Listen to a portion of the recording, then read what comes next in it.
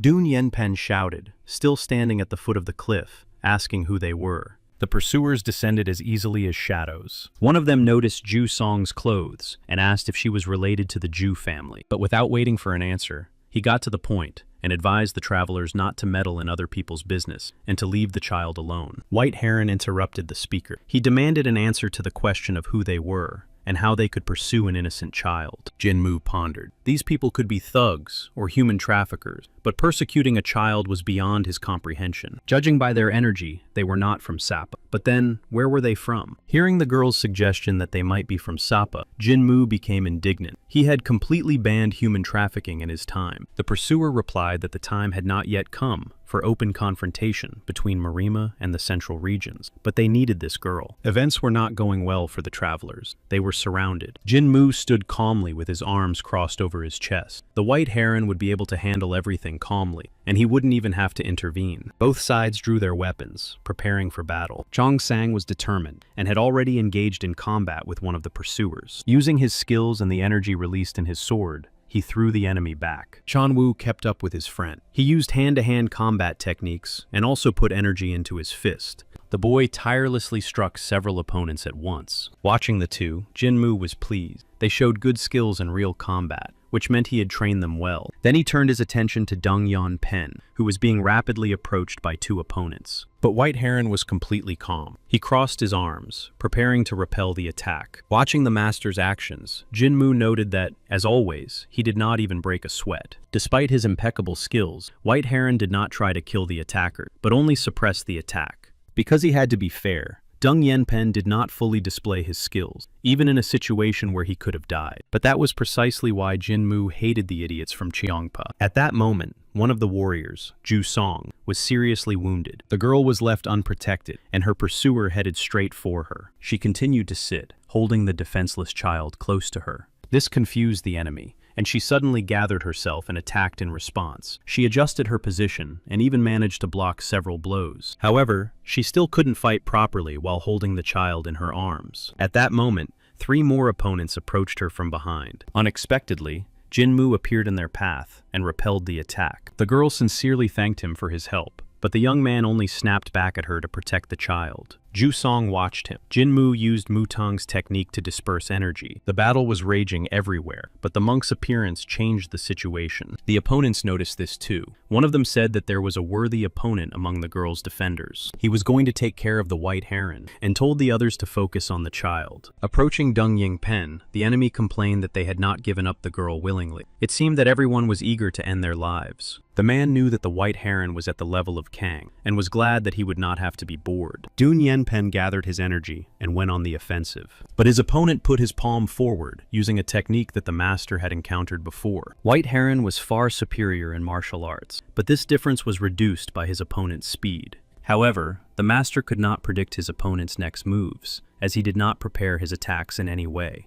Despite all his experience, the White Heron did not know what kind of martial art this was. The situation changed again when Jinmu suddenly appeared in front of Dung Yan Pen. Using his energy, he immediately struck his opponent. The enemy was so surprised that he did not have time to repel the sudden attack. Jinmu's energy rushed straight at him like a powerful wall. The blow threw the enemy straight back against the rock. The young man grinned and suggested they talk a little after all. The flow of energy was so strong that it left a crack in the ground. The White Heron asked what that was, but Jinmu said that the master should have used that energy long ago, instead of trying to suppress the attack. After that, he turned his attention to his opponent, about whom he had many questions. The enemy, in turn, was interested in how this scoundrel knew about the lightning strike. But Jinmu assumed that this man must know the old man who attacked them in Muval, and was going to return the favor. The man understood who the monk was asking about. It was the great wolf Tehran. He asked Jinmu directly how much he knew about them. Meanwhile, the young man approached him, intending to find out everything. The opponent saw that this guy was on the same level as the old man.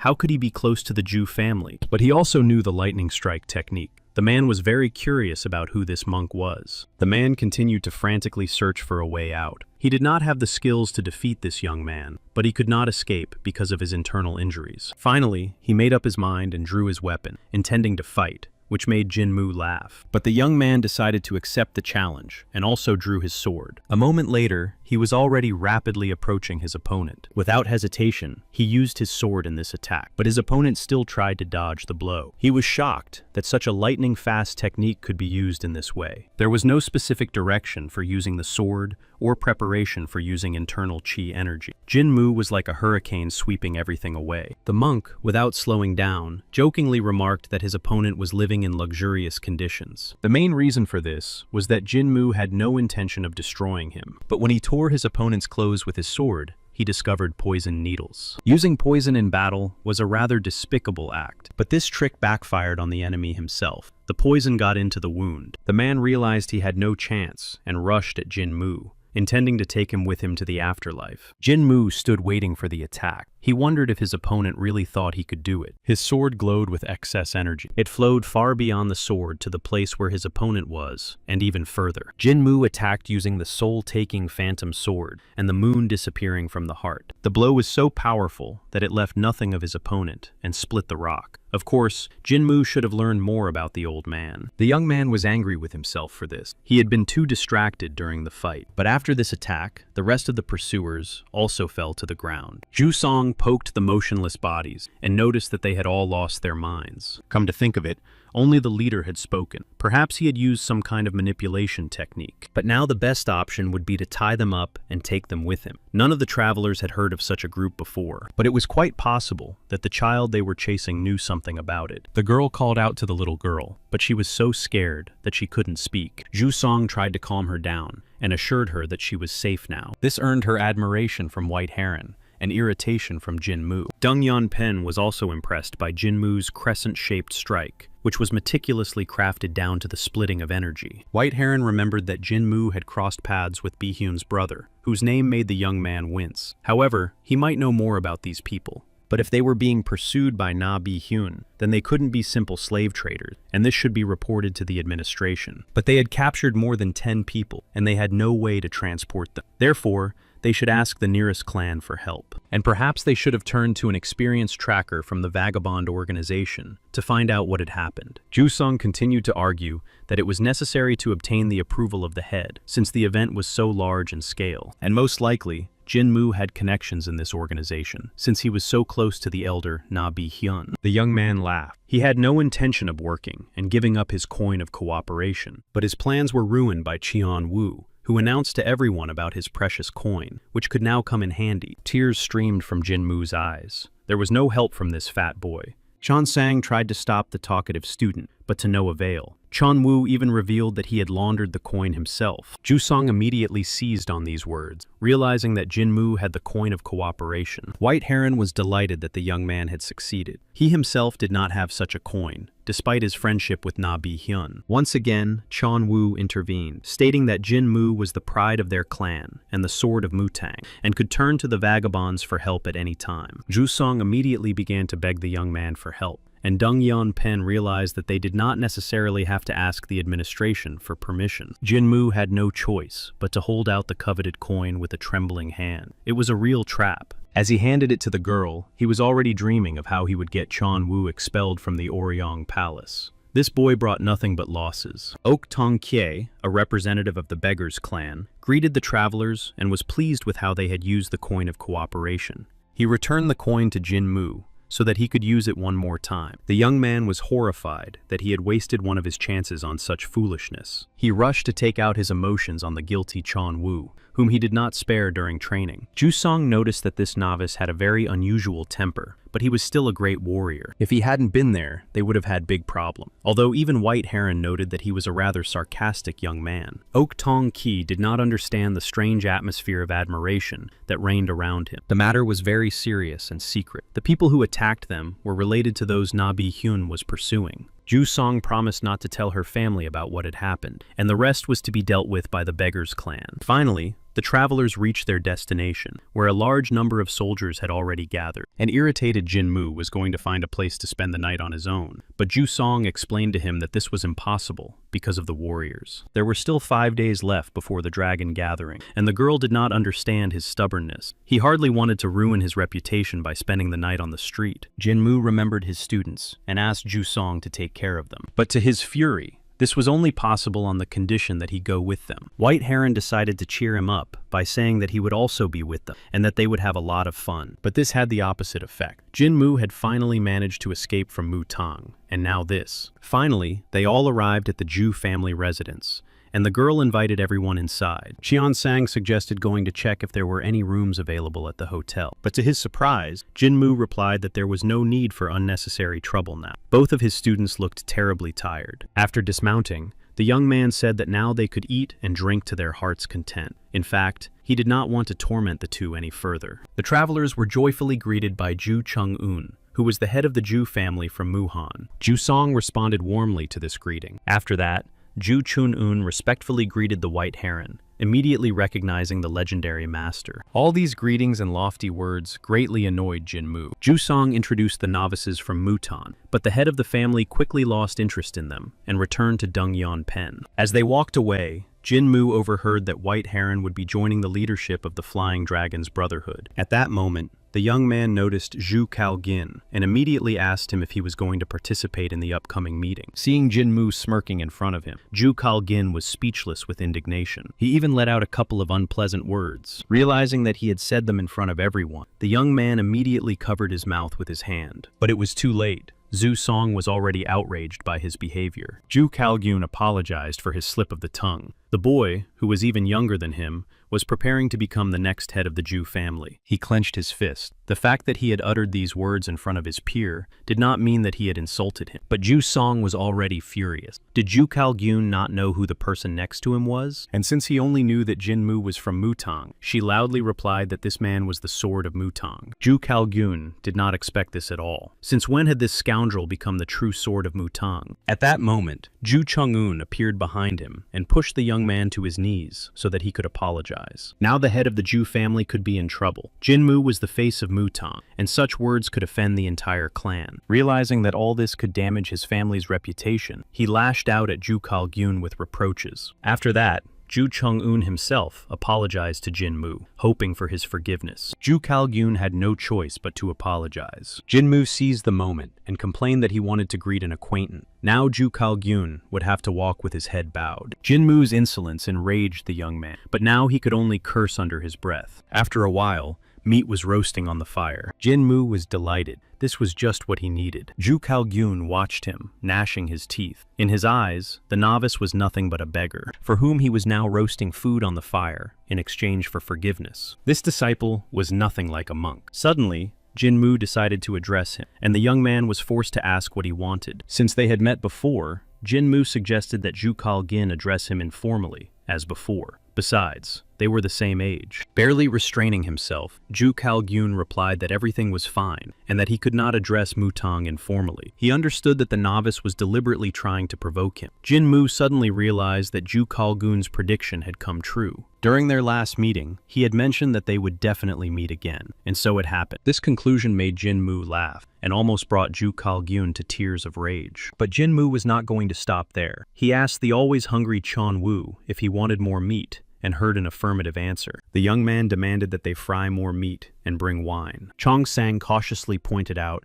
that it was already late and that Jinmu might feel sick from the wine the next morning. The young man agreed with him and called out to Zhu Kalgun. He hoped that he would be able to go to rest, but Jinmu demanded that more meat be fried and that a spicy soup be prepared in the morning. Zhu Kalgun trudged off to get another portion of meat, anticipating the day when he would settle the score with this scoundrel. After a hearty dinner, all the students were finally able to go to bed, but Qian Wu, who was fast asleep, was snoring loudly. Because of this, Jinmu decided that he would never sleep in the same room with them again. Watching his snoring student, he wondered whether he would quiet down if he punched him once or not, but he decided not to dwell on it, because in just 4 days, he would be seeing these two much less often. Jinmu quietly got dressed and went out into the courtyard of the zoo residence. Looking up at the sky, he thought that in 4 days he would begin a full-scale search for the second volume of the double energy technique. He had to find these records. There were still reserves of gold and jewels in Sapichiang, and the loyal Chan Wu Myang. Although Jinmu already vaguely remembered what he looked like, Jinmu wondered whether it was worth capturing the Union in Safachong. The mere thought of it filled his dark nature with genuine euphoria. Suddenly, the young man realized that he had already reached the gates. He turned around and hurried back. If someone had tried to destroy him, it could well have happened, because he was floating in the clouds like a fool. But in the silence,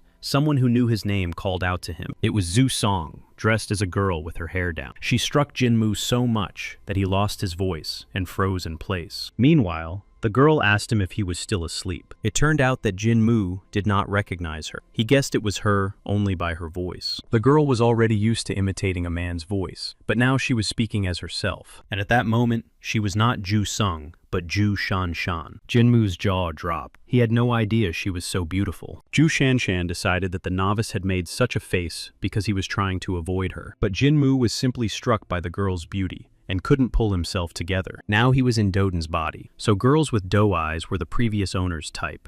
Realizing that reason had prevailed, he cleared his throat and asked what she was doing here so late at night. It turned out that she had recently returned from the Union, but to everyone else, she was Ju Song. So the girl asked Jinmu to pretend he knew nothing. From that moment on, she wanted to live as Shan Shan, and also planned to participate in the dragon gathering as a girl. Jinmu promised to keep his mouth shut. He understood in general terms what was going on here. Ju Shan Shan said that she had inquired about the attack. Everything was very secret. While the girl was talking, Jinmu couldn't take his eyes off. When she was talking seriously about something, she seemed even more beautiful. Ju Shan Shan suggested that the young man go with her, and he agreed without hesitation. It turned out that she needed to go to the Union to greet the leader. Jinmu realized where he was going and tried to refuse. He was completely stunned and didn't listen to what she was saying. But Ju Shan Shan was already running away, advising Jinmu to get some rest and recharge his batteries. The young man realized that he had failed. Because of her pretty face, he had missed his chance and sabotaged himself. The next day, Chon Sang and Chon Wu were surprised that Jinmu was going somewhere. Earlier, he had promised them a walk in the city center after training. Jinmu, wondering where their impatience came from, promised to return as soon as possible, and now he advised them not to be lazy and to train well. The young man himself had no intention of delaying and wanted to get to the enemy's lair as soon as possible. He was going to visit the political union of right forces. The union's military advisor, Ju Hyup Jin, welcomed Mutang's sword. Jinmu remembered him well from his past life, even though they hadn't seen each other in a long time. The current union was considered the most powerful in history. Cholji Ryang, its leader, was a true leader and knew how to use his power. At his side was a talented and wise tactician, ready to support him at any moment. The Union united 9 Taoist clans and 5 families, as well as smaller schools and sects, pushing them to the outskirts of Sapacheon and Ilwan Magyu. Jinmu was tired of listening to nonsense about noble goals. Their main idea was to oust their rivals and establish dominance over the central parts of the country. Ju Hyup Jin realized that the young man had grasped the hidden meaning of his speech. Ju Shan Shan warned that he was quick to grasp the meaning. Unable to bear it any longer, Jinmu asked why he had been summoned. There were still 4 days left before the gathering of the dragons. Folding his arms across his chest, he asked them to tell him directly what was required of him, and not to waste time. It was difficult for him to count how many times he had suffered defeat because of this damn strategist. Every time he lost to the Union, he envied Cholji Ryun for having such a talented military tactician. Ju Hyup Jin replied that the young man was worthy of a personal meeting with the head of the Union, but he would have to wait a little, as he was busy at the moment. Jinmu felt like a complete idiot who had lost his head over beauty and had wandered into the enemy's lair. The military strategist tried to keep the conversation going and asked Jinmu how he liked the atmosphere in the Union, and in response heard that it was quite spacious here. This answer amused Ju Hyun Jin. Only a true master of Mutang could answer so wisely. Jinmu did not understand why he found it funny. This place was many times larger than Sapchong. There were many tall palaces here. To build such a colossus, they must have spent a huge amount of money. And Jinmu noticed that such a territory was of no use, only meaningless glitz. Ju Hyun Jin was at a loss and could not come up with a decent answer. At that moment, Cholji Ryang entered the room, accompanied by White Heron. It was the first time he had seen his advisor at a loss for words. The head of the Union turned to Jinmu and asked him not to put too much pressure on the military advisor. The young man clenched his fist. He felt this enormous spiritual power, and that the head had changed since their last meeting. Now Jinmu was not even close to Cholji Ryang in terms of level. His body would have to work hard to achieve the same strength. The leader was puzzled. The young man was seeing him for the first time, but showed no surprise, no embarrassment or gratitude. It felt like he was looking at him as an old enemy. To begin with, Chulji Ryong invited everyone to sit down. For the first time in his life, Jinmu had to sit at the same table with the head of the union. He felt like he was sitting on pins and needles. Finally, Chulji Ryong asked if the young man knew the real reason why the head had sent a personal request for him to come. Jinmu was surprised to learn that it was a request. At first, the head wanted to take him as a disciple, but the young man chose a different path. The young man understood that the elder had given him a choice, because he was constantly being pestered by people from Chongpa. If it weren't for them, he would already have the first volume of the double energy technique in his hands. Chulji Ryong noticed that Jinmu had now completely lost the opportunity to study with him, although in reality, the young man was not particularly eager to do so. The White Heron noted that this was quite logical, since the young man was so strong that he could compete even with him, and he was the true sword of Mutang. Jinmu was truly talented. Chulji Ryong suggested enrolling the young man as an independent representative of the Flying Dragon's Brotherhood. Everyone present was delighted with this idea, but Jinmu could not understand what nonsense was going on here. The young man crushed the mug in anger. He was being offered to become a subordinate of his enemies and train their students. Chulji Ryong had already decided to sum up the meeting and began his speech. But to everyone's surprise, Jinmu replied that he was against this appointment. Rising from the table, he said that he was not interested in the position and asked if he could leave the meeting since everything had already been decided. Deng Yanpen tried to stop the novice. The very fact that this young man had been summoned here spoke volume. But Jinmu interrupted the master. The Supreme Elder said that the young man would only need to greet the head. Chulji Ryong also asked the monk to think carefully. If the true sword of Mutang became an independent representative, it would bring glory to the clan. Jinmu couldn't take it anymore and said quite loudly that he had only greeted the head and now wanted to leave. Those present froze. But the young man had no intention of indulging their wishes after they had forcibly brought him here and imposed some kind of position on him. Jinmu would not agree to this under any circumstances. Chulji Ryong sighed and rose from his seat. With an ease that surprised the monk, he agreed to his refusal. But the head turned to him and asked if the young man knew the meaning of the word greeting in the language of the Marima warriors. After a while, everyone present moved to another place. It was Chulji Ryong's private training hall. The hall was located under the palace and was quite expensive. Although its floor was paved with ordinary cobblestones, Zhu Shanshan apologized for the fact that all the weapons inside were forged from Damascus steel in order to save money. Jinmu was boiling inside. This steel was not cheap, and wood should have been used for training. In the corridor, all the walls were covered with yemenju. These pearls glowed in the dark, and this underground training ground was so large that it could accommodate at least 100 people. Even when Jinmu was Hukren Mugen, he didn't have such a platform, although the current head of the union was considered loyal by all. People who had everything from birth were a problem for society. They paid no attention to others and thought that was how it should be. In Mutanga,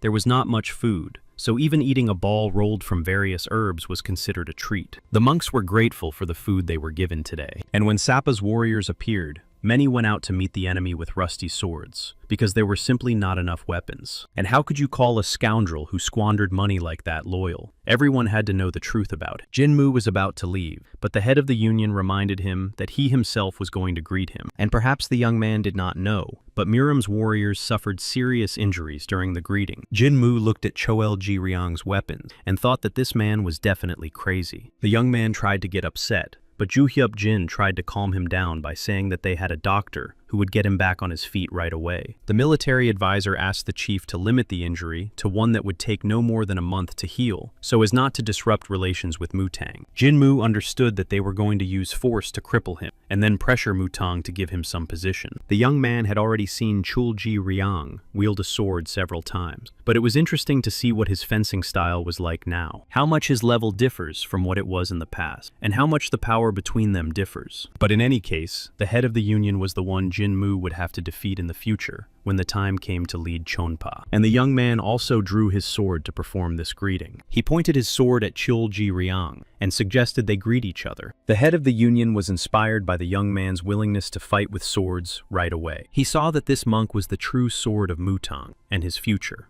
a warrior who was improving every day. but this rapid growth could destroy him. Chulji Ryang was going to play with Jinmu at the same time and test his skills. The leader commanded the start, and the opponents prepared for battle. Jinmu pushed off with such force that the floor cracked beneath his feet. He approached Chulji Ryang at tremendous speed. The head of the union drew his sword and parried the young man's blow. The opponents fought in the center of the hall, and the energy spread far from them. Jinmu saw that the difference in their strength was great. Crossing his arms, he tried to resist Chulji Ryun's powerful attack, but he was approaching him like a raging hurricane. The head of the union raised his sword, and waves of energy spread around him. Jinmu tried to dodge the blows that were chipping away at the stones. Avoiding the attack, he reached the opposite wall of the hall.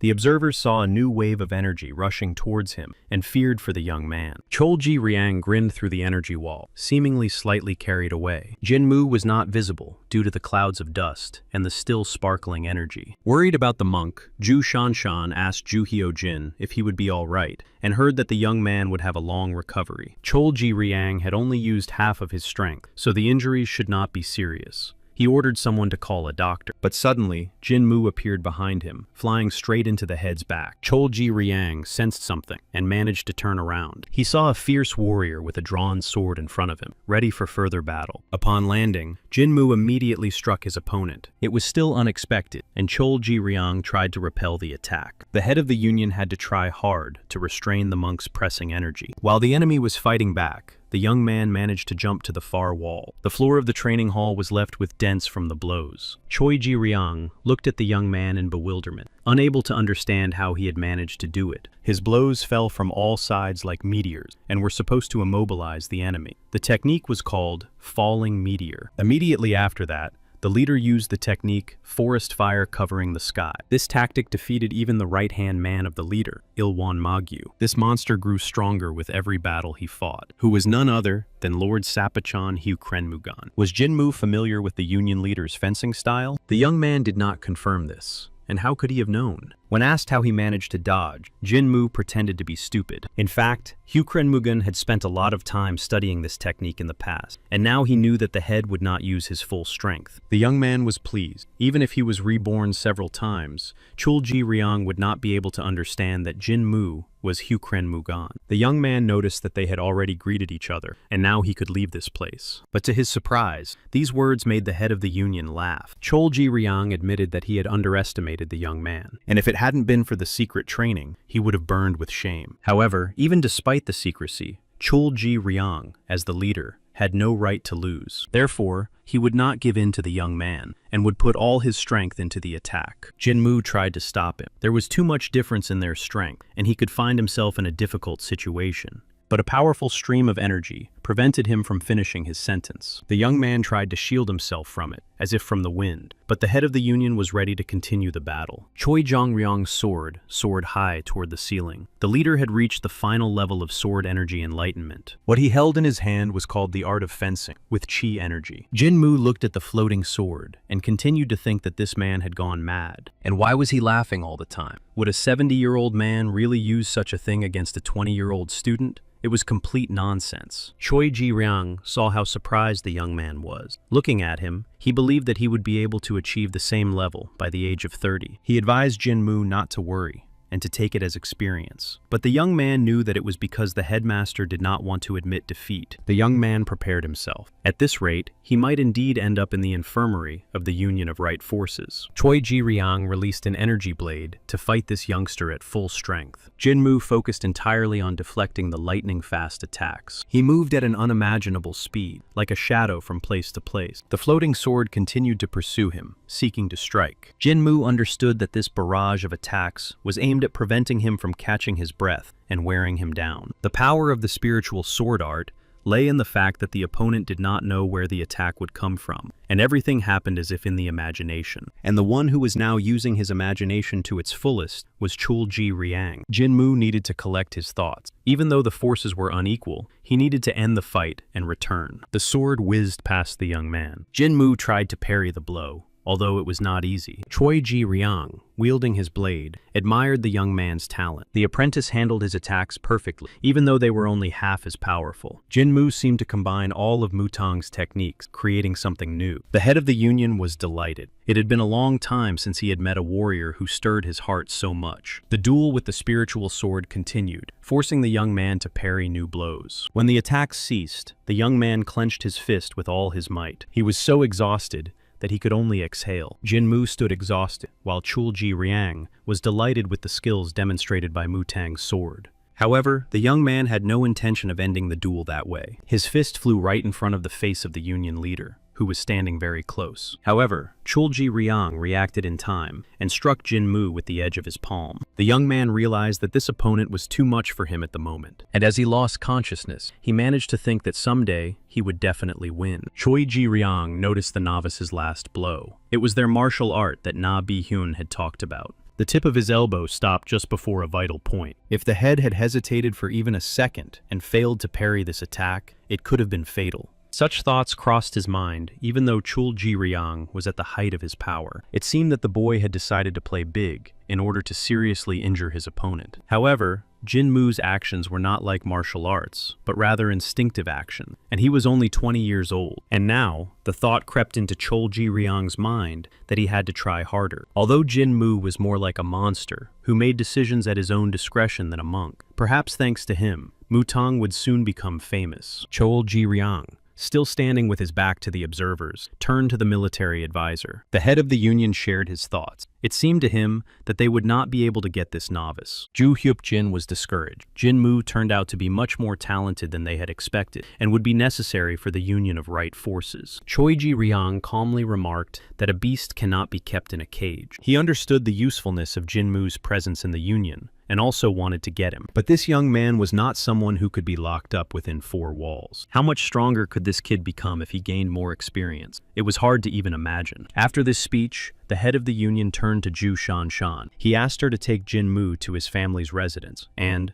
when he woke up, to tell him that the head of the union liked his greeting. Late at night, the young man came to and listened with satisfaction to the girl's story. Chul Ji-ryang was a real gangster from Chongpa. His students also listened with enthusiasm and were delighted with their mentor. Jin-moo, however, was not fighting on equal terms. It was the first time he had exerted himself so much in this body, and he lost to an opponent who was fighting at half strength. The young man saw outstanding abilities that he was not used to. When he was Hyukran Mugan, he preferred to use his fists. Therefore, Mutang's techniques, which were based on fencing, were still unfamiliar to him. But this was another reason to get the second volume of the double energy technique. When they met again with Chul Ji-ryang, Jin-moo was going to destroy his opponent. Then, Jin-moo remembered his promise, which he couldn't keep because he came back too late. Chon Sang and Chon Woo were ready to go for a walk tomorrow, and now they asked their teacher to get some good rest. But tomorrow might not work out, as Jin-moo planned to set off on his journey at sunrise. Cheon Woo and Cheon San immediately rushed to dissuade him, but the young man told them to be quiet. Cheon San looked very upset.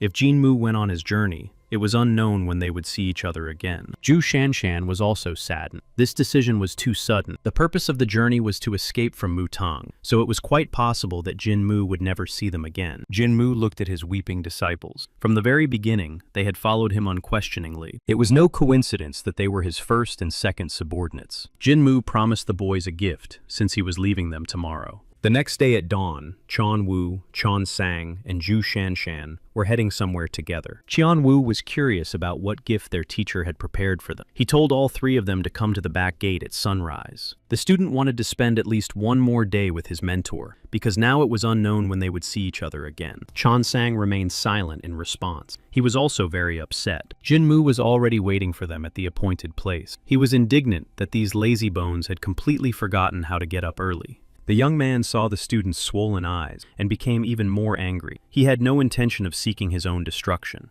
Chon Woo burst into tears again, overwhelmed by his emotion, until Jin-moo yelled at him. He didn't have much time. so it was best to get everything done quickly and set off. First, Jinmu turned to the silent Chon San. The young man noticed that he had a greater talent for fencing than anyone else. The student froze. It was probably the first time he had heard praise from his teacher. Jinmu advised him not to try to hold back his energy. There would always be enough of it, no matter how much he used. Energy and swords were nothing more than tools for inflicting damage. Concentration was more important for maintaining strength and form. Ju Shanshan listened attentively. The master's gift to Cheon-san was guidance. Jinmu knew that his student would not understand now, but advised him that when he felt a wall, he should continue to hone his skills. Chong-san sincerely thanked his teacher. He didn't even know how to repay this kindness. Ju Shanshan looked at the two with surprise. It felt like they were communicating almost as equals. She had no such experience in the Ju family. She clenched her fist. Even the head of the Ju family had never taught her in such a relaxed manner. Therefore, many did not try to share such knowledge, hiding their secrets away. Even if the listener was a student, the teacher would not go into detail if the student was not ready to absorb the information. And if someone else, such as her, was in the student's place, the teacher would not speak at all. It was the amazing atmosphere of Mutang. Therefore, if she remembered Jinmu's teachings, they would definitely be useful to her in the future. That was the reason she was here. The girl was immensely grateful to the monk Mutanga for this. Now it was Qian Wu's turn, and he eagerly raised his hand to listen to the teacher. Jinmu immediately pinned the boy against the wall, calling him stupid. He advised him not to stop, no matter what others said. Qian Wu needed to move independently in his own direction, and one day he would become famous in fist fighting. Hu Krenmugen once said the same thing to his loyal Chon Wu Myung, who later became the leader of the strongest gang in Sapicheon. Now it was time for Jinmu to set off on his journey. As a farewell, he advised everyone to train hard. The young man asked Chon-san to look after Chon Wu. Now Chon-san could not stop his teacher, and they had to go their separate ways. Unexpectedly, the student fell to his knees before his mentor. Sobbing, he asked Jinmu to stay well, and hoped for their next meeting. The mentor became sad. These scoundrels knew how to embarrass him. As a warrior of Sapa, he did not allow close relationships with anyone except Chon Wu Myung, because he feared betrayal. Suddenly, Jinmu burst into an angry tirade, saying that he was not going to die, and that his students should get up immediately. If he didn't like their appearance at their next meeting, he would chase those bastards away. After sending his disciples to train, Jinmu headed for the exit, warning them that if they went outside the gate, they would all be finished. But Ju Shanshan ran after him and asked him to stop. She thanked him for his word, which would be useful to her and her students in the future. Jinmu asked her to think of it as a request to look after two scatterbrains. The young man did not reveal his plans about where he was going, and waved goodbye to everyone. Ju Shanshan watched him leave, and wished that his steps on the path to becoming a hero would always lead him in the right direction. Jinmu heard words about some heroic nonsense. It had never even occurred to him to become a hero, or anything like that. If he had to go somewhere, it would be much more interesting to take the crooked path. His temperament was much more in tune with the dark side. At that moment, a gray-haired gentleman was checking the sprouts in the garden beds. He noticed that one of the bushes had dried up. Apparently, the neighboring ones had sucked all the moisture out of the soil. His maid, Chisum, ran up to him, worried that someone might see him like this. The man laughed. Even if they saw him, they couldn't say anything. But Chisum continued to be indignant. Even if people didn't say anything to the gentleman's face, no one could forbid them from pointing fingers at his subordinates. The gray-haired master was indignant. What difference did it make to anyone what he did in his own house? While he shook his fist angrily, the other servants discussed what a decent and kind gentleman he was, who had been a scientist in the past. Even the mayor wanted to become his student, but the man refused, saying that he had long since settled down as a savage in the village. This man cared for the peasants, distributed rice to the hungry, and even gave a plot of land to the peasants, worrying about the poor harvest. Meanwhile, the gentleman pointed to a withered sprout that aroused his pity. Chisam sighed. Was he now going to show humanity even to vegetables? That was how the world worked. The strong took from the weak. The world was too pitiful. Everyone weeded out the dried-up sprouts, but you just had to remove the ones that stole from others. Chisum was called, and she hurried to punish the gentleman for poking around in the garden. After the lady's death, there was no one left to yell at him. She also ordered him to take off his dirty silk clothes so she could wash them. The master continued to look at the garden bed. The dried-up sprouts would die anyway, according to the woman. But if the two sprouts on the sides were removed, there would be enough water for all of them, and the dried-up plant would also grow. At that moment, someone addressed him as the Lord of the Three Palaces. He was informed that everything in Henshju had ended in failure. Their follower had died, so there were no traces left. The fact that they had not been followed was good news.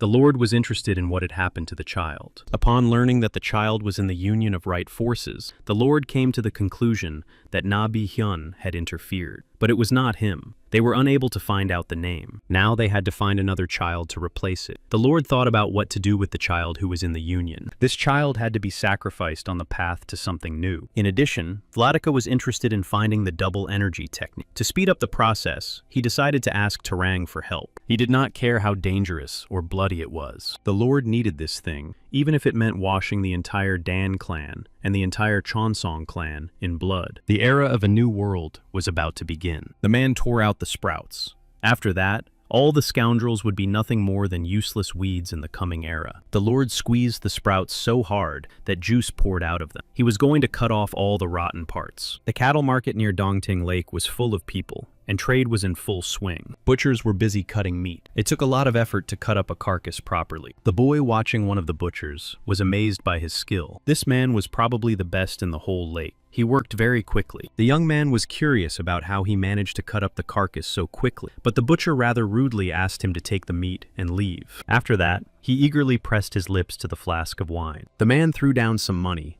and advised the butcher to take better care of his health and stop drinking so much wine. The butcher gave him a stern look and asked him to get out of there as soon as possible. The man's gaze was frightening and greatly frightened the customer. The butcher examined the bag of money left by the customer. There was a piece of paper on top of the coins, which he picked up with his thin fingers. The man began to study the contents of the note, which was clearly addressed to him. Late at night, when it was already completely dark, he moved through the empty cattle market. Reaching the right door, the man cautiously began to open it. Inside, he changed out of his butcher's suit and into completely different clothing. Clutching a weapon in his hand, the man stepped back out onto the dark street. In his thin but sinewy hand, he clutched a sharpened axe. The man continued to move through the empty courtyard. His gray hair was blown by the wind. He reached the stall with the cows, who were trembling, sensing something was wrong. But he needed a different animal. The man moved on, stopping in front of a dark cow. The defenseless creature trembled, and tears welled up in her eyes. They reflected the face of the madman, reaching out his hand. With a sharp movement,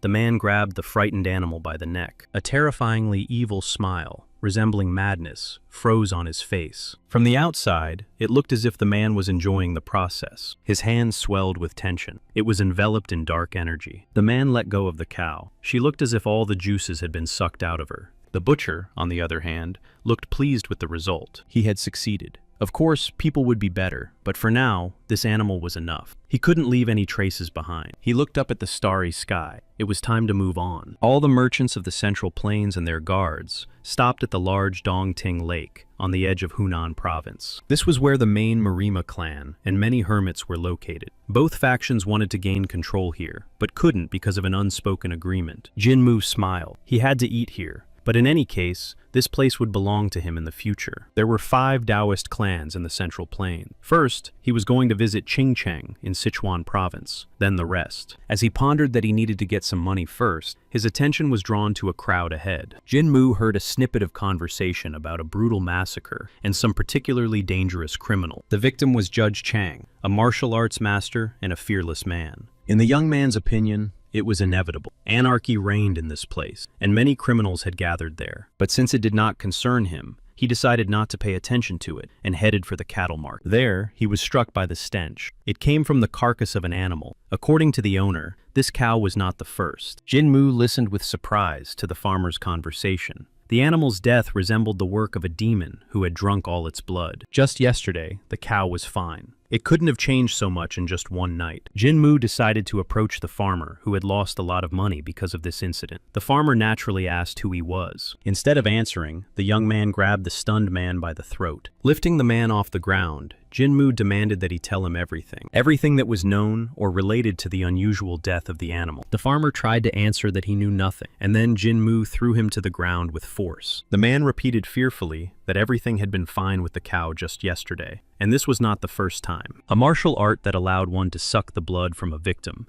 and turn them into a dried-up corpse. Jinmu was sure that this was an energy absorption technique, but who used it? The demon clan? Or someone else? The marks on the animal suggested that it was not their work. It was a more unusual technique. However, there was no one in Muram who possessed such abilities, because the last person to inherit this technique was Hukren Mugan himself. The master who taught him paid special attention to prohibitions. It was forbidden to take the life of a victim whose energy was being absorbed. Otherwise, after the first victim, dark energy began to accumulate in the person, and the more there was, the more difficult it was to control the mind. Ultimately, this could lead to him going mad without regaining consciousness. The only way to resist this was to get drunk on alcohol. But in the end, the person's body would be depleted, turning into a skeleton, and the energy would dissipate. Therefore, those who used this power incorrectly doomed themselves. But Hukren Mugen was able to observe these prohibitions. But the one who dried up the animal seemed to have no regard for the prohibitions. Now he must be suffering from the side effects of dark energy, which means he is an uncontrollable devourer of lives. It is quite possible that he is now drinking himself silly in some back alley. The person who knew the technique of absorbing energy was definitely connected to Hukren Mugen, or the master who taught him. Jinmu did not know who this person was,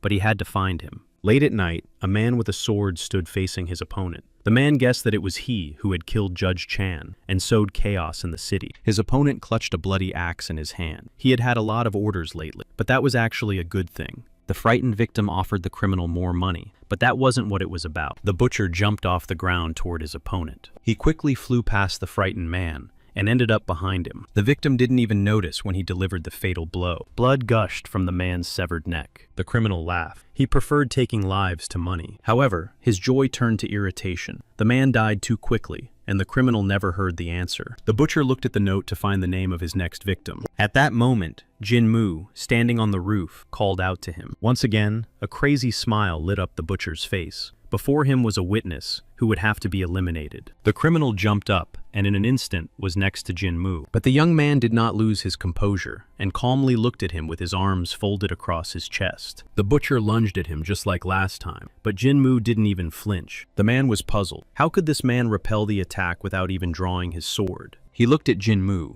who stood calmly with his back to him, his sword still in its sheath. The energy was concentrated in the young man's hand. Stunned by this fact, the butcher asked the young man who he was. But it was Jin Mu who should have been asking that question, which he did. The criminal pretended not to understand what he was talking about. He parried with the fact that Jin Mu used his hand, but was still on his feet. Most likely, this accidental witness was just lucky. The butcher licked his lips and advised him to prepare for the inevitable. Jin Mu saw that this man was so deranged that he couldn't see the difference in strength. This is what dark energy can lead to. At that moment, his opponent was turning into a demon. Each crime would turn him into a monster more and more, and eventually he would cease to recognize reality. The butcher attacked, but Jin Mu easily dodged his blows. His opponent didn't even realize that he was already losing his life. He continued to throw his weapon fruitlessly. Jin Mu noted that this man was quite skilled with a knife and used the wind to increase the force of his blows. It was a pity that his talent was misdirected. Such skill could only be achieved through diligent training. But where did he get it? If you didn't take into account his physical and mental state,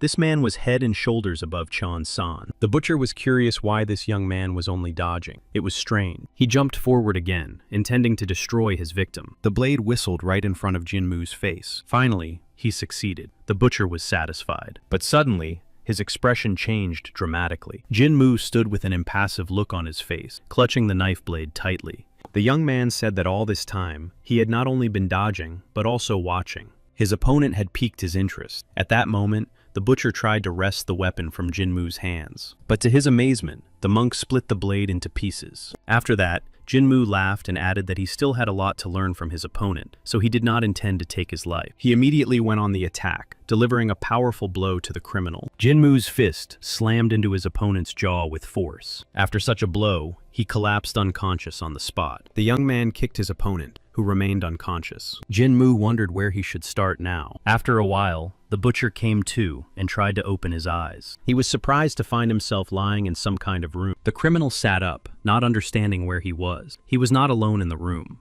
Jin Mu was sitting calmly in a chair opposite. Recognizing the young man, the criminal immediately tried to attack him. But since he had no strength at all, the attack failed miserably. Jin Mu watched this futile attempt indifferently. It only aroused feelings of disgust in him, and he threw the criminal against the wall. Not expecting him to fly so far, Jinmu decided to check on the prisoner's condition. It seemed that he had no energy left from the cows. Lying on the floor and trembling with weakness, the man promised to destroy the monk. Of course, Jinmu knew about the side effects, but seeing it live was quite disgusting. The young man grabbed the butcher by the hair and lifted his head. First, he had to bring this monster to his senses. The man looked suspiciously at the monk, not understanding what he was up to. Energy filled the room, flowing everywhere. The bright energy of the Mutang Taoist clan was supposed to cleanse the body of evil and demonic energy. Jinmu knew this because he himself had undergone such a purification. After that, the man was supposed to return to his previous state. When the man tried to get up, the young man realized that he was beginning to come to his senses. Sweat poured from his face, but his gaze was no longer so crazy. Looking around,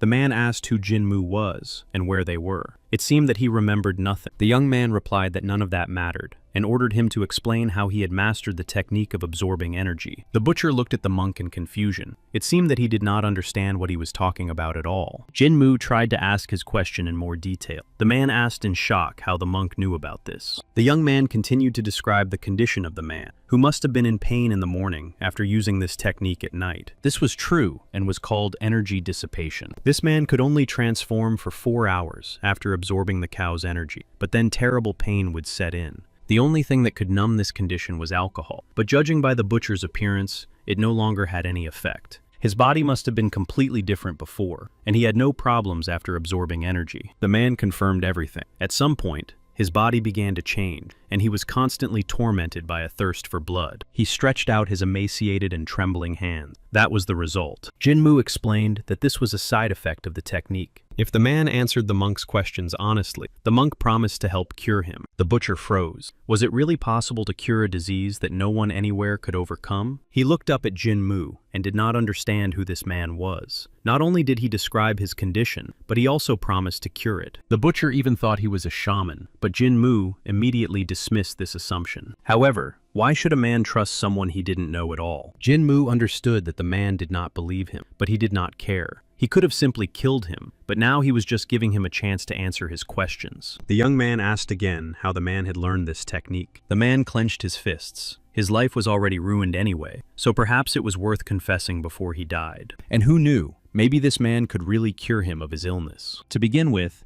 he decided to tell him about himself. The man was the young head of the Pak clan estate, and his name was Pak Pei. The Pak clan was a well-known orthodox clan in Guangxi that had long been able to defend itself against unorthodox clans. Pak Pei strengthened the clan together with his parents and younger sister. He was happy and had everything he needed. 10 years ago, a man came to their estate, and bloodshed began. It was Qian Wumyong from the unorthodox Heavenly Clan. Jinmu did not expect to hear the name of his loyal comrade. Qian Wumyong was looking for a certain plant and wanted to enter the valley, protected by the Payak clan. Many magical herbs grew there, but because it was an orthodox clan, they could not let him into the land that had been protected for several generations. Qian Wumyong was too strong, and in the end, Pek Pi's father died, and his mother could not cope with the loss. Pak Pei forcibly passed on his martial arts skills to Qian Wumyong. Because he did not give up and continued to fight, the invader was going to show him the most painful way to end his life. After that, Pek Pio could not resist his thirst for blood, left his sister and his home, and went wandering. Jinmu remembered that 10 years ago, Qian Wumyong was searching for the plant of immortality. The young man remembered that he had taught this technique to his confidant, but he had ordered him not to pass it on to anyone. How dare he teach someone else from the clan, which he had destroyed? And of course,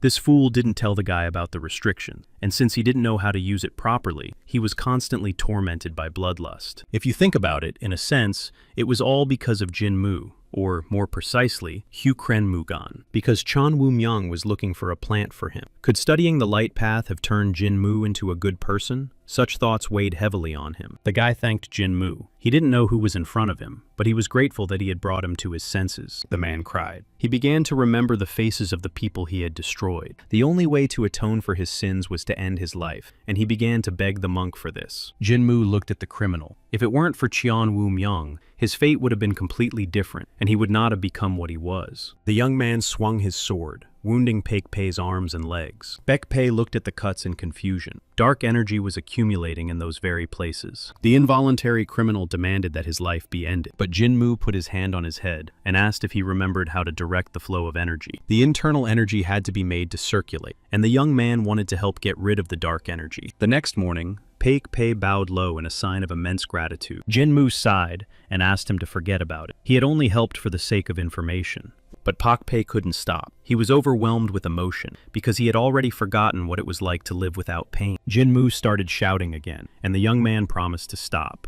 The young man noticed that Paik-Pei was not yet completely cured. Those who had mastered the absorption technique could not master others. Therefore, the young man could only use this technique at the moment. Paik-Pei clenched his fists in rage. It was all the fault of that damned Chon Woo-myung. But Jinmu asked him to calm down and listen. This technique was very powerful. One only needed to absorb energy in small amounts, and you couldn't take the life of the creature from which you were taking energy. Then the dark energy would not accumulate. Paik-Pei was very happy to hear this news, but on the other hand, it looked like a split personality, which was not on the list of side effects. And of course, the young man was very curious about how Jinmu knew all this. He just waved it off, saying it was none of his business. Paik-Pei shared his future plans. He planned to return home and help his sister revive their estate. When everything was done, he was going to end his life. Of course, Jinmu had helped him a lot and forgiven him, but that didn't change the fact that Paik-Pei had destroyed many lives. Jinmu remembered that Baek-Pei must have been part of some gang. It was unlikely that they would just let him go. Paik-Pei was sure they would let him go. In Jinmu's opinion, only a very stupid person could think that. These people would do anything to prevent the information from leaking out. But the young man was no longer going to destroy anyone's life, even if his own was in danger. And now it was time for him to go. Paik-Pei promised Jinmu that he would remember his kindness and repay him in kind. The monk remained seated. How interesting that this young man was going to repay him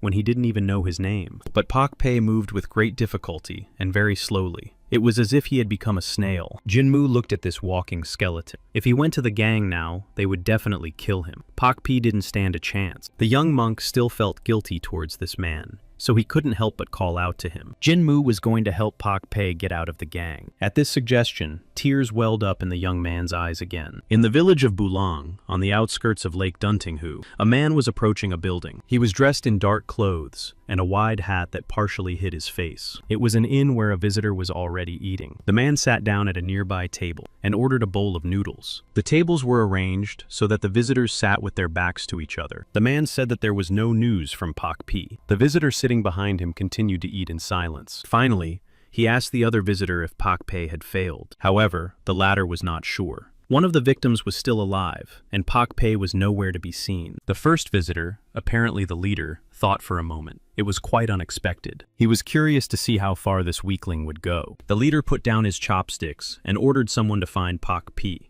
The man had to make sure he wouldn't interfere. In the evening, another inn was full of people. Servants bustled back and forth with full plates. Jinmu and Paik-Pei decided to stop there and have dinner. Paik-Pei thought they would be found quickly in such a place. But Jinmu replied that they were not hiding. They were just waiting where it would be easier to find them. Paik-Pei said he was a member of the Three Dead Men gang. Jinmu asked if the young man knew where their base was located, but he only knew that it was near the village of Bulang, and that he himself only received a list of victims. Jinmu believed that they definitely should not go there. They didn't know where the gang was, or how many people were in it, so there was no need to expose themselves. The basis of any battle is to take the best position for yourself. Since they had no information, it was better to lure the gang out. Later, Jinmu and Baek-Pei wandered the street. They had to do this until the gang made a move. Jinmu noticed that if Baek-Pei didn't like something, he could use the energy absorption technique to restore his strength. But the young man was not going to use it without reason. At one point, Jinmu stopped and told his companion to do the same. He sensed something and told Paik-Pei about it, but Paik-Pei did not feel the same way. Jinmu turned around. Finally, guests had arrived. But since Baek-Pei currently had no internal energy, it was not surprising that he did not notice it. Without hesitation, Jinmu rushed toward the gathering shadows. To his companion's amazement, he pulled a man out of the darkness. He immediately threw him to the ground, not giving him time to recover. Then he pinned him down with his foot, so that the guest could not escape or resist. While continuing to hold the man down, Jinmu sensed something else. He looked up at the roof. Another man was hiding there. A hat hid his face, and his long hair fluttered in the wind. The man made a lightning-fast move and left the roof. Baekpei did not recognize this man, but he was from the gang and had been sent to search for the lost dog. Jinmu was surprised that the young man did not know those with whom he was in the same group, but he only dealt with the leader and his right-hand man. Baekpei assumed that now they would torture the prisoner to find out information about the Hall of Three Dead. Jinmu thought this was unnecessary. Soon they would come to him themselves. However, he needed something else to break them. The young man was going to take the lives of everyone they sent to them and reduce their forces. This would continue until they went mad. And for that, he needed the help of the confused Baekpei. Jinmu pointed to the captive and asked the young man to absorb his power. His companion froze in amazement, but he had no energy, and to replenish it, he had to use the absorption technique. Baekpei was against it. He was not going to do it anymore. However, Jinmu continued to persuade him. His main argument was that this man was a criminal who took other people's lives for money. Baekpei was tormented by doubts. Sweat streamed down his face. In the end, he made up his mind and approached the victim, taking his hand. However, he had to remember that under no circumstances should he go through with it. Baekpei held the wrist. That was the best place to feel the pulse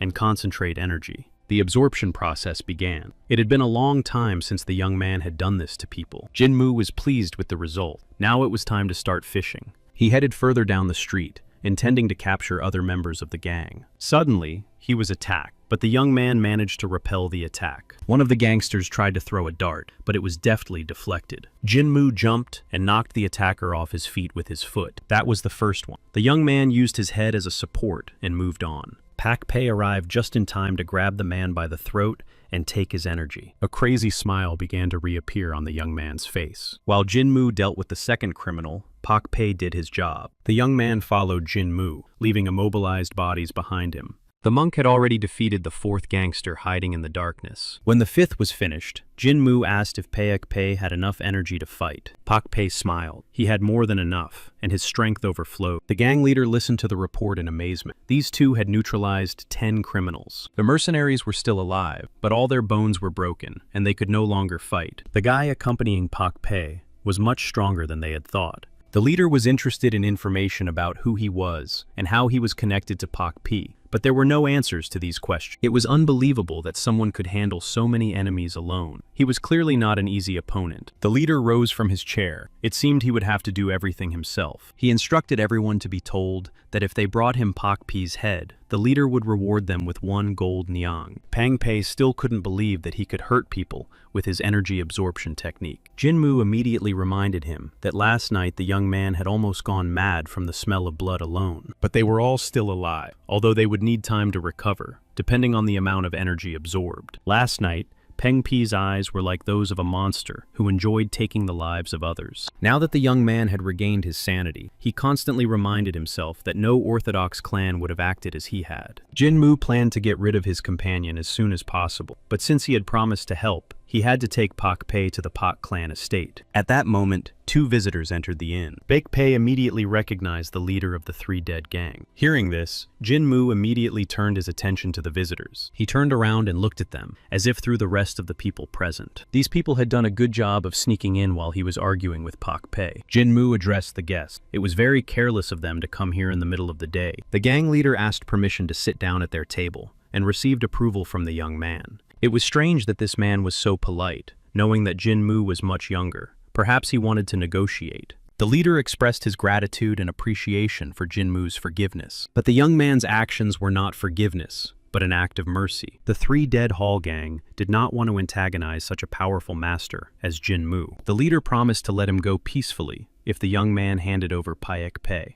Jinmu smirked. They did not want to be enemies, but they attacked first. How could the leader behave this way when his subordinates were beaten like flies? After these words, the gang leader's right-hand man immediately flew at Jinmu. The young man calmly looked at the hand that grabbed his shoulder. Was he really so bold as to want to try to fight him? And while the others sat in their seats, he struck with lightning speed. The gang leader looked at the young man in shock and alarm. He couldn't understand where this master had gotten so much energy. His right hand had already flown helplessly away from Jinmu. The leader had been told that Baekpei's companion was a martial arts master, but he couldn't have imagined that he was so strong. Well, in that case, he would have to be killed. And the leader waved his hand. However, Jin Mu managed to warn him that if he lowered his hand, it would be the end for all of them. The young man himself continued to sit calmly, but his energy enveloped the entire room in waves. The other gang members sitting there began to experience excruciating pain. Jin Mu's energy was so powerful that it suppressed his opponent's body. The young man asked if they understood that he was not joking with them. The gang leader was outraged that he had not been informed of the enemy's level of strength. Jin Mu continued to ponder. If they fought the gang now, all the criminals on Dongting Lake would be destroyed. Meanwhile, the gang leader fell to his knees before him and began to apologize for not recognizing the master's greatness. In response,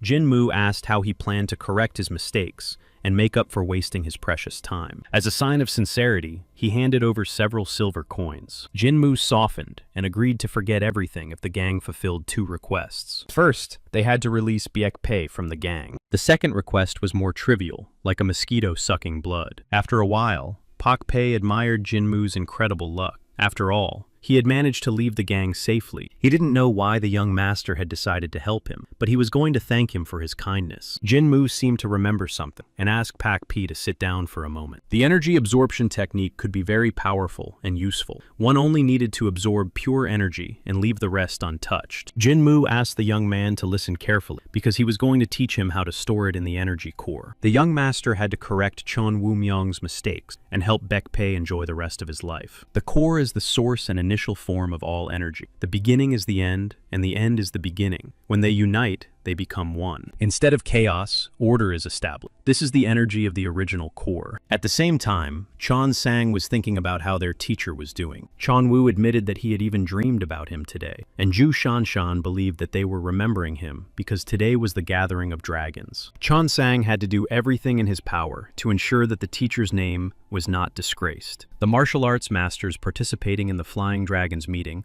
were divided into categories. Only 8 people would be selected for rank A. They would be tested on their basic martial arts knowledge and internal energy. Chon Woo knew that the competition would be fierce, but now he was even beginning to feel apprehensive. Chon Sang interrupted him. Jin Mu was not there, so they were the only ones representing the Mutang clan, which meant they had to forget their fear. The young man asked him to try his best and do everything possible together so as not to disgrace the teacher and the clan. They noticed Ju Shanshan standing nearby. Ak Fion, the 5th son of the Ak Shandong family, approached them. He immediately recognized the girl, and she recognized him. He behaved as if he were an old friend of Ju Song, which greatly puzzled Ju Shanshan. Ak Fion noticed the 2 students standing next to her, and the second daughter introduced the young men. The young man did not pay much attention to them, noting only that they were well-dressed despite coming from a half-dead clan. But his words were very different from what he was thinking. He didn't think the girl would associate with such scum. Ju Shanshan flew into a rage, but Ak Fion just laughed. He believed he was right. In any case, he needed to talk to her alone. His friends also wanted to meet her. Besides, she needed people she could rely on. This suggestion greatly upset Ju Shanshan, and she clenched her fists in anger. Ak Fung did not improve his situation by adding that Mutang's students could not go anywhere. They had to know their place. Enraged, Ju Shanshan rushed towards him to make him answer for his words. But the more restrained Chong Sang grabbed the girl by the shoulder. He tried to calm her down, saying that everything was fine and they weren't offended at all. As Mutang's students, they should be above these people. Ju Shanshan agreed with this. Ak Fion watched the sweet conversation between the two with displeasure. Finally, the students of the Mutang clan were called. It seemed that it was Chon San and Cheon Woo's turn. The boys waved goodbye, promising to return soon. Ak Fion looked at them with contempt. He considered them pompous turkeys and merely disciples of a fallen clan. Their internal energy was tested by placing their handprints on an iron plate that was 2 centimeters thick. Ak Fion and his friends were sure that these guys would fail the first exam. The energy from the plates scattered far across the courtyard where the tests were held. The faces of the detractors stretched in amazement at what they saw. Chon Woo's energy was so great that he made a hole in the plate. The stunned master asked the boy to move on to the next test. Chon Sang began to scold him because he had been careless, and now the slab was ruined. How would the other students be able to pass this test? Ak Fion listened to their conversation and realized that these students were infuriating him. Before starting the test, Chon Sang himself came up and asked how deep the imprint should be. Learning that the depth should be at least 1 centimeter, he began the exam. The young man placed his palm on the slab and began to press down. Akfion began to shout that this was wrong, and that Cheon Sang should use all his strength. But Hen Xian, a second-year student at Manhwa, who was standing nearby, noticed that it was much more difficult to leave an imprint by pressing down. Cheon Sang did not rush, and his hand pressed the slab almost through, so that the imprint appeared on the other side. The young man asked if that was enough. He was very afraid of breaking the slab. The master stammered and announced that Cheon Sang had passed the test. Heng Son was surprised that this young man was only a second-class student. Not only had he passed the test, but he had also attracted attention. Mutong was still surprising him. Hen Xian tried to remember the names of these students. Ek Pyong was outraged that these two had passed the exam so easily. He annoyed Zhu Shanshan so much that she couldn't take it anymore and asked him to leave. She rushed to meet Mutong's students, who continued to amaze her. The girl was sure that Jinmu would be proud of them, but Cheon Sang disagreed. The teacher would have given them a good scolding, because they still had a lot of room for improvement. Zhu Shanshan noticed that Cheon Sang always talked about the teacher. Just by looking at them, one could understand how great Jinmu was. It would soon be her turn, and they agreed to leave together when she was done. Cheon Sang continued to worry about the teacher. Was he eating enough meat?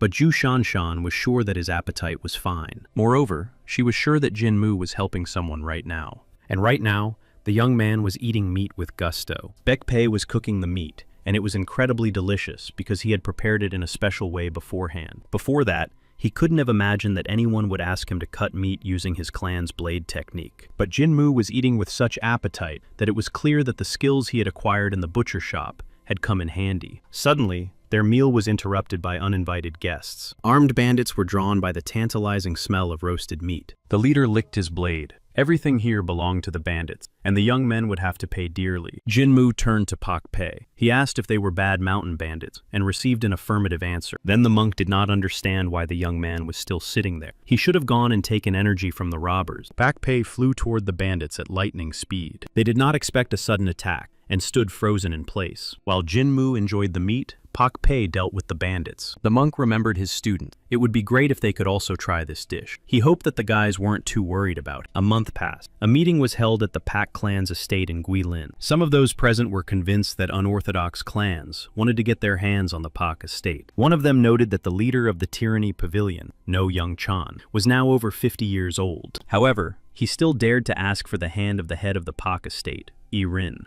who was an assassin of the wind breath. Those present were in a radical mood. They wanted to seize the Tyranny Pavilion and behead this insolent man. Pak Erin frowned. It all seemed like a provocation. She asked the first elder what he thought about it, and he agreed with her completely. It was not in their interest to fight now, because the clan was weak and would be seen as the side that started the battle. The girl addressed everyone. Currently, their clan was the only orthodox clan in Guilin, and if they attacked, Guilin would come to their aid. But if they succumbed to this provocation, the clan would become the one who started the battle. In that case, there would be no support from Guilin. This marriage proposal was a provocation to get them to attack, so no one should give in to it. 10 years had passed since her brother, Pak Pei, had left. In order to protect the clan, the girl had endured many humiliations, so she was not going to give up now. She ordered a message to be sent to No Yun Chan, telling him to meet with her. The girl was serious. There would be no battle. Jinmu and Tek Pei had already reached the Pek estate. The monk was delighted by the many flowers and the wonderful view. Guilin was a large city that united 14 estates, and the Paik clan used to control them all. But their attention was drawn to a quarrel in the street. Some martial arts master was demanding payment from a laborer. Pak Pei couldn't believe that the streets were filled with martial artists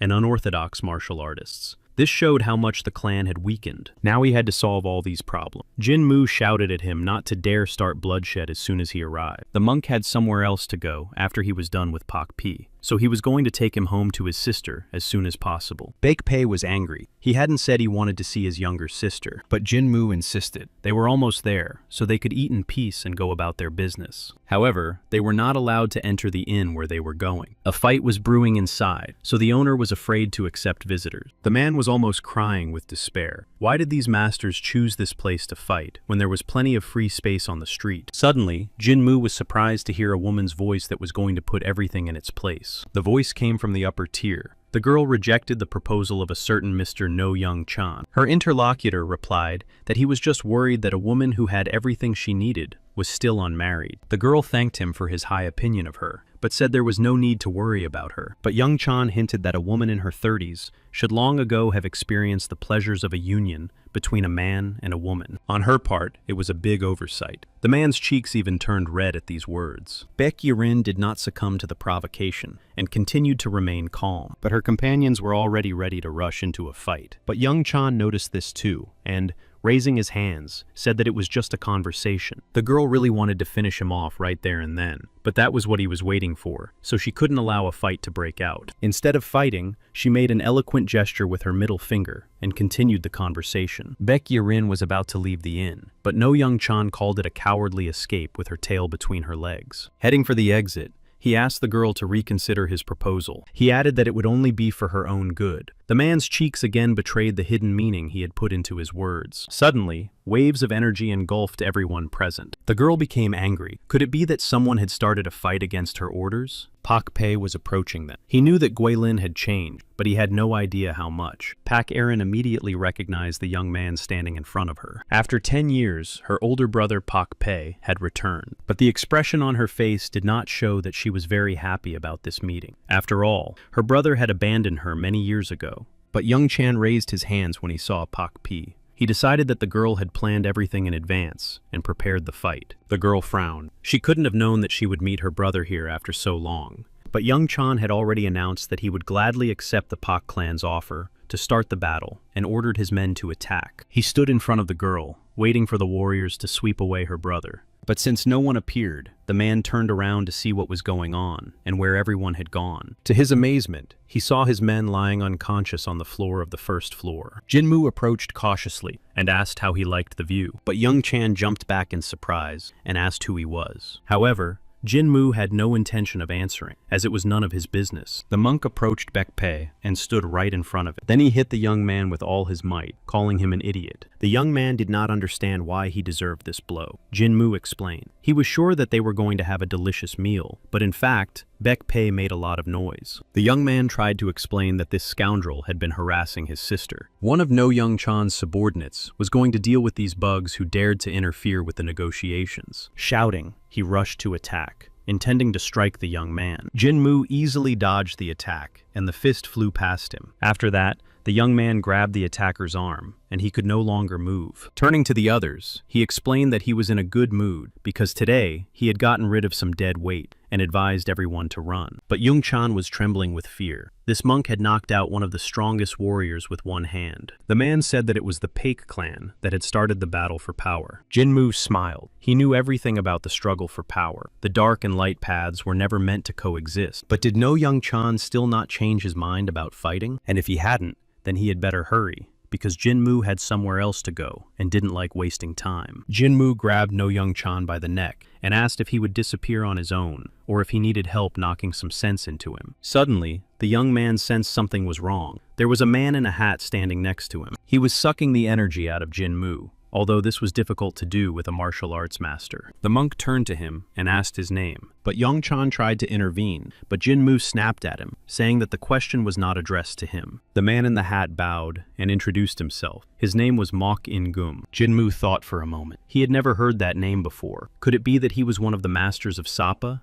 Judging by that idiot's reaction, this man was no ordinary person, but it made no sense for the leaders of Sapa to keep such a powerful subordinate. Jinmu was pleased that there were still such people in Sapa, but Young Chan cautiously asked for permission to leave, and Jinmu told them to get out of there. Now was not the time for him. Everyone present watched each other warily. Baek Yerin thanked Jinmu for his help, even though he hadn't tried to help. She should have thanked her brother, whom the monk was escorting home. The girl just nodded angrily at Baek Pei. Her brother, his cheeks flushed, looked at his sister, whom he had not seen for a long time. But the girl was angry with him. Pak Pei had left her alone with all her problems, and years later showed up with a powerful master who defeated everyone. She could barely restrain herself from hitting her brother. But if they had a connection with this master, it would give them the opportunity to restore the clan. She definitely couldn't let him go. So the girl turned to Jinmu with a request to allow her to repay him for his help. But the young man had other things on his mind. A month had passed since he began searching for the double energy technique, and there was no time to waste. Although it was not Pak Pei's home, he had met his sister. So Jinmu waved to everyone and headed for the exit. Pak Pei didn't know what to do. He looked at the departing monk and then at his upset sister. Finally, he made up his mind, grabbed Jinmu's arm, and tried to stop him, suggesting that he at least eat something first. Jinmu was stunned. It seemed that Pak Pei had completely lost his fear and wanted to end his life prematurely.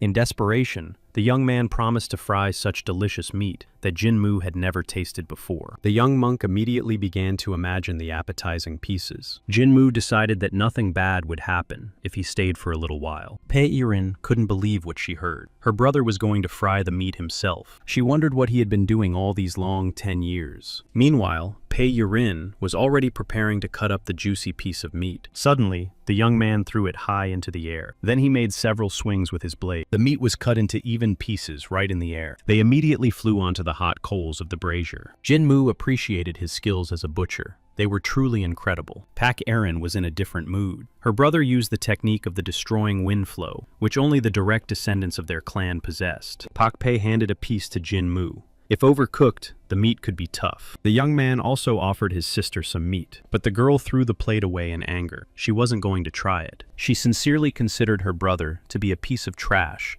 who had dumped all his responsibilities on her and run away. And now he had returned to show his pathetic side. He dared to use their clan's technique, which their father had guarded, just to cut meat. Instead of being the head of the clan, he looked like a butcher. She didn't need a brother like that, and she asked Pak Pei to just leave. In anger, Pak Irin left the courtyard. The first elder tried to calm her down, but to no avail. Continuing his meal, Jinmu noticed that the girl had character. The pride of the orthodox clans was strong. Combat skills can be used both for battle and to improve life. Just do it when necessary. Pak Pei acknowledged the truth of his words. They also needed to change in order to revive the Pak clan estate. There are times when you have to cut meat or fish for whatever you need, but his sister didn't get that yet. Pak Pei blamed himself for everything. The girl used to be completely different. Jinmu was moved by the young man's words about the need for change in order to rebuild. Finally, the young man had said something right. And for some reason, the monk remembered the Mutang clan. This memory was so unexpected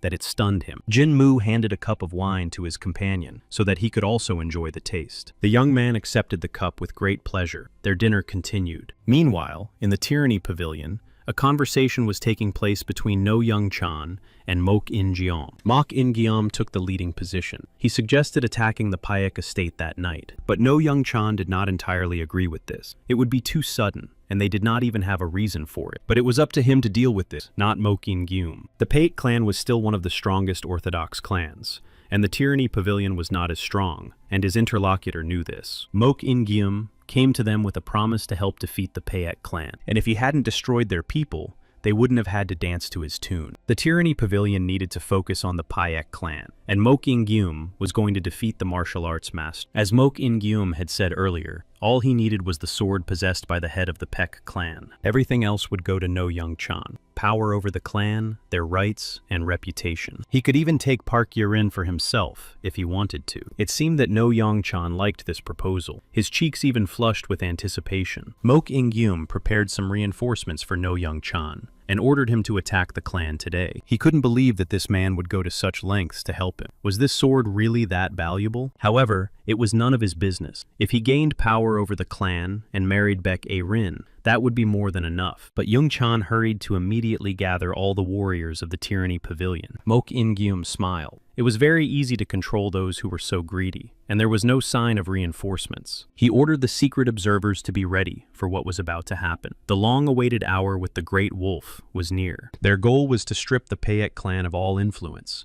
and this had to be kept in mind when attacking the estate. Failure was not an option. Sudden noise and shouting around them distracted Jinmu and Pak Pei from their dinner. The first elder hurried to them. They had received a report that warriors from unorthodox clans were gathering in the Tyranny Pavilion. These were the guys they had met that afternoon. But why were they doing this? There was only one reason: to attack the Pak estate. The young people froze. The Pak clan was now in great danger. Pak Pei was most worried about his sister, but now the girl was at an urgent meeting of the elders. Jinmu knew that the enemy was weak and did not understand the concern. But the Pak clan was not in the best shape now, and the situation in the tavern earlier was unacceptable. If a large number of enemies attacked the clan, irreparable damage would occur. However, the monk remembered that they had someone very powerful. The man in the hat who introduced himself as Mok In-gyum. The fact that he was the only one who could resist Jin-Moo's energy worried him. Something was clearly wrong here, and since Jin-Moo had nothing else to do today, why not fight again? Perhaps he would even obtain valuable information. The young monk got up from his seat, preparing to head to the Tyranny Pavilion. Pak Pei couldn't understand why he was going there. The sudden thought that came to him stunned the young man so much that his eyes nearly popped out of their socket. Could this great and mysterious man really be going there to help the Pak clan? Most likely. He wanted to buy time so that they could ask other orthodox groups for help. Pak Pei was going to call a meeting of the master, but Jin-Moo intended to go there alone. The young man couldn't let that happen. The strongest unorthodox group in Guilin was there, but this did not scare Jin-Moo, who easily jumped over the fence. Pak Pei was about to follow and ordered the first elder to tell Pak Irin to start strengthening their clan. He did not listen to the man's objections and, easily overcoming the fence, hurried after Jin-Moo. The first elder remained alone in the courtyard. Upon learning of her brother's and the young monk's actions, Pak Irin flew into a rage. Did they really think they were martial arts masters? The first elder did not know what to do, because Pak Pei had ordered him to strengthen the security of the estate. The girl held her head in her hand. The boys had acted very foolishly, because they had already made the necessary preparations. Why did they need to go there themselves? Maybe she didn't like her brother very much, but she couldn't let him die in the enemy's lair, so she ordered a squad to be sent there immediately. The girl herself was going to lead it, and also go to the Tyranny Pavilion, and the first elder was supposed to fortify the estate. But the man did not agree with this decision. He put his hand out and blocked Pak Erin's path. The first elder was going to go to the Tyranny Pavilion instead of the clan chief. The girl tried to protest, but he reminded her of what had happened 10 years ago. The previous head had fought on the front lines, and the first elder was one of those who had witnessed what had happened. The man was not going to allow that incident to happen again, and since Baek Yurin was the head of the Baek estate, she had to protect it. She shouldn't hate her brother either. He became that way because of Cheon Woo-myung. The first elder saw that Baek Pei still cherished the estate.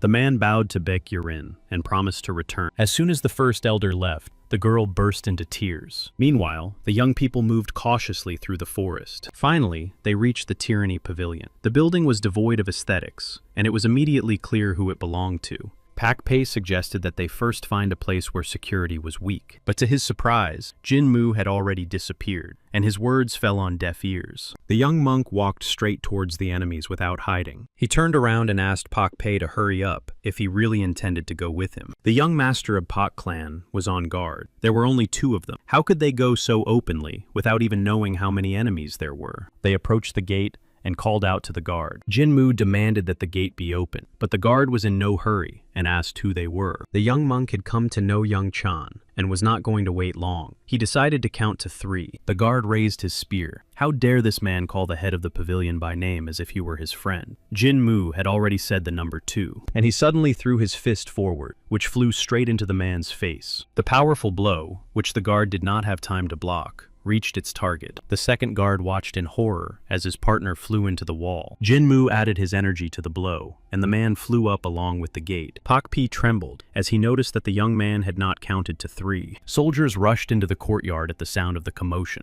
The main gate had been destroyed. Jin-Moo and Baek Pei also stepped into the courtyard, noticing that there were quite a few soldiers in the pavilion. Some of those who had been at the tavern that day recognized Jin-Moo. Meanwhile, the young monk ordered someone to tell No Young Chan that he wanted to see him. The soldiers of the pavilion approached the uninvited guests. Jin-Moo turned to the men and asked them to help him resolve the situation peacefully, but one of them did not heed the advice and rushed at the young man with his weapon drawn. But Baek Pei quickly jumped up, moving from where he had been standing. Finding himself in front of Jin-Moo, he knocked the enemy's weapon out of his hand with a blow of his sword.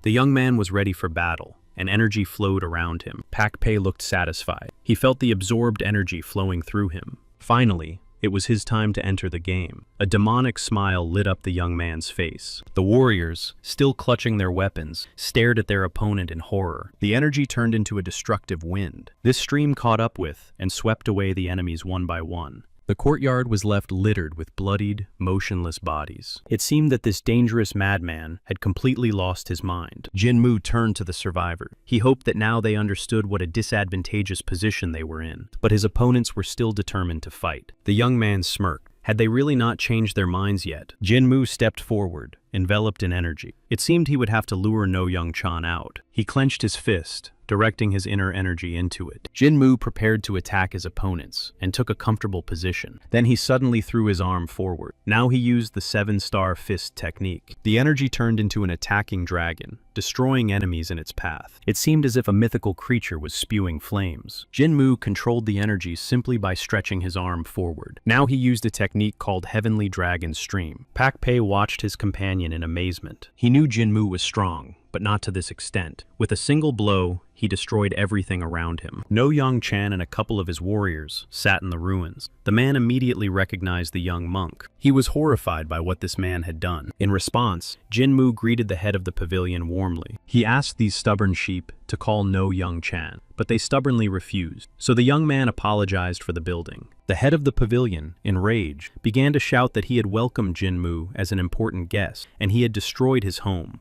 then ordered his men to take him away. Armed men gathered around Jinmu. He smiled, because it was very pointless. The young monk began to draw his sword. His opponent wanted to play by these rules, without thinking that he was putting him in a difficult position. But Young Chan laughed. Jinmu burst in without thinking about the consequences, even though he did not seem like a stupid shaman at all. The chief ordered Mok In-gum to be summoned, but it turned out that he had disappeared and could not be found anywhere. The man realized with horror that this man had cowardly fled, even though he himself had ordered them to engage in battle. But Young Chan looked at the group of people surrounding Jinmu. A moment later, a wave of energy swept over the place, scattering everything around. In this whirlpool, everything was mixed up to such an extent that it was impossible to tell where the people were and where the stones were. But Young Chan just stared in shock at the remains of his warriors flying past. At one point, only Jinmu remained standing in that place. He tried not to destroy the followers of the dark path until the last moment, but he couldn't hold back when weapons were pointed at him. Jinmu turned to the head of the Tyranny Pavilion. He was from the Dark Clan and should have known when to retreat. The young man was not as kind as he seemed. Of course, he had studied the techniques of the light path, but they had only made him a little kinder. The monk asked No Young Chan to answer just one question, and then he would be allowed to live. Jinmu was very interested in the whereabouts of Mok In-gum. The man sitting in front of him was trembling with fear and did not know what to answer. Finding no way out, No Young Chan threw himself at the feet of the young monk. Covered in sweat, the man confessed that Mok In-gum had escaped. That such a man had escaped, it seemed like complete nonsense. The head of the pavilion insisted that it was true, and that there was nothing they could do. Then why did Mok In-gum need to come to the Tyranny Pavilion? It was all about the silver sword owned by the Paik family. In exchange for it, he promised anything. Jinmu tried to clarify with Pak Pei whether there was such a sword in their house. He remembered that one thing had been passed down from generation to generation to the heads of the Park clan. All this meant that now this scoundrel was heading for his estate, and Pak Yurin was in danger. So the older brother rushed to her aid at full speed. The others watched him go. The young man acted like an impatient fool. Jinmu looked at No Young Chan and slapped him hard, enraged by the mere thought that his clan had bowed down to this scoundrel. The young man ordered his men to withdraw, even though he had killed them all and there was no one left to withdraw, and not to move until he gave permission. So now Mok In-gum was at the Paik clan's estate. It was time for Jinmu to head there too. Battles were raging everywhere on the estate grounds. Mok In-gum attacked the clan leader, who resisted fiercely. Pak Yurin's strength was running out, and blood was coming out of her mouth. The girl assumed that this man was a mercenary sent by the Tyranny Pavilion. Mok In-gum understood that she had many questions. He promised to let her live if she gave him one thing. This thing confirmed that Pak Yurin was the head of the Paik clan. It was well hidden under her clothes. The girl couldn't believe that this man had come for a trinket confirming her status. Mok In-gum smiled reservedly and waited for her to act. But the girl didn't care why he wanted this item. It was obvious that the man had something in mind, so she wasn't going to give him anything. Her decision left Mok In-gum with no choice. He rushed towards Pak Yurin, intending to take the blade himself. The girl was not the head of the clan for nothing, and managed to repel the attack. But this man was too fast, which could have ended badly. Suddenly, she realized that Mok In-gum had disappeared. He appeared just as suddenly, striking the girl. Pak Yurin tried to hold back the onslaught, but it was difficult for her. Mok In-gum assumed that the clan leader was stalling for time until the martial arts master arrived. He considered this decision rather foolish on her part. Moving like a shadow, the attacker struck Park Yerin again. The attack knocked the girl to her knees, and the dagger fell from under her clothes. Mok In-gyum put his sword to her head. He felt sorry that he would have to ruin such a pretty face. After these words, he raised his hand, intending to kill the girl. Park Yerin's eyes widened as she froze, waiting for the inevitable. At that moment, her older brother rushed toward her across the rooftops. Without hesitation, he jumped straight at her, intending to save his sister. He made it just in time. Park Pei's bloodied blade deflected Mok In-gyum's sword. The attacker stared at the butcher's knife in disbelief. Now the girl was behind her older brother. The enemies stood facing each other, preparing for battle. The girl sat there, unable to believe that this handsome warrior in front of her was her brother. Park Pei threw her his cloak so that his sister could hide. Park Erin gratefully accepted it. She looked at the scarred back of her brother, who had left home 10 years ago. The scars spoke of his difficult journey. The girl immediately remembered the advice of the first elder. Park Pei loved his clan very much and was the most worthy heir. Mok In-gyum smiled. The scene in which the brother protected his sister looked very touching, but nothing would change. Only the number of bodies would increase. Park Pei asked him to show him where the enemy's confidence came from. At that moment, Park Yerin called out to her brother and threw him her sword. The older brother deftly caught the weapon in midair. The young man was surprised that his sister had given him her sword, to which the girl angrily replied that a butcher's knife was too short for battle. Park Pei held the wind cutter, their clan's sword. Whoever possessed it was the head of the clan. The young man had left home a long time ago. Did he have the right to hold this weapon? Out of nowhere, he heard Jinmu's voice advising him to take the sword and remove the rings from it. The weapon was a perfect match for Park Pei's technique. The young man was grateful that the young monk was watching over him and immediately tore off all the rings. He did it with such force that they all shattered into small pieces. Mok In-gyum did not think that a small change would make any difference. Park Pei waved his new weapon and suggested they test it right away. The opponents froze, facing each other. Energy flowed from the young man's movements. The holes created gusts of wind and the sound of air being cut. Realizing that the moment was perfect for an attack, the young man rushed forward. Mok In-gyum tried to block the blows in defense. The energy around them swirled like a tornado. The attacks came one after another. The opponent was perplexed. He did not expect such pressure. At one point, Park Pei managed to hit Mok In-gyum. He stared at the wound in shock. He didn't understand what was happening. This boy was not stronger than him. How could he have been wounded? To his surprise, Mok In-gyum found himself constantly retreating. While parrying another attack, he had a sudden epiphany. The secret of this momentum lay in the sound made by the sword. Sight, hearing, and touch. If a master loses even one of these senses, he will be in great danger. The weapon made a sound that dulled Mok In-gyum's hearing. Realizing this, he became more determined. These childish tricks would not stop him. Mok In-gyum immediately went on the offensive, attacking Park Pei. The invader thought intently that the battle should not take long. If it dragged on, there would be no trace of them left. Instead of fighting this bastard, he should have ended the battle between the Park clan and the Tyranny Pavilion. He should have taken the dirty-blooded girl and disappeared. Mok In-gyum ordered his men to seize the girl, but no one appeared at his command, and the man realized that it had become unusually quiet. Through the fog and streams of energy, someone's silhouette was visible. The man stepped into the light. It was a smiling Jinmu. But the young man did not just step out. Behind him stood a squad of warriors from the Park clan, and at his feet lay the defeated invaders. Mok In-gyum couldn't understand when the young man had managed to defeat everyone. Jinmu easily jumped over the pile of bodies. He had done everything while Mok In-gyum was fighting the head of the Park clan.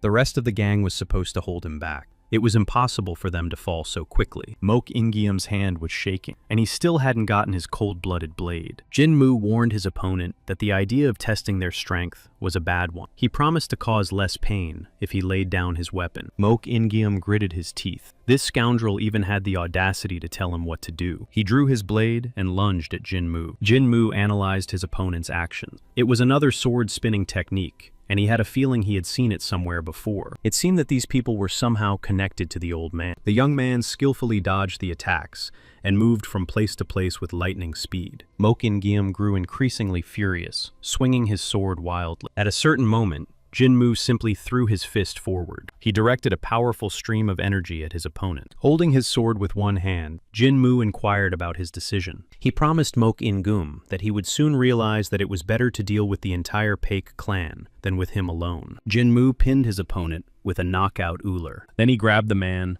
and lifted him high above the ground. With a powerful throw, the young man hurled Mok In-gyum high into the air. Then, he directed a stream of energy at his opponent, who was suspended in mid-air. The powerful blow knocked Mok In-gyum's hat off. He continued to receive powerful blows, one after another. Finally, Jinmu grabbed his opponent by the head. Then, without hesitation, he pinned him to the stone floor. After this battle, a huge dent formed in the center of the courtyard. The defeated Mok In-gyum could not say anything except that he did not understand where such skill came from. Jinmu was already tired of hearing this every time. But if his opponent was interested, he was taught this by an old man. Mok In-gyum shouted indignantly that Daran would never do such a thing. He despised and hated Murums more than anyone else. So the old man's name was Daran. Although Mok In-gyum had revealed the necessary information about gratitude, he couldn't even think about it. Jinmu ordered Pek Pei to tie up and throw the enemy into prison. Then he noticed the silver blade. This item was the cause of all the commotion, and Jinmu asked if the girl knew anything about it. In response, she handed him the blade. She said that this item had been passed down from generation to generation in their clan, and was also called a cold-blooded relic. The silver was not important. The blade was imbued with the power of Ki. Moreover, its scabbard could not be replaced. Jinmu examined the blade. It was impossible to pull it out of its sheath. Most likely, it was called cold-blooded because it failed during battles. The young man needed to find out everything about this item, so he asked for permission to keep the blade. Pek I-rin allowed it despite the protests. She cut off the first elder. The blade meant nothing to her. The clan was protected by people, not this little thing. Her warriors listened to the clan chief's words with gratitude. Besides, how could they refuse a man who had saved their family twice? The girl entrusted Jinmu with the family heirloom. In their hands, it was nothing more than a decoration. The young man promised to use the blade for its intended purpose, but one question remained. What should they do now with her unstable older brother? While Pek Yi-rin advised her brother to grow up, Jinmu thought about the fact that he had in his hands something that many elders wanted to get their hands on. They had all made considerable efforts to get their hands on the lovely thing that was now his. Now they definitely had to meet with Emperor Amwan. After a while, sitting in an open gazebo, everyone enjoyed a wonderful meal. Pek Yi-rin also decided to try this appetizing meat. It was prepared again by Pak Pei, who, according to Jinmu, was still good at cooking. The older brother turned to Pak I-rin. When the clan was no longer in danger, he would have to leave home again. The girl did not understand what he was talking about. As the head of the clan, Pak Pi had to fulfill his duty.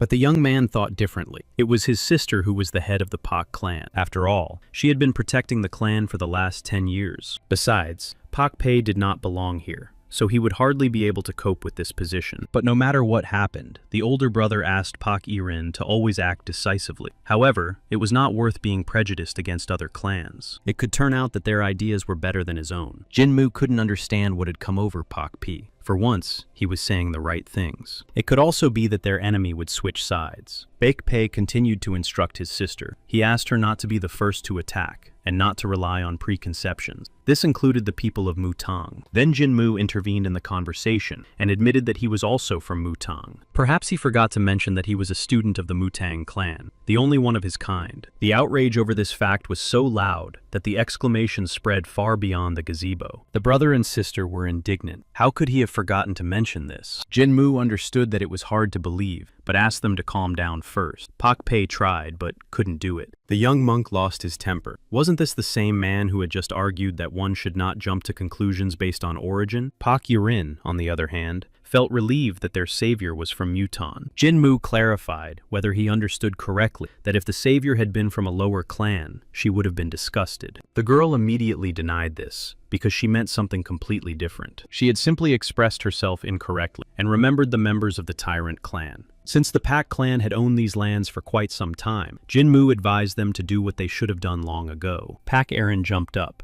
outraged by the young man's suggestion to give up at least part of the land. Then their people would suffer. The girl was sure that members of the opposing clan would start blackmailing and stealing. But it turned out that the Pak clan was doing the same thing. They took money from people and merchants in exchange for protection. The girl began to argue. People gave this money voluntarily, and the clan always helped the residents for free when needed. Jinmu asked her to stop talking nonsense. It was a normal tax collection, and the money did not come out of thin air, but thanks to the labor of the residents. For the people, The Pack clan and the Tyrant clan were the same. Some fought to take what belonged to others, while others took from their own people. Both clans were only after their own gain. Those who had more land had more influence. The methods used were different, but people were the same everywhere. The girl realized that Jinmu was right. It was time to find a compromise with the Tyrant clan. Suddenly, Paik Pei joined the conversation and demanded an apology for Jinmu's rude conversation with his sister. Jinmu clicked his tongue and asked to be informed later about how the prisoner's torture was going and whether they had learned anything new. If Mok Ingium was useless, it was worth calling the executioner to finish the job. Paik Pei said that the prisoner knew little about the blade and kept repeating the word Chin Chen. Jinmu repeated the word, memorizing it. He was going to find out as much as he could about it. Their conversation was suddenly interrupted by the first elder. At Jinmu's request, he brought a man from the Beggars clan. The young man's name was Li Bokton, and he was a disciple of the Garen clan. But the young monk said there was no time for introduction and held out an item for him to look at. As soon as he glanced at the object, Li Bokdong immediately recognized the legendary coin. Jinmu asked him to tell Yang Sobang that he was looking for him and would wait at the Paek clan's estate. The disciple was curious why the young monk was looking for some hero from the Beggars clan. Jinmu asked him to pass on Mutang's sword, and with these words, Yang Sobang should have understood everything. After this confession, everyone present was stunned. Li Bogdong immediately swore to do everything possible for him. But Jinmu only wanted this matter to be resolved as soon as possible. Promising that he would start working on it right away, the disciple hurried to take his leave. Paik Pei was amazed. This monk was not only Mutang's disciple, but also Mutang's sword. What power he possessed. But Jinmu was heading for the exit. His business here was done. Paik Pei asked the young monk to wait a moment. Jinmu turned around. He was curious to know what they wanted from him. They all stood with their heads bowed in gratitude for his help to the clan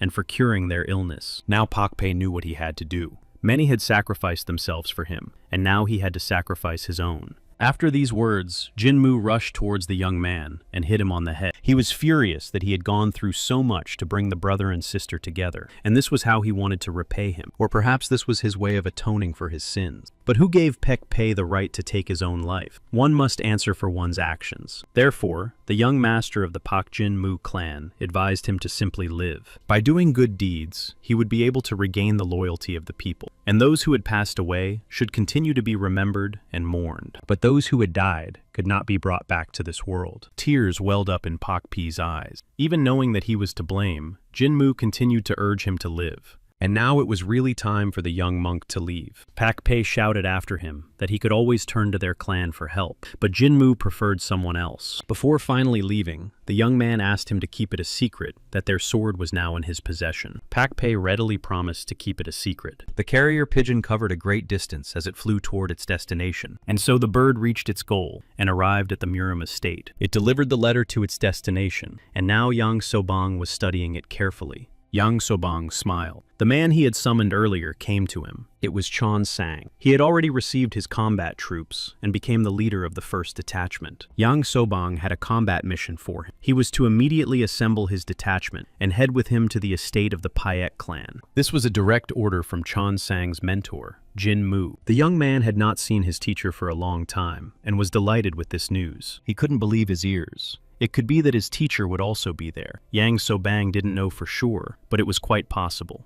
There had been no news from Jinmu for almost a month and a half, and the young man had almost lost hope. Chong San was ready to leave immediately and was going to prepare his troops. The young man sincerely thanked Yang Sobang. Finally, he had the opportunity to see his mentor. The old man looked at the happy young man with amazement. Surprisingly, he thanked him for his orders. And then there was that laughter. Yang Sobang had never seen him like that before. Chong Sang possessed not only outstanding skills, but also a strong character. He was indispensable to the Dragon Clan. He was definitely a genius. All this also applied to Chon Wu, who was also in the first squad. His martial arts skills compensated for his lack of intelligence. In addition to them, there were Jaegel and Henson, who were known for their abilities. They were in the second squad. They would stand out in the selection for the Great Squad. Come to think of it, 2 of Mutang's disciples would be present. Jin Mu had trained them very well. At that very moment, the teacher of these talented individuals was in Sichuan province. He was trying to enjoy a delicious meal. However, the next bite made him wince. Perhaps this time he had put too much pepper in it, but overall the dish was edible. Chewing another bite,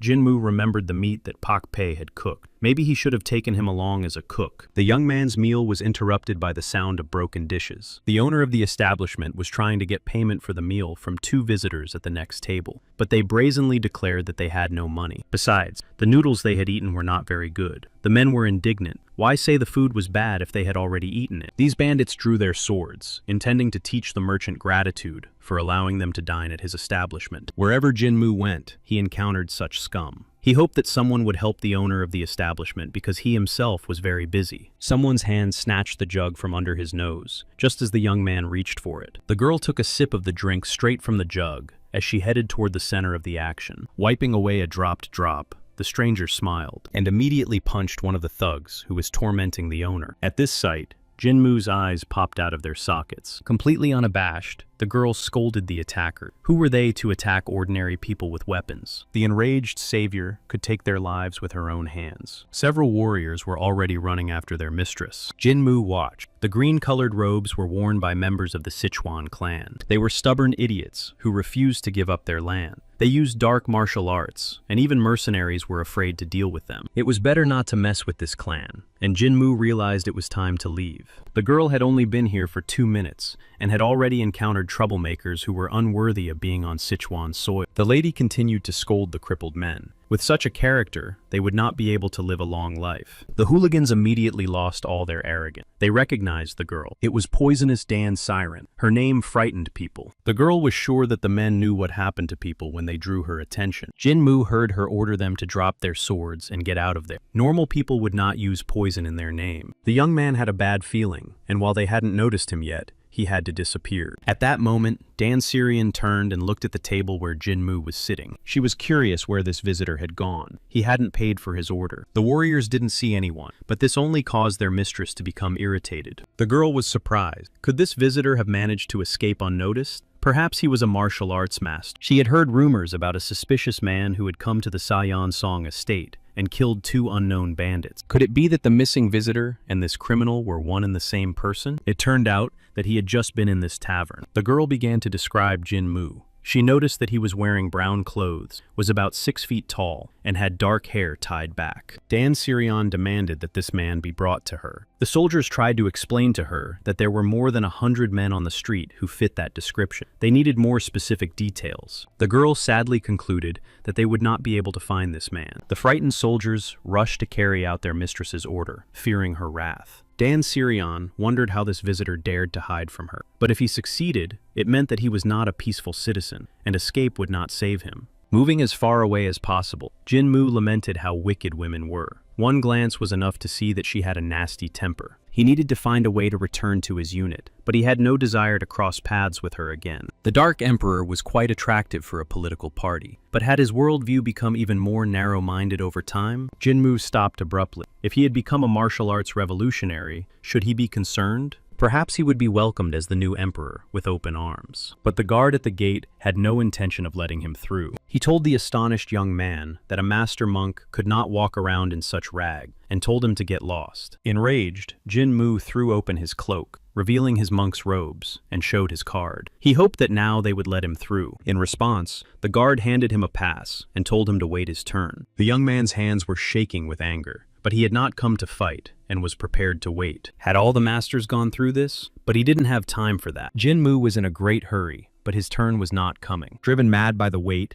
he couldn't bear it any longer. Finally, he was the first in front of the guard. But the guard said with a bored look that no one else would be allowed in today. Jinmu tried in vain to stop him, but the guard just slammed the gate in his face. The guards behind the gate openly mocked him. They were sure that he was just a vagrant. Otherwise, he would have known that there was a separate gate for masters. Dancing around, they moved away from the gate and discussed their plans for the evening. Jinmu continued to stand on the street, looking at the locked entrance. It took him 3 whole hours to get inside. Maybe he should just take down those damn walls. He clenched his fist in anger. A monk's disciple could not be defeated by some member of a political party. Better to find another way. Jinmu was so overwhelmed with emotion that he could only scream and grab his hair. But suddenly, people passing by recognized him. They turned out to be the crazy-looking Jinmu Dan Syrian and her warriors. She had almost lost hope of finding him, while the young man dreamed that they would never see each other again. Jinmu tried to walk past them. It wasn't that he was avoiding the encounter, but he would have to postpone it and go to Cheongsong. The girl was indignant. It was as if this man was deliberately ignoring her. She immediately ordered her warriors to stop this suspicious guy. Dan Siriong and her soldiers had been looking for the young man all day and couldn't just let him go. Jinmu was starting to get angry. He was going to go inside, but he had wasted his time. Now he wanted to turn back, but his path was blocked. These were Danga's lands, and no one was exempt from Danga's rules. The girl demanded that the young man give his name. The warrior who stopped Jinmu apologized. He couldn't act differently because he had received orders. The man asked the young man to follow him. Jinmu did not ask twice for them to let him pass. He simply pushed the man aside with one hand. Because it happened so quickly, Dan Sirion's face stretched out. The other soldiers immediately rushed to help the injured man. The enraged girl hurried toward Jinmu. It seemed he had no idea who they were. The young man assumed it was just another group. But what difference did that make? They were the first ones to burst into his life and draw their swords. Jinmu honestly warned that he was not in the best of moods right now, and that it would be better to leave him alone. Dan Sirion saw for the first time a person who would stand before a party with such disrespect. And it wasn't that his words frightened her. The expression on the young man's face had a stronger effect than his words. The girl smiled and found Jinmu quite amusing. Then she ordered his arrest again, and the young man had to fight off the soldiers once more. He kicked one of them, nearly breaking his neck. He instantly scattered the others with a single twist of his body. His precise blows caused the soldiers to fall, one after another. Watching this massacre, the girl became even angrier. How could they call themselves warriors? Finally, Jinmu asked through gritted teeth what he should do, so that people would start listening to him. Then he released a powerful wave of energy, sweeping away his opponents in one fell swoop and lifting stones into the air. One of the warriors flew straight at Dan Sirion, who barely managed to cover herself with her arm. Finally, all the warriors were lying on the ground, and Jinmu continued to stand in the center of their bodies. The girl couldn't wrap her head around how he could stand his ground and defeat the strongest warriors of the Dan family single-handedly. Besides, he was still young. Dan Sirion admitted that Jinmu was an incredibly strong guy. After releasing his energy, the young man felt better, even though she thought he was involved in something. Jinmu was more of a victim in this situation. But realizing that negotiating with upstarts like her was useless, Jinmu said goodbye and walked away. However, Dan Sirion had no intention of letting him go just like that. Since he had defeated her men, he now had to fight her as his mistress. Besides, Jinmu intrigued her. The young man turned around and warned that he would not take into account the fact that she was a girl. It couldn't be any other way, and that was all the fun of it. So Dan Sirion prepared for battle. With a predatory expression on her face, she flew straight at Jinmu. At that moment, Gaju Danga, sitting on the throne of the Dark Emperor, said that the method of perpetuating memory was forbidden to use at night. A servant who had rushed in reported that a battle was taking place at the outer gates. Gaju Danga thought it was the travelers who had recently visited Sichuan, but it turned out that the one fighting was a guy who didn't look like those people. The clarification that the battle was being fought with a woman surprised the Dark Emperor. In a rage, Gaju Danga smashed the mug that was on the table. He did not understand what this woman was thinking. The man rose from his throne, intending to deal with the two himself. Jinmu stood calmly with his arms crossed in front of his opponent. Having already received several blows, Dan Sirion jumped towards him, preparing to attack. But Jinmu deftly dodged, and her fist flew past him. After that, he went on the offensive, which was more successful than the girls. After receiving this blow, Dan Sirion retreated and turned away from him. Standing at a distance, she complained that it was very painful. Jinmu seemed to begin to understand why the word poison was in her name. She was a very stubborn woman. Most men would have already given up in her place. He suggested that she stop fighting, but Dan Sirion had no intention of giving up,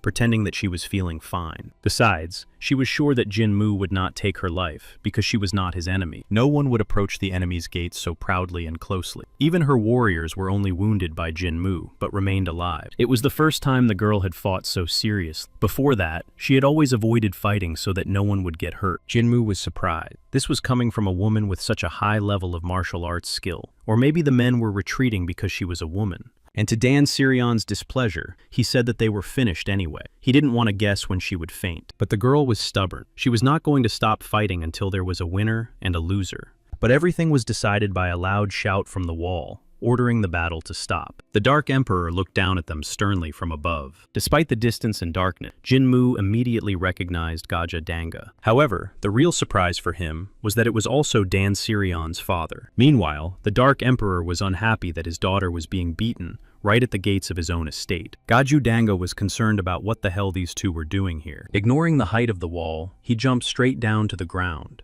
The warriors accompanying him followed their emperor. Jinmu's scattered opponents tried to greet Gaju Danga. The Dark Emperor waited for someone to explain why Dan Sirion was beating up some kid. Jinmu felt a lot of pressure. He had to get out of it. The young man greeted the Dark Emperor and explained that he had tried to get to him but had not been allowed in. Then he was about to leave. At that moment, the girl intervened and explained that it was all because of her. Jinmu explained that the guards did not even recognize him but refused to let him in. Gaju Danga asked his daughter if this was true, to which she replied that she couldn't help herself. After that, Gaju Danga asked Jinmu if he knew that his opponent was his younger daughter. Despite his surprise, the young man replied that this still did not give her the right to be rude to others. This answer amused the Dark Emperor, and he laughed openly. Was the young man really telling him how to raise his daughter? Gaju Danga's energy swirled around Jinmu, as if entangling him. He knew that they would not let him go just like that. Sweat streamed down the young man's face. He was not feeling well at the moment. The Dark Emperor watched the young man and was surprised by what was happening. But it seemed that Jinmu himself did not expect this either. Confronting Gaju Danga was very unwise, but the only way to escape unscathed was to defeat him. The Dark Emperor continued to watch. The young man's energy was very pure.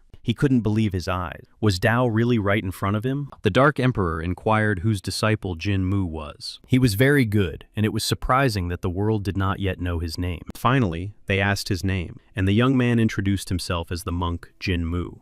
The people around him, including the guards who had attacked him, began to whisper in surprise. Gaju Danga had already heard that name. Could it be that very monk, Jinmu? Dan Sirion gazed at the young man with admiration. It seemed that he had become a monk at her age, so it was not surprising that he was so strong. Distracting the girl from her dreams, her father addressed her. It turned out that Dan Sirion, his daughter, had not recognized the monk. Jinmu nodded. He was not at fault in this situation. The Dark Emperor ordered his daughter to be taken to her chambers. Gaju Danga began to tell Jinmu what an honor it was for him, and why he did not reveal his name right away. The young man replied that he had waited 3 hours at the main gate to be heard. Since no one had reported this to the Emperor, the guard realized that he was finished. The Dark Emperor apologized for the misunderstanding. Perhaps his daughter was also nervous, as they rarely had guests from other places. Na was the youngest daughter and was spoiled, but if Gaju Danga had known that Jinmu was a monk, everything would have been different. The young man was also embarrassed and apologized for the fight with Dan Sirion. But Jinmu had nothing to apologize for. The girl had a whole bunch of servants, whom she beat for fun. The Dark Emperor promised to reprimand those who did not let the guest in, and invited him to come inside and rest. He said to leave all questions until tomorrow. But there was one more thing. Jinmu had caught the eye of Gaju Danga's daughter, so she would most likely start pestering the young man first thing in the morning. And since the young man did not understand what was going on, the Emperor laughed and replied that he would understand everything later. Jinmu naturally found everything that was happening very strange. The next morning, the young man was sleeping in his bed. Suddenly, a girl's hand began to tug at his hair. This made Jinmu feel uncomfortable, and he tried to open his eyes. Smiling Dan Sirion was leaning over him. Jinmu lay frozen. He didn't understand what this crazy girl was doing here. Unexpectedly and loudly, so that blood almost spurted from his ears, the girl shouted at him to wake up quickly, and while Jinmu, who had jumped up,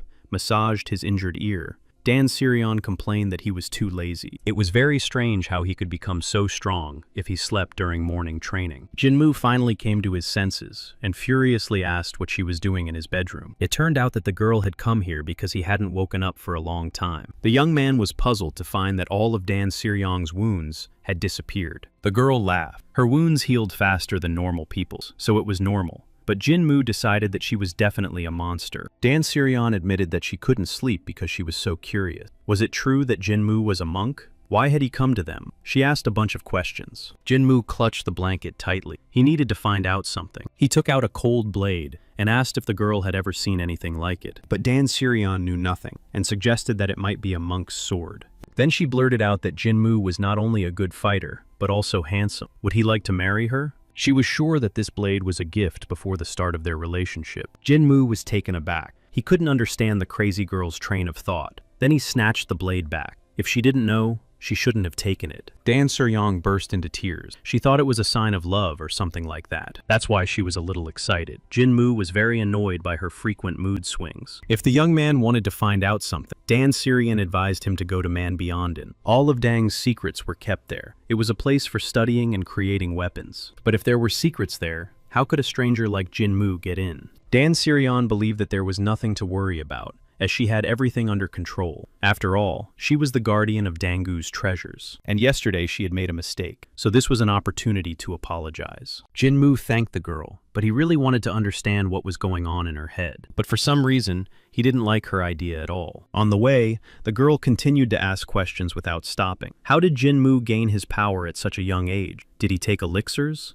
Had he had to take people's lives? In the end, the young man couldn't take it anymore and asked her to shut up. Dan Sirian got angry. He had no right to shut her up, but Jin-moo stood his ground and asked her not to ask any more questions. The girl was too annoying. While the young man was wondering why he had ended up with this particular person, they reached their destination. The place looked a little shabby. They were making gunpowder, so it was a bit messy. The caretaker of Man Beyondan, Dan Chung-gi, rushed towards the young lady with open arms. Dan Chung-gi recognized Jin-moo, and the girl quickly informed him that the young man wanted to know something. The young man took out a silver dagger and asked what it was and what secret it might hold. The caretaker invited Jin-moo inside. He couldn't get into the treasure room, but there was a place where they could receive guests. Inside, wearing gloves, glasses, and a mask, Dan Chung began to examine the dagger. He examined the blade under a magnifying glass. Jin-moo watched in amazement. It seemed that this curator was a master of his craft. Dan Chung was in awe. The master had definitely engraved the symbols on the dagger, and the holes in it were special, but it seemed that there was no secret mechanism in this item. The curator concluded that it was just a simple silver dagger. However, Dan Chung was not entirely sure about this. Dan Sirian noticed that the holes varied in size and depth. Perhaps that was the key. It was quite possible that these symbols could activate hidden springs. To Jin-moo, it all sounded pretty pointless, and the curator showed him how it worked using a lock as an example, where if everything was aligned, the lock would open. And if that was really the case,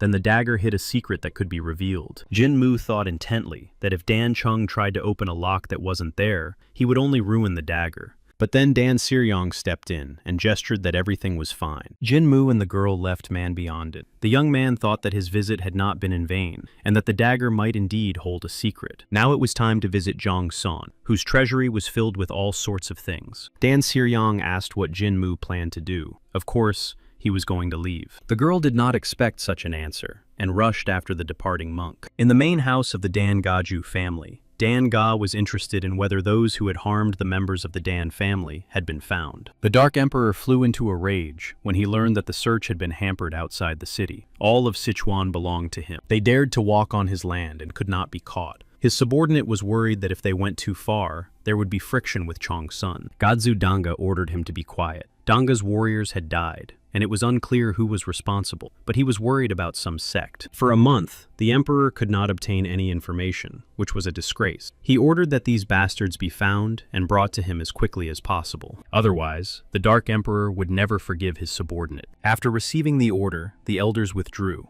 and a servant approached Gaju Danga. He reported the arrival of Din Saron and the monk Jin-moo. The Dark Emperor turned to the young people and asked them to tell him how their day had gone. The girl wasted no time in announcing that Jin-moo was still unmarried. Then she asked about the suspicious people. But Gadzu Danga changed the subject. He wanted to talk to his guest. Turning to Jin-moo, he apologized for letting him see him in a rage. The young man replied that everything was fine. His subordinate had failed to catch a small rat, and the reprimand was fair. And it was indeed a rat. It might have seemed like a weak creature. If they were not eliminated, they would begin to devour grain and multiply. This may seem like a minor problem at first, but it must be addressed immediately. The Dark Emperor agreed with these arguments. However, if enemies hide on the territory of another clan, they will continue to act using them as protection. This guy was funny. Not everyone was capable of thinking so deeply about a simple question. I wonder who raised him. Besides, Jin-moo did not look like a monk. The young man agreed with Gadzu Dang's last conclusion. It was difficult to see him as a monk. Unexpectedly, the Dark Emperor offered him to become a cat that catches rats. After cautiously sipping his tea, Jin-moo refused. He didn't care about money, and it was forbidden to harm other practitioners. In fact, the young man was outraged. What the hell kind of cat was he? And besides, he had no plans to settle down anywhere. The Emperor apologized again for his mistake, but it was all right because he was just trying to keep the conversation going.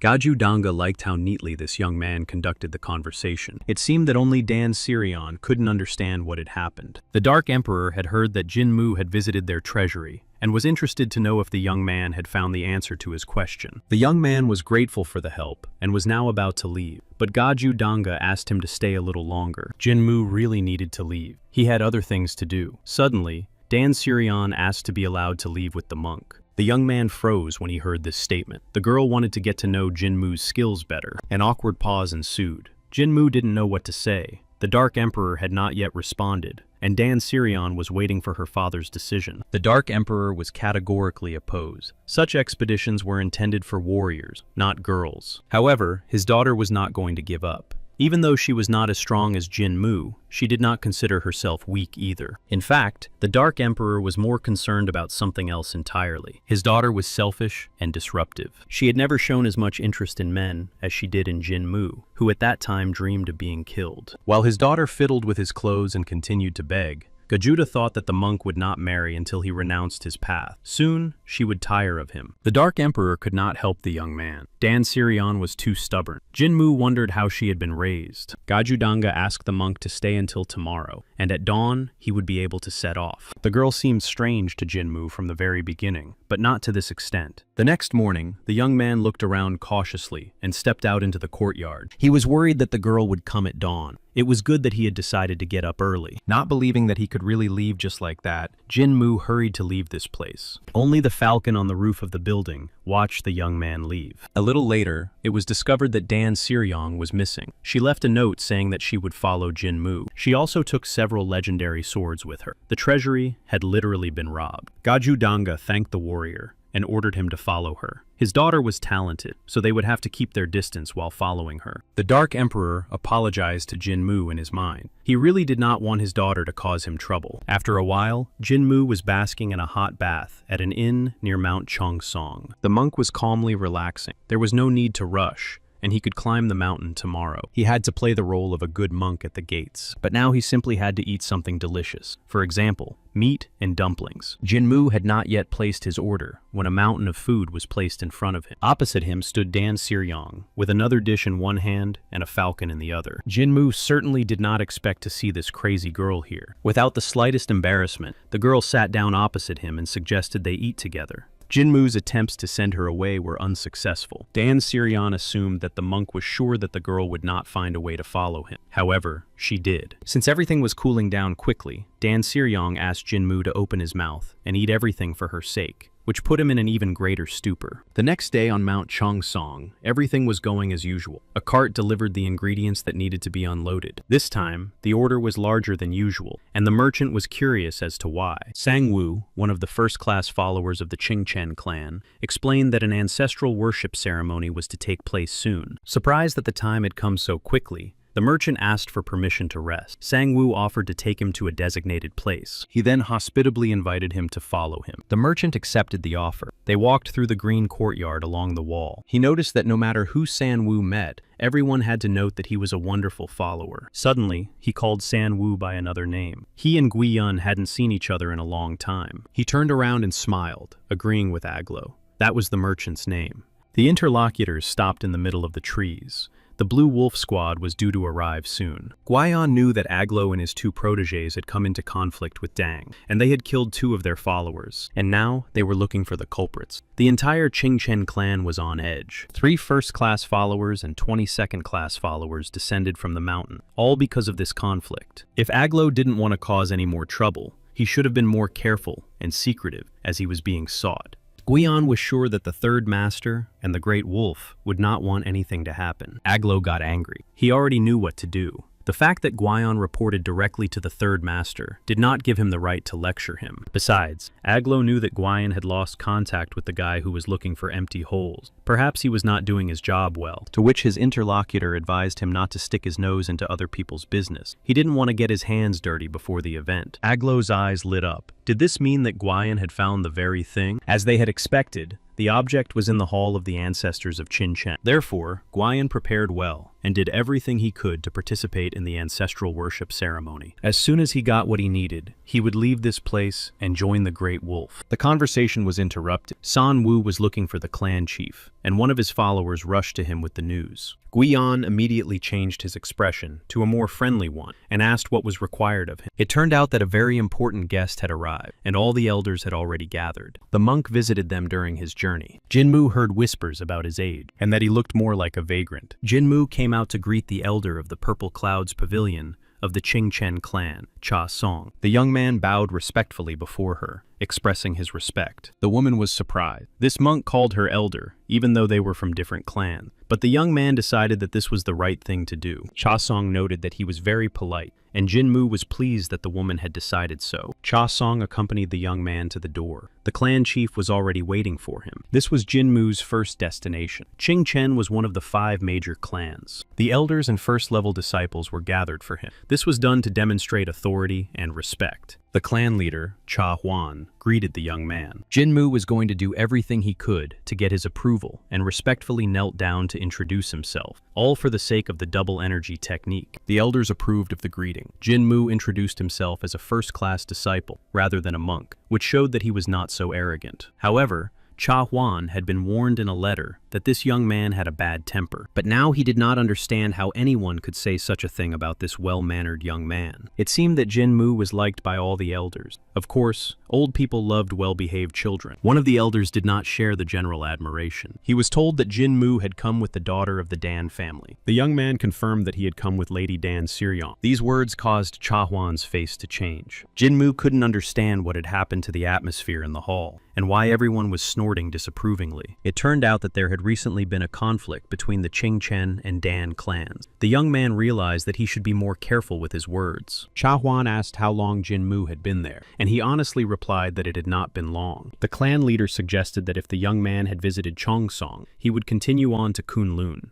Jinmu smiled and confirmed the correctness of his conclusion. He needed to pass the test and leave. It was a kind of tradition. To gain the recognition of the sage of the 5 paths, one had to demonstrate one's best qualities. The qualities of the disciple were assessed by the elders of the Mutang clan. It was necessary to secure their support by any means necessary. If you failed the test, nothing would happen. But if you passed, your name would be known everywhere. Cha Huan asked what level of enlightenment Jinmu had reached. Before the test, one had to assess one's abilities. The clan chief was curious, but the young man was not obliged to reveal his level. Jinmu vaguely replied that he had recently learned to control his spirit. But even this revelation caused considerable surprise. Controlling one's spirit at such a young age, it was no wonder that Jinmu was said to be a genius. The young man deserved his title. Cha Huan knew that the young man had come a long way, and suggested that he rest and begin the test tomorrow. But first, Jinmu wanted to visit the sanctuary and pay his respects to his ancestors. This request caused delight and admiration among those around him. Jinmu noticed that the atmosphere had improved, and that was good. Knowing the elder's weaknesses, it was easy to show himself in a good light. The clan chief let the young man go to the sanctuary. He had no reason to forbid it. San Wu was tasked with taking Jinmu to the right place. Now the young man was a guest of the clan and could disobey its rules. With the Jade Tablet, he could visit any place except the Bijou Hall.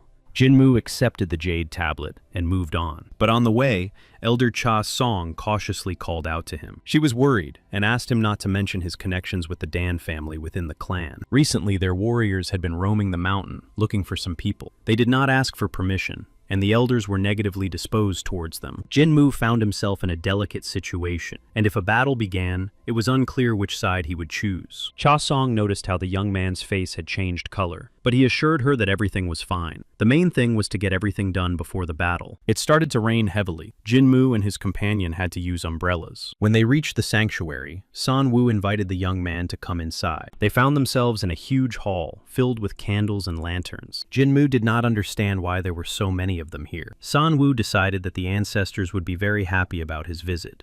There was not a speck of dust on the tablet. It seemed that the place was cleaned every day. It was cruel to force the students to clean the tablets of those who had long since passed away. There were also plaques from the time the clan was founded. Jinmu thought it was incredible. Now he had to bow before each plaque. Why did he blurt that out? He wanted to lighten the mood, but ended up getting himself into trouble. The young man began to bow, horrified at how many plaques there were. And why honor everyone like this? Anyone who saw him now would think that Jinmu had decided to change clans. From all this constant bowing, sweat was streaming down his face. But to his surprise, he discovered a crack in the floor. It was very likely that something was hidden there. It couldn't be a flaw in the board. The hole was too narrow and strange, and it was located right under the plaque, as if on purpose. Jinmu looked at the plaque. He wondered whose it was, and why there was such a long list of achievements. The sage Chon Mu, whose plaque it was, lived about 100 years ago. If that was the case, then he was the one who ordered the book to be divided into 4 parts, and hidden in different places. It turned out that the Yang sphere was divided into 4 parts. Sang Woo became concerned that something might have happened to the motionless Jin Mu. Could there be something wrong with the words on the tablets? Then the young man stood up and assured him that everything was fine. San Woo noticed that it was time for dinner, and that if the young man was finished, he should return. He himself did not go after the guest, using the excuse that he needed to close the hall. Slamming the door shut, San Woo wished Jinmu a pleasant evening. The young man watched the man walk away and wondered where he was rushing to. Could this hole under the sign for Cheonmu be somehow connected to what was happening? On the way, Jinmu repeated the lines he had read. The forest burned to the ground, leaving not a single tree standing. San Woo watched him, wondering if the young man understood the meaning of these words. However, Jinmu could not know that this was related to the second part of the Yang sphere. And until the time came, the meaning of that hole in the floor must not be revealed. San Woo couldn't leave things as they were, even if his opponent was Jinmu. The man disappeared from the rock he had been standing on a moment ago. Jinmu's companion, Dan Siryong, was already waiting for him. Finding the girl in his room, the young man lost his temper. She had somehow managed to get permission to enter. While the young man was away, the clan's disciples approached her and said that Jinmu could get into trouble because of her. The girl sent a message to her father, asking him to withdraw his warriors from the clan's territory. Dan Sirion threatened that if he did not do so, she would not return home. And so the conflict was resolved. Jinmu wondered what sin he had committed to deserve this girl as punishment. Dan Sirion guessed that the young monk had not eaten anything all this time, and suggested they go out to eat meat. But Jinmu was categorically against having dinner with her. On the other hand, if he refused, it was scary to imagine what Dan Sirion would do in response. In the tavern, the aroma of roasted poultry was already tempting them from the table. To the girl's surprise, Jinmu did not even touch the meat. He explained that he had no appetite, but Dan Sirion only ate vegetables. The young man noticed that the herbs were quite expensive. Perhaps they helped her recover quickly. Chewing on another root, the girl noticed Jinmu's gaze and advised him to just ask if he had any questions. Jinmu repeated the words he had read on the sign in the sanctuary. He was curious to know what Dan Sirion thought about their meaning. But an absurd thought about a hat with legs came to her mind. The young man said that he had read these lines in the Hall of Ancestors. Repeating the words, the girl began to lay out lines from leaves and stems. Suddenly, it dawned on her. What if she dug deeper? What if it was a password that could be found by breaking the words and sentences into pieces? For example, when you can't enter a certain door, and a person kneels down begging for food in front of it. The forest burned to the ground, leaving not a single tree standing. If you remove the character for tree, you get fire. The hat with legs still bothered her. Jinmu looked at the result, struggling to contain his amazement. The leaves and stems formed the character for bloodless. Mok In-gyum admitted that he had gone up the mountain with a bloodless weapon, and the hole under the sign left more than 100 years ago. This is what is left behind after bloodless. The cold-blooded blade was not quite the key to the clan's secrets. It could be the key to the location of the Yang sphere. Suddenly, Jinmu jumped up and, overwhelmed with gratitude, embraced Dan Sirion. The girl had helped him a lot in this situation, and she was really someone he could rely on. Jinmu himself couldn't believe he was saying this out loud, but it seemed that heaven was definitely on his side. He urgently needed to check something and hurried to the exit, but when he opened the door, he was forced to stop. The trip had to be postponed because uninvited guests were already waiting for them outside. Dan Sirion stood behind him and couldn't understand what Jinmu was talking about. Suddenly, a powerful surge of energy burst into the tavern. The impact shattered the doors, floor, and furniture into pieces. Jinmu stood his ground and drew his sword. The young man realized too late that he had been too excited and had not noticed that they were surrounded. Jinmu turned to the warriors standing in front of him and asked what they wanted. Their faces were hidden by thin fabric, but one of the attackers looked like Aglo.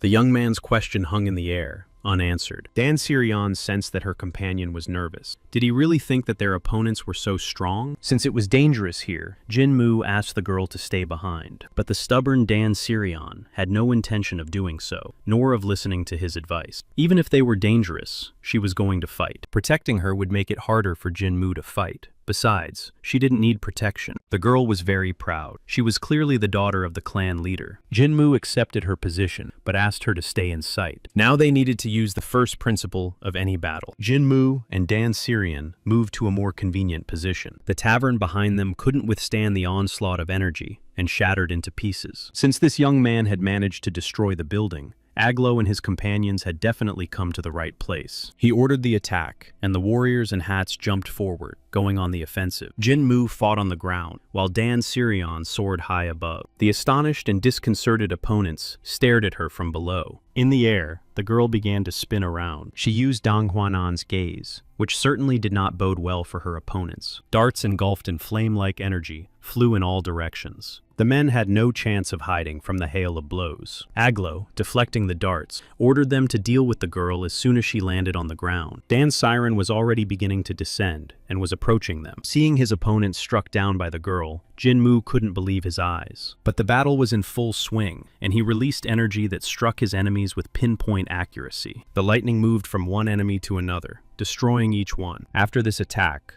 only Jinmu remained standing opposite the girl. The young man asked her if she was hurt. The girl smiled. She was the daughter of the head of the Dan family, and it was nothing. Jinmu asked the handful of surviving opponents if they wanted to stop, although if they valued their lives, they would not have risked attacking. He didn't know who they were, but today, they had definitely made a huge mistake. Jinmu was in a very serious mood and was going to leave them without their heads. The young man immediately got down to business and sent a new wave of energy. The sphere approached the enemies, who were still standing in place. After it reached its target, Jinmu soared into the air. Aglo watched what was happening and couldn't contain his anger. He had heard that this young man's spiritual power was great, but to his amazement, Jinmu easily released the energy of the sword. In terms of power, he could be compared to their master. Fighting him was pointless. All that remained was to take the girl hostage and act according to the circumstances. Suddenly, arrows flew at Aglo from a completely different direction. He managed to get his bearings and began to fend off the attack. This unexpected attack on the enemy caught Dan Sirion's attention. The girl was surprised to discover that they were warriors from her clan. They were supposed to secretly follow her on the orders of the Dark Emperor. The warriors had just heard that the people of the Dan clan had left this place, and, noticing the explosion, rushed to their mistress's aid. But the girl could not help with the information. She did not know the attackers because they attacked suddenly and for an unknown reason. Surrounded by warriors, Dan Aglo realized that what he had done was very bad. No one else from his squad had survived. His only chance of salvation was to flee. But he did not have time to carry out his plan, as Jinmu silently appeared behind him. Without hesitation, the young man grabbed his opponent by the neck. His gaze and the energy running through his fingertips did not bode well for Aglo. Jinmu used his favorite method and directed a flurry of blows at his opponent. The shocked Dan warriors watched the massacre. Jinmu seemed like a very scary person to them. While the young man dealt with the remaining enemy, the warriors became increasingly covered in sweat. Aglo lay on the ground. He had already lost many teeth, and his face had turned into one huge bruise. As soon as he finished, the warriors of the Dan clan rushed to express their gratitude to him. Jinmu knew that they had been followed from the moment they climbed the mountain. No matter how well they hid, he could sense them perfectly. The young man felt guilty towards the Dan family, but now everything seemed to be fine, and he was sincerely glad they had come. The warriors were grateful that he had helped them capture the criminal. It was the very man the Dark Emperor was looking for. Now they needed to somehow reveal his location, but it turned out that the warriors had already used a signal flare. Help had just arrived. But it wasn't just the Dan family who had come, but also the clan's students. If Jinmu had known they were nearby, he wouldn't have fought alone. One of the elders demanded an explanation from Mutang's disciple. He came to the signal flare and saw an entertaining spectacle. It was the elder of the Qingchen clan, Jia Gyong, who had accused Jinmu of having ties to the Dan family at their last meeting. The young man said that during a conversation with Dan Siryong, they were attacked, but the criminals did not reveal their identities, so they had to fight. In any case, such bloodshed on the clan's territory was unacceptable. In addition, The warriors of the Dan family were also present. Jinmu tried to find an answer. These people were calmly wandering around the mountain and just attacked him on the clan's territory. The young man couldn't find the right words. It was like fighting for his reputation. But to everyone's surprise, Dan Syrian intervened in the conversation. The girl apologized for the commotion and for disturbing the clan members. The warriors had appeared because she was in danger. Now the situation had been resolved, and the girl promised to leave immediately. It seemed that after these words, Jagyung softened, but the warrior on the other side still looked dissatisfied. Why were they all so stubborn? Jinmu thought hard about how to calm them all down. He cautiously called Jagyung uncle, which somewhat discouraged the elder. This was the outskirts of the clan, and belonged more to Sichuan. Moreover, the attackers were also enemies of the Dan family. It was worth allowing them to participate. Showing favor would improve relations between the Qingchen clan and the Dan family. And even if it happened on the territory of Mount Cheongsong, an investigation could be conducted under the clan's control. The idea of controlling the Dan family's investigation appealed to Jagun. The elder appreciated the young man's idea, and his attitude toward Jinmu immediately changed. Jagyun addressed the Dan family's warriors and thanked them for their help. He asked if the attackers could be connected to those the family was looking for. Since they were hiding here, the Chinsen clan felt guilty and wanted to offer to participate in the investigation. Until the situation was resolved, the elder promised the members of the Dan family free movement throughout their territory. But since the attack took place on the mountain, the Qingchen clan also asked to participate in the investigation. It was a great decision, and the Dark Emperor should have been happy with. Jinmu was able to breathe a sigh of relief. It seemed that the conflict had been resolved. The young man was about to leave, and Jagyun needed to report to the clan chief. While everyone was busy, Jinmu decided to conduct his own investigation. Cha Huan was delighted. Their guest had managed to catch those whom the Dan family had failed to catch. He emphasized his respect for the clan by calling the elder uncle. He also raised the reputation of the clan itself. What an amazing student. The clan leader praised and thanked Jinmu for his good work. The elders did not know how to thank the young man, and he responded with embarrassment, saying that he had only done what was right. However, Jinmu still wanted to ask the head for a favor. The young man asked if he could visit the ancestral hall again. He explained that such visits had become a habit for him, and that many masters had received enlightenment in the ancestral halls. Cho Huan suggested that the young man wanted to meditate there, but the young man was eager to see the hall again. The clan leader was puzzled that the young man had become a master at such a young age. Perhaps there was some secret to it. Finally, he gave the young man the long-awaited permission. Cha Huan ordered everyone to be warned not to disturb Jinmu while he was meditating in the ancestral hall. Now Jinmu only had to check the hole under the plaque, and the second part of the Yang sphere was already in his pocket. His companion, Jagyung, told Sanwu to give him the key, as Jinmu would now be meditating in the ancestral hall. The man was stunned. He couldn't understand how the young man could have survived. Could it be that his companions had failed to deal with him? It was probably not without the help of the clan. Most likely they saw the signal fire. Because of Jinmu, everything was going wrong. He couldn't be allowed to learn all the secrets. Sangwoo tried to argue that it was against the clan's rule, but he couldn't do anything about the chief's approval. The man continued to be stubborn, and Jagyung lost his temper. As a member of the clan, Sangwoo had to respect the head's decisions above the rules. He had no choice but to hand over the key to the hall. Jagyung led Jinmu toward the hall, but Sangwoo rushed after them, intending to go in with the guest. The elder finally lost his temper and ordered the man to stop interfering. In the end, Jinmo found himself alone in the ancestral hall. He moved slowly, looking around. Finally, he reached a secret opening under the right plaque. Jinmu began to move the table. The main thing was to leave everything in its place afterwards. The young man took out a cold-blooded dagger. He had waited a long time for this moment, and finally luck was on his side. Placing the blade against the opening, Jinmu hoped that part of the Yang sphere would soon be in his hand. The shape of the blade matched the shape of the hole perfectly. Jinmu still couldn't believe he had managed to do it. After the blade fell into place, some of the boards began to rise, and before the astonished Jinmu appeared a hiding place with a box. The young man carefully removed the lid and saw a piece of paper inside. It was what he had been looking for. Now, all that remained was to uncover the secret, find the key, and obtain the Yang sphere. Jinmu carefully reread the text, trying to memorize it. It said that infinity reflects the movement of Yang and the calmness of Yin. But was that all? Just one measly piece of paper. Jinmu reread it again and decided it was nonsense. Then he remembered that the second part was divided into 4 more parts. Now it seemed quite logical that he couldn't understand the meaning. But if he gathered all 4 parts everything would fall into place. So he already had the first part. Now he had to memorize it and destroy it. Fate was on his side, and he was the only one who needed to know the text. Suddenly, Jin-Moo felt that something was happening outside. Holding the piece of paper in his hands, he began to wonder how to get rid of it now. Meanwhile, the clan's disciples and elders had gathered outside. They turned at the sound of the door opening. Jagyung was surprised that the young man had finished so quickly. Jin-Moo replied that it was thanks to this amazing ancestral hall. He expressed his gratitude for the clan's hospitality. Jagyung volunteered to take the young man to rest. Sang-woo watched his companions walk away. Once they were far enough away, he rushed into the hall. Because the elder continued to stand guard, he could not intervene earlier. Worried about the hiding place, he rushed straight to the opening. But it looked completely different from before. Sang-woo realized with horror that Jin-Moo had discovered the hiding place. He had to tell Aglo everything immediately and decide together what to do next. It was frightening to imagine what would happen if the Lord of the Three Palaces found out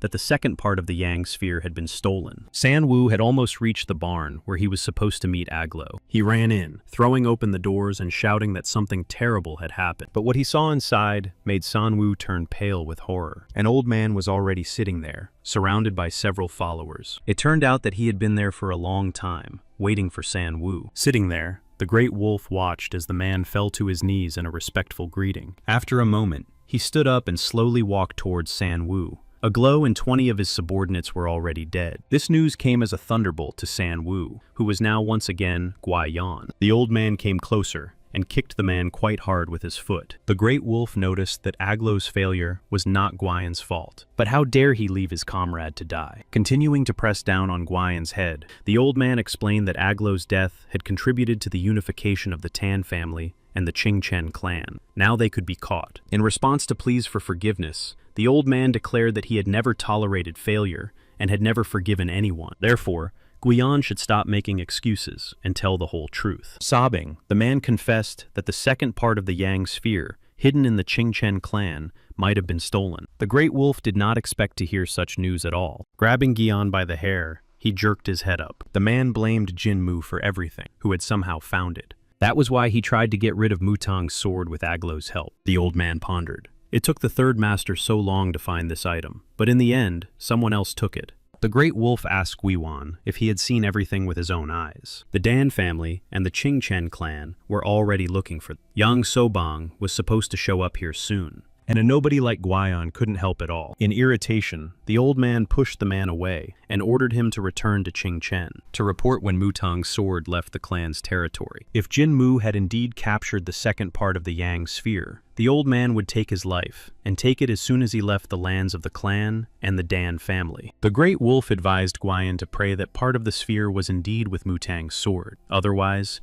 his entire family would end up in the afterlife. The exams in the Qingchen clan ended rather quickly. While Jin-Moo answered the elders' questions, they smiled and discussed something. Since he had revealed the level of his abilities, he had to fight one of the former elders. It was a formality, and ended in a draw. The elders were shocked and amazed that a simple apprentice had fought a former elder. And finally, the time came for Jin-Moo to leave the clan. As he said goodbye, he modestly listened to words of admiration. Cha Huan was delighted that this young man did not have a trace of arrogance, and the clan chief wanted to meet with his elder soon. After all, he had raised such a talented boy. Jin-Moo knew that the last time Cha Huan had communicated with Mutang was more than 10 years ago. The Qingchen clan had never helped Mutang and had severed all ties. And now, when it was profitable, he decided to resume communication. Cha Huan called Sang-woo to escort Jin-Moo and noticed abrasions on the man's face, which he explained were the result of an accidental fall. Sang-woo was instructed to make sure Jin-Moo left the clan's territory safely. Jin-Moo looked at the man's bruised face and strange smile with incomprehension, but agreed to go with him. 3 days later, the Dark Emperor received a letter from Yang Sobang. It said that people with evil intentions were hiding in Sichuan, and there was a possibility that they were hunting Jin-Moo. The Dan family, the Qingchen and Imei clans, must follow the orders of the Muram Alliance and protect the Mutang sword. Gaju Danga cooperated with Muram, but did not obey him. However, Jin-Moo now had his daughter with him, and if this was Muram's order, then the enemy was not so simple. Nothing should happen to his daughter, Dan Sirion. The Dark Emperor summoned his masters and announced that his daughter was now in danger. The masters who had passed the 3 exams had to prepare immediately. As soon as Dan Siren's whereabouts were known, they had to set out. And what about him? The Dark Emperor was also going to go to his daughter's defense. Something had happened in the Qingchen sect. All the disciples were running away. One of the young men went to San Wu, who was cleaning at the time. He said that Murim had sent a letter about Jinmu to the clan leader. It was suspicious. Murim's sword should have already been on its way, so why did the letter arrive so suddenly? The letter said that Jinmu was in danger, and that the head of the Cho Huan clan and the elders had to help him. Beads of sweat covered Sang Wu's face. How could they have found out about their plans? Could someone have been caught and revealed all the information? But that was impossible. All their warriors were trained to remain silent, even under the most brutal torture. In addition to their clan, letters had been sent to the Dan family and the Ime clan. Something had to be done. No matter how strong the Great Wolf and his warriors were, they would not be able to stand up to the three leaders. Jinmu had left the clan 3 days ago, and the old man was about to attack. He had to be warned. It would be bad if he encountered the chiefs. At that time, Jinmu and Dan Sirion were moving through the forest. The girl asked to make a stop. They had been traveling at this pace for 3 days. The young man was not to blame for her being accustomed to traveling in comfort, nor did he force her to go. The young man was in a hurry for a reason. He had a very good reason for it. The people from the empty hole and the man who had recently attacked them wanted the same thing. They were all clearly eager to get their hands on the Yang Sphere, part of which he already had. But how did they find out about it, and where Jinmu himself was? The young man spurred his horse on. He would not let them take away what he had already found. He had to get to Kunlun as quickly as possible. An old man and his subordinates watched them from a high cliff. So this young man was the famous Jinmu. The old man waved his hand and gave the order for everyone to get ready. The Great Wolf had waited a long time for this moment and was going to take back everything that belonged to him. Dan Siren asked for a break. She could no longer ride at such a pace. Suddenly, Jinmu stopped, and the girl rejoiced, thinking that this was the long-awaited break. However, the young man put his finger to his lips, indicating that they needed to be quiet. Dismounting, he explained that they were being followed, and since there were too many of them, they were definitely not the girl's bodyguards. There were about 20 of them, maybe more. Jinmu asked Dan Siryong to be more careful. They were probably enemies. Just then, a subordinate of the Great Wolf blew a horn. Jinmu prepared to defend himself upon hearing the unfamiliar sound. The Great Wolf stepped to the edge of the cliff, watching the young people from above, and with one step, he flew down to them, despite the impressive distance. Jinmu was alerted by the sounds accompanying the old man's jump, and turned around. His eyes beheld the incredible sight of a flying man engulfed in energy. Here they were, the people he had been in such a hurry to overtake, and who had constantly attacked him. Jinmu hurried to meet the old man from the pavilion, shouting at Dan Sirion to get out of the way. The opponents rushed towards each other, filled with energy. The distance between them was getting smaller and smaller. Shouting that he was glad to see them, Jinmu swung for a blow. The old man did not change his direction. After all, he was a great master. Jinmu had exposed his back, and the Great Wolf easily leaped over him. The young man regained his bearings and hurried to turn around. But he realized too late that the old man was not aiming at him, but at Dan Sirion, who was now alone below. The girl heard the warning cry and prepared to defend herself. Jinmu rushed to her aid as quickly as he could. Dan Sirion had no intention of following advice and dodging. She couldn't just sit on the sidelines. The girl raised the whip that was wrapped around the Great Wolf. She was completely sure that she had caught the attacker. The old man, wrapped in her energy whip, smiled dangerously. Easily freeing himself from his bonds, he rushed towards the girl. Jinmu, trying to prevent the terrible from happening, stretched out his hand in horror. But they were still quite far from him. He saw clouds of dust rise from the collision, and stones fly in different directions. What he saw later left him stunned. Dan Sirion lay on the ground, showing no signs of life. The young man jumped in front of her and stood opposite the old man, ready to fight. Turning around,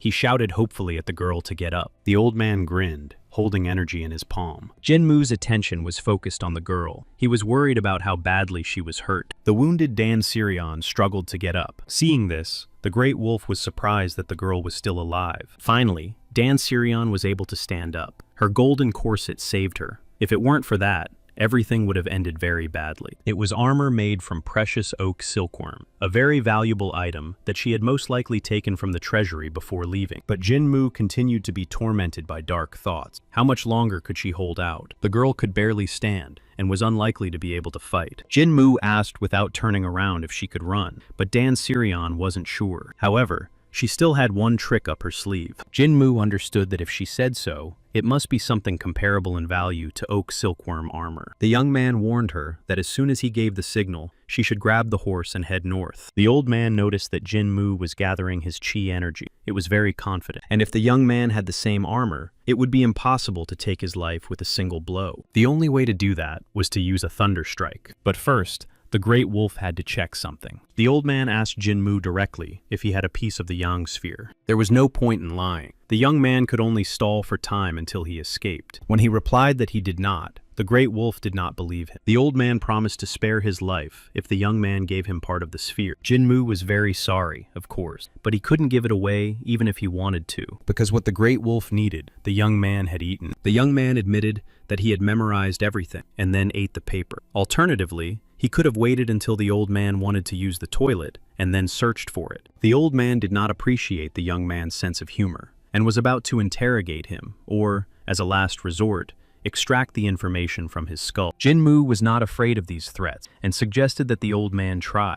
The young man furiously released his pent-up energy into the great wave, simultaneously giving the signal to Dan Syrian. The girl understood the sign and hurried to Jinmu to hide in time. The old man also gathered energy while watching the young people's tricks. The energy ball in his hand faded. Jinmu performed a diversionary trick that allowed them to escape. The great wolf ordered his men to immediately go after the fugitives. They had already mounted their horses and were galloping at full speed. A real chase began. Jinmu and Dan Syrian hurried to escape their pursuers. The girl smiled and took out the hidden weapon she was going to use. Pulling the cord, she aimed it at the pursuers. It was called Heart-Piercing Rain, and dozens of arrows flew from it, striking the enemies. Caught in a hail of blows, the enemies tried unsuccessfully to hide from them. The great wolf managed to catch one of the arrows in flight. He easily crushed it in his hand. The old man found it all very amusing. The great wolf looked at his defeated warriors. Even if he failed to get part of the sphere, he was determined to take the lives of these two. Heavy rain began to fall.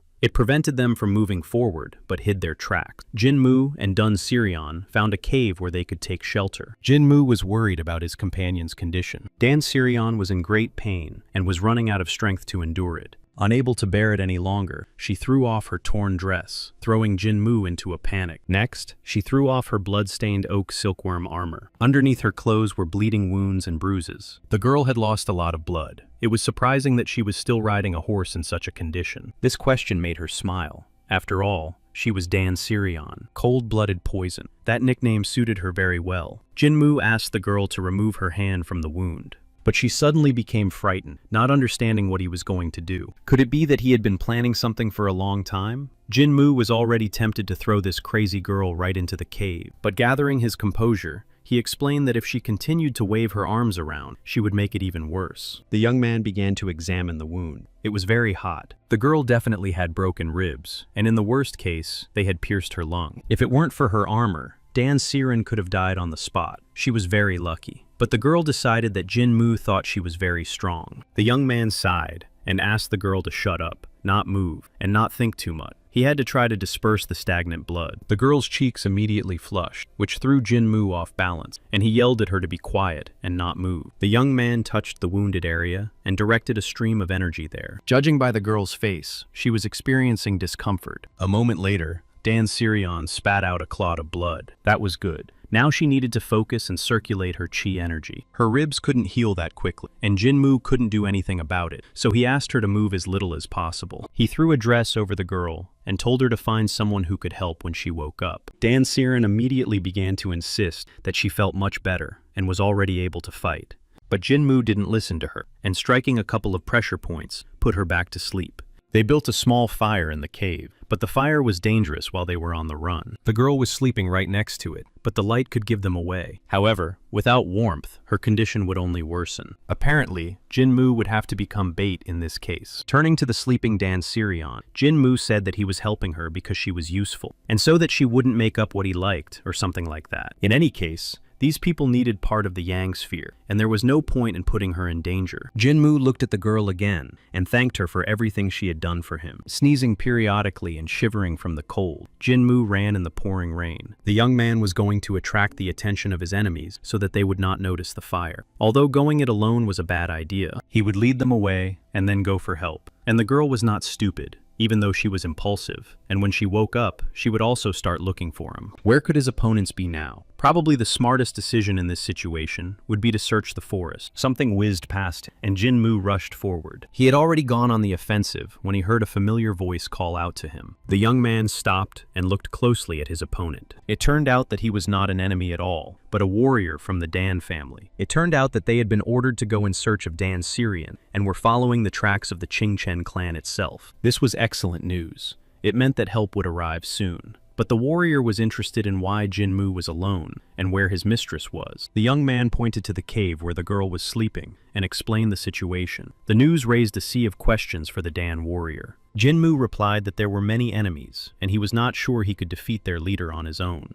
The arrival of help could take 1 or even 2 days. Jinmu was not sure he could hold out that long, but he told the warrior to go after the others while he distracted the enemies. The stunned man realized that this young man wanted to act as bait, but there was no time for conversation. The enemy was already close. Jinmu vanished in a flash before leaving, telling the warrior to go to Dan Syrian. The young man himself rushed further into the forest. Reaching the clearing, he began to use his released energy. The warrior heard his pursuers rush after Mutang's sword. This young man was truly a real monk, ready to sacrifice himself to save another. The man promised that he would never forget what Jinmu had done for Dan Syrian. The enemies followed Jinmu like shadows. He had to hold on until help arrived, and the night would soon be over. A real battle began in the clearing. 3 enemies against 1 monk. Jinmu struck furious, not letting his opponents get close. He addressed his enemies, although asking them about their goals was probably pointless. They were simply villains and nothing more. The young man rushed at his enemies again, preparing to strike another blow. He deftly dodged the blades aimed at him, and scattered all 3, using a whirlpool of energy. After that, he decided to flee, and his pursuers rushed after him again. The old man's subordinates were so well trained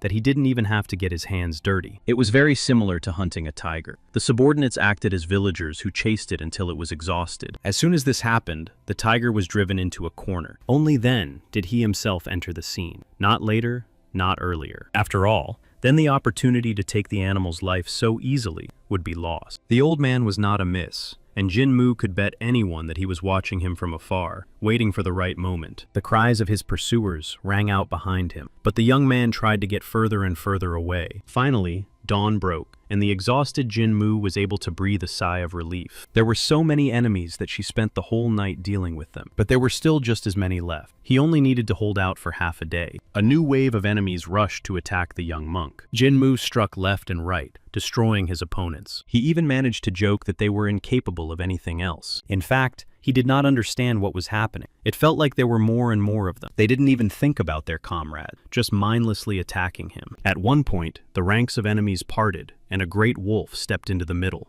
Exhausted, Jinmu, barely able to breathe, looked at his main opponent. However, as the old man noticed, he did not look surprised. Could it be that Jinmu was waiting for him? The great wolf praised the young man for hiding his companion well. Jinmu became angry and forbade the old man from touching her. The young man hoped that the old man was afraid that help would soon arrive. The battle lasted all night, and he was exhausted. It was unclear how long he could hold out. It would be good if the warriors of the Dan clan were already on their way. Jinmu also hoped that the Dark Emperor would not abandon him once Dan Syrian was safe. The old man ordered his men to stand back and let him know when the Dan family appeared. He intended to fight Jinmu himself, showing his respect for the fact that the young man was dangerous and knew how to use his head.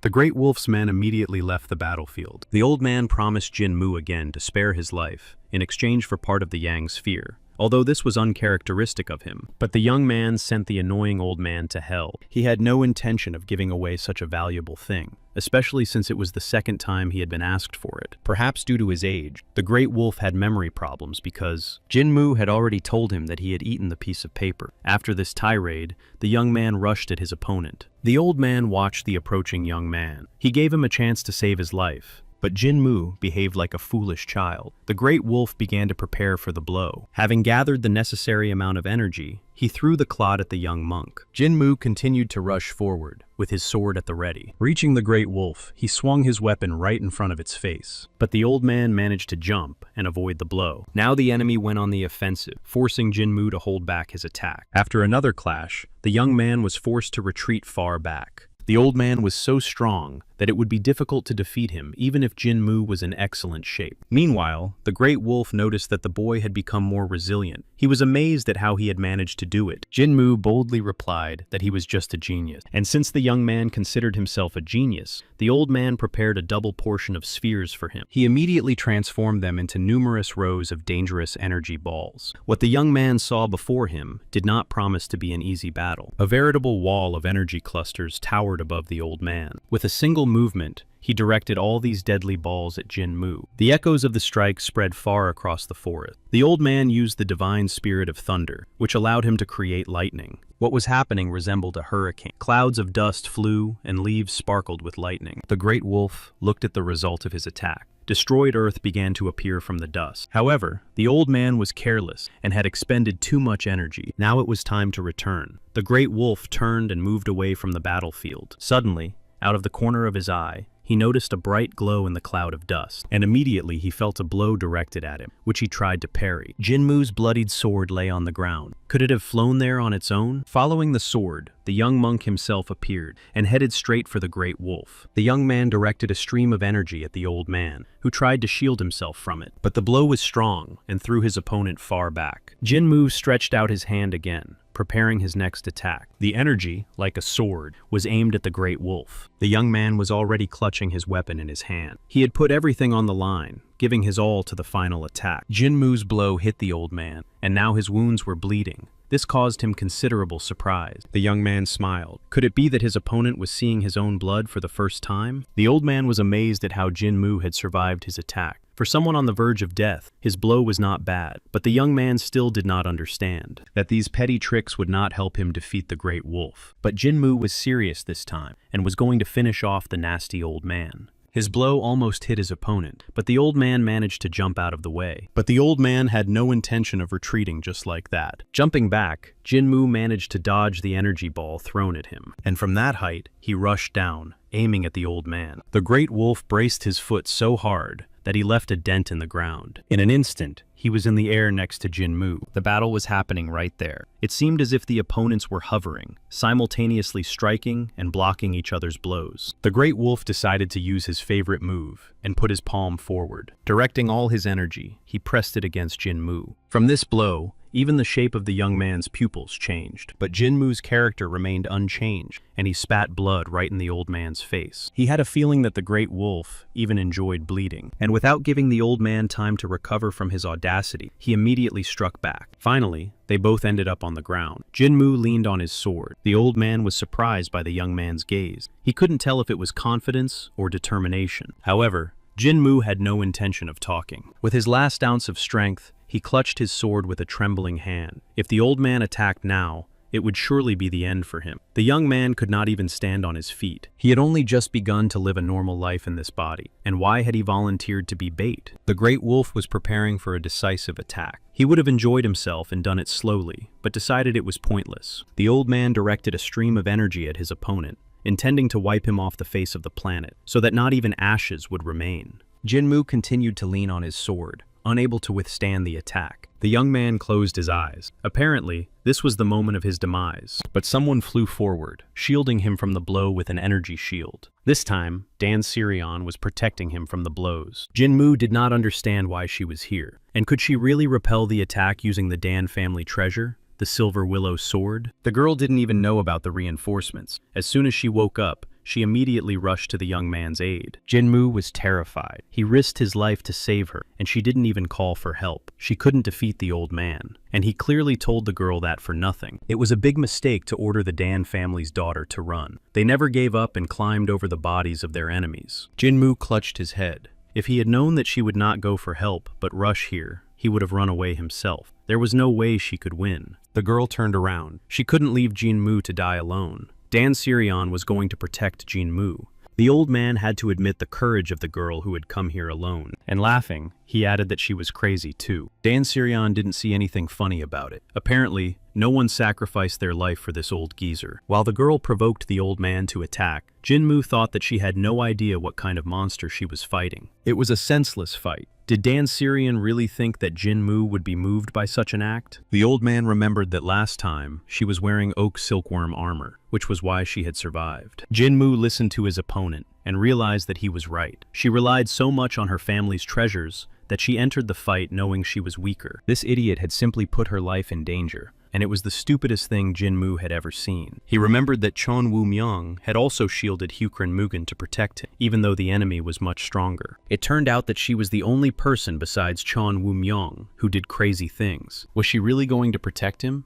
The youngest daughter of the Dan family was protecting the almighty Hukrin Mugen and the great sword Mutang. Even out of pride, Jinmu couldn't let her do it alone. He broke off the tip of the sword, saying it was just this once. It was unlikely that he would get another chance to do so. He had to wait for the moment when the old man let his guard down and strike. Dan's siren urged the great wolf to attack, as she was already bored. Tom was already tired of the girl's arrogance in these games. He was going to destroy them both. Realizing that the moment had come, Jinmu threw the sword fragments. Powerful whirlwinds of energy, released by the old man, rushed towards Jinmu and Dan Sir one night. At that moment, the sword fragment flew straight at the great wolf. He easily waved it away. Did Jinmu really think he could defeat him with such a ridiculous attack? But while the old man was mocking him, the second fragment reached his heart. Watching the sword pierce his flesh, he couldn't understand how it happened, because the attack had been deflected. Surprised, he turned to the young man rolling around with laughter. Jinmu used Mutang's vision. He made his opponent think he had blocked the attack, while the real one would hit him a moment later. The old man considered this a dirty trick. The old man did not understand why the young man continued this senseless struggle. He did not even have the strength to get up,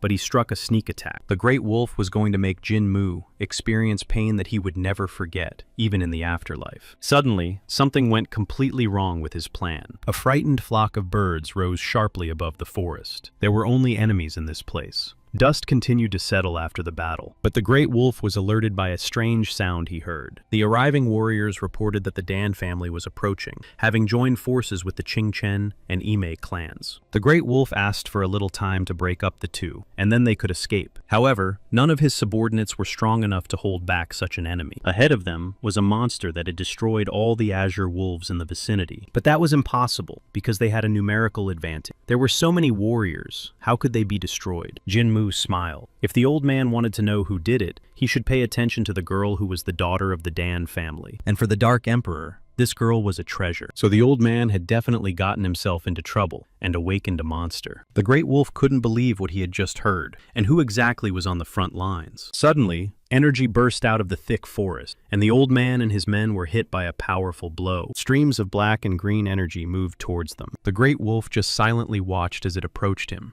sweeping away his warriors. After the blow, the Dark Emperor descended from the sky, and on the ground lay the old man's warriors, struck down by hundreds of needles. Gaju Danga was serious, and his gaze did not promise a happy ending for the old man. The Dark Emperor descended directly onto one of the fallen enemies, crushing his body. A sad picture unfolded before him. His daughter and Jinmu lay on the ground, and the only enemy stood nearby. The young people showed no signs of life. Jinmu's arm was wrapped around Dan Sirion. Now, the Dark Emperor cared about nothing but his daughter. The man remembered how he had taken her in his arms when she was first born. What a cute little girl she had grown up to be before his eyes. And now she was lying on the ground, covered in blood, her hair tousled, not moving. Gaju Danga reached out his trembling hands toward his daughter's curls, but then he quickly pulled his hand back and clenched it into a fist. The Dark Emperor looked at Jinmu. Was this scoundrel so weak that he couldn't even protect Dan Sirion? When the girl announced that she was going to leave with the young man, her father should have been more insistent in persuading her to stay at home. One of the surviving warriors noticed that now was the best time to hide, while the Dark Emperor was busy. The old man agreed. It was only a matter of time before martial arts masters from other clans arrived. Something had to be done. The Great Wolf ordered an attack on the Dark Emperor. Gaju Danga did not even turn around. He simply raised his hand, and with a single gesture, he swept away his opponents like tiny insects. The Dark Emperor calmly watched as his enemies disappeared from the face of the earth. Only the Great Wolf remained standing before him. Gaju Danga realized that it was him, the one who had shed the blood of his beloved daughter, Dan Sirion. The Dark Emperor was truly a great warrior, and the old man knew it. He had expended too much energy fighting the young man, and now could not escape. Besides, he was the third master, and he couldn't run away with his tail between his legs. The Azure Wolf Squad had been destroyed because of him. He would take this secret with him. The old man launched a powerful attack on the Dark Emperor. Even Gadzu Danga would not be able to block this blow. The Dark Emperor watched in surprise at what this crazy old man was doing. It seemed that he intended to destroy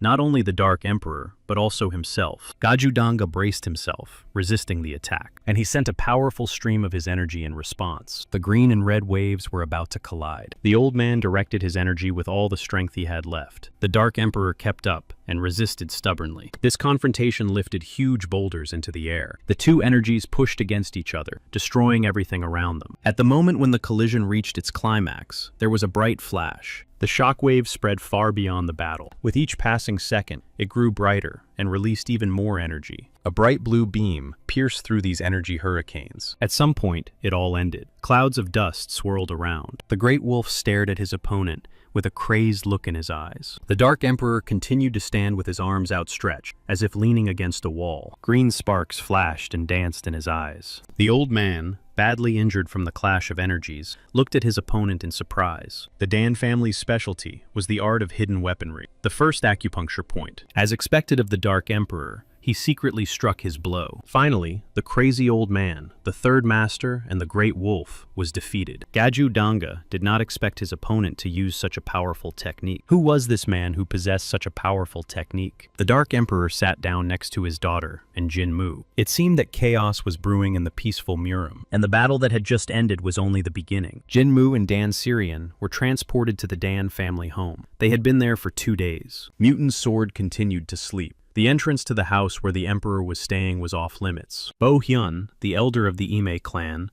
was shocked that even Gajudanga had been injured. Who was his opponent? Chagyong was also curious about this. However, those who had been captured were being held captive by the Dan family and were unlikely to share any information. But it was clear that these were no ordinary martial artists. Their skills could be compared to those of the disciples of the Ime sect, and the location of the battle spoke for itself. One had to be on par with the 7 great masters of Marima to create something like this. Mutong's sword was impressive. He was able to stand up to such a strong opponent. Jinmu said that his chi was at the level of intention, but it seemed that he had already reached the level of energy chi. Mutong had raised a very talented student. The elder's conversation was interrupted by an unexpected guest, whose appearance caused mixed emotions. Yang Sobang stood in the doorway, accompanied by Cheon San and Cheon Wu. He hurried as fast as he could, but it seemed he was still too late. The disciples headed for the well-guarded gate, which was strictly off-limits. The guard standing at the entrance asked the young people to leave, as the emperor had imposed a strict ban on outsiders. Chon-san was not in the mood for pleasant conversation. The elders said that Jinmu was in serious condition. Yang Sobang told the boys to leave. Cheon-sang, who was usually so calm, was now unrecognizable. The disciples tried to argue with this decision, but they were in Sichuan, which was the territory of the Dan family. There were rules here, and it was unlikely that the Dan family would harm Jinmu. At that moment, the gate slowly swung open. Dan Taejin, the eldest son of the Dark Emperor, came out to meet them. They knew each other, but had not seen each other for a long time. Dan Taejin invited them inside. However,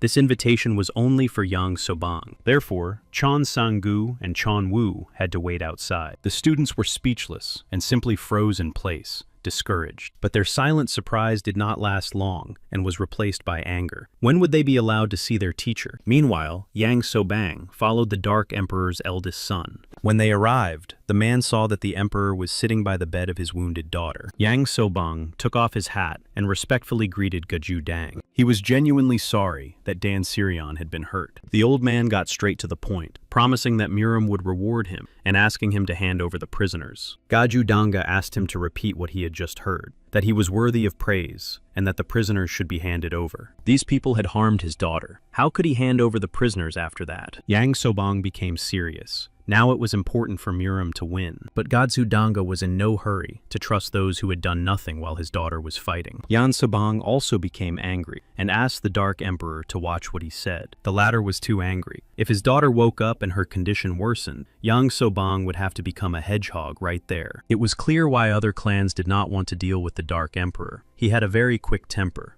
The Dan family never forgave those who harmed its members, and now that his daughter had been hurt, his enemies would be slowly and mercilessly destroyed. Still, Yang Sobang asked him to think it over. The enemies had many warriors, and the Dark Emperor might need the support of other clans. The one Gajudanga fought was called the Great Wolf. He led a squad of azure wolves, and they were part of a secret organization called the Palace. Yang Sobang hoped that the emperor understood how powerful he was. There were many masters in this organization who were no less powerful than the Great Wolf. Yang Sobang could tell everything he knew. If the Dark Emperor agreed to meet, he would do the same. There was no one in the Central Plains who could compare to the Beggars clan, and Godzu Danga recognized that they knew how to handle information. But he couldn't just hand over the hostages. The Dark Emperor suggested that the Dan family lead the investigation and that Yang Sobang take part in it. His interlocutor agreed to these conditions if the Dark Emperor consulted with him before taking any action, and the plan would have to be drawn up by the Great Advisor. It turned out that Godzu Danga would have to ask permission for everything. The Dark Emperor agreed, but clarified that he was not a subordinate. They were going to start acting as soon as his daughter's condition improved. The girl had a broken rib, but everything was fine. However, her hand greatly concerned him. Yang Sobang cautiously asked about Jin Mu. The mention of Mutang's sword enraged Godzu Danga. If it weren't for that scoundrel Dan Syrian, everything would have been fine. He heard that Jin Mu defended her to the end, and even acted as a decoy, but the girl still followed him. The Dan family did not forget insults. The same applied to help. Jin Mu was given a special medicine, and he was supposed to wake up soon. Now everything depended on his body. Would it accept the medicine or reject it? The young man was half asleep and did not understand what was happening to him. He had the feeling that something was flowing and writhing through his veins. It was as if there was a ball of snakes inside his body. The snakes seemed to be eating something, and that something was the energy of the 6 yangs that the young man had worked so hard to gather. Jin Mu was angry. How dare they consume his precious energy without permission? Such thoughts and feelings made him cringe in his sleep. He had put so much effort into accumulating this energy. At a certain moment, he stretched out his arms, and waves of energy burst out of him. He was very angry and intended to destroy all these snakes. They scattered into dust from the released streams. Jin Mu saw the surviving snakes begin to crawl away. There were too many of them, and there was no point in chasing the small one. So Jin Mu focused on destroying the large ones. The young man looked around for survivors. Right in front of him was a large snake with burning eyes. Most likely, it was the creature that had consumed most of his energy.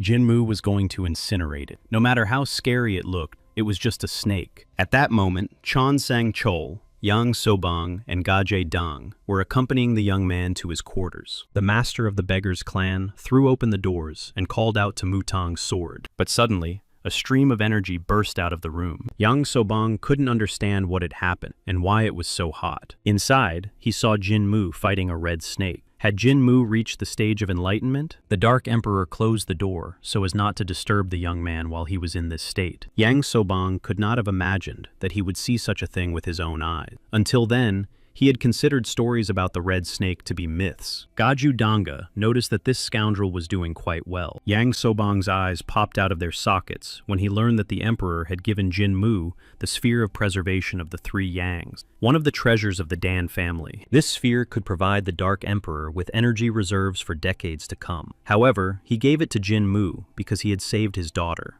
But if he couldn't handle it, the sphere would be no more useful than a regular elixir. Although it seemed that Jin Mu was coping, this lucky guy absorbed the power, while Dan Syrian only had his internal injuries healed. Yang Sobang shared the news with his students that Jin Mu had achieved something great. The young man had gained great power after saving the youngest daughter of the Dan family. The next day, carts with bales were unloaded in the courtyard. Dan Syrian, who had recovered but still had her arm bandaged, was surprised that Jin Mu was still asleep. What kind of weakling was he, still sleeping after being wounded? Chan Sang and Chan Wu guessed that the person standing before them was Dan Syrian herself. She was the one who had been with their teacher while they were struggling at the meeting of all the dragons. The girl rushed at full speed to see Jin Mu and was ready to run through the students. Chan Wu bravely blocked her way. His teacher needed rest, and even if she was the daughter of the Dark Emperor, she still had to behave properly. Unexpectedly, the girl grabbed the student by his chubby cheek. According to her, Chan Wu was too hot-tempered for such a chubby boy.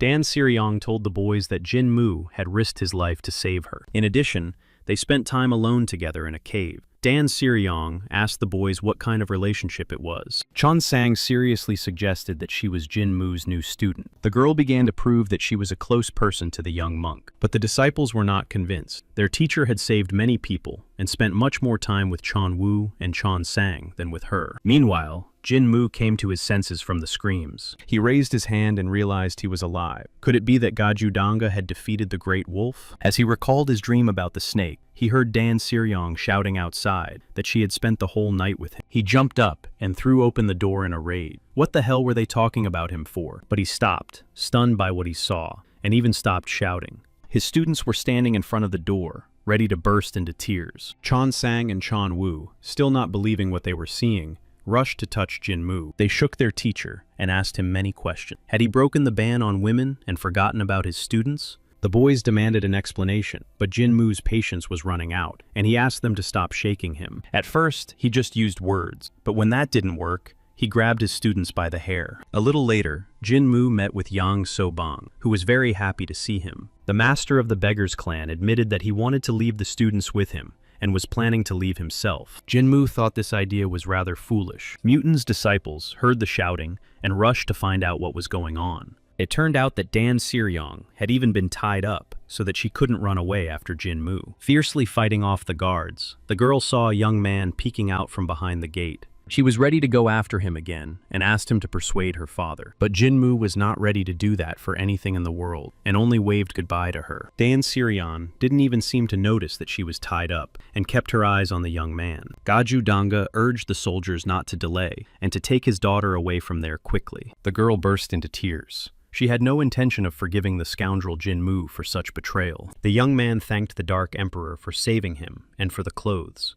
The Dan family never remained in debt. Jin-moo didn't quite understand the phrase about debt, but Gaju-danga was about to leave and said goodbye. The Dark Emperor almost forgot that he had something to say to Yang So-bang. Gaju-danga warned that if he sent even one letter written in a disrespectful tone, the Emperor would destroy the master. After all, he was a very quick-tempered man. Jin-moo and Yang So-bang watched the carts leave. The master of the Beggars clan invited the young man inside. There, he was going to tell him what had happened while he was asleep. Upon learning that the Dark Emperor had given him the sphere of preservation of the three Yang, Jin-moo jumped up from the bench. That was why he felt so strong when he woke up, and his internal energy had increased. Yang So-bang interrupted Jin-moo's dreams of giving Gaju-dang a good job after he took over everything. The master had heard that the young man had been attacked because of the cold-blooded dagger, and he was curious why he carried it with him. Jin-moo took out the dagger. The young man admitted that he had come into possession of it under certain circumstances, and did not know its secret. He just didn't want it to fall into the wrong hands, and gave it to Yang So-bang for safekeeping. In any case, the secret letter had already been eaten. Yang So-bang thanked him for his trust. Now the investigation would make progress, and he needed to go to the Dan family, where the prisoners were being held. He suggested that Jin-moo go with them, but to the disappointment of his students, the young man planned to continue his journey. Yang So-bang hoped that they would manage on their own. All the sects would be involved in the investigation. Now it was time for them to set off, and Yang So-bang said goodbye to the young man. Chon Sang and Chon Woo lingered. They wanted to ask their teacher something. The boys were worried that Jin-moo had spent the night with Dan Siryong. He clicked his tongue, as if his students didn't know him well.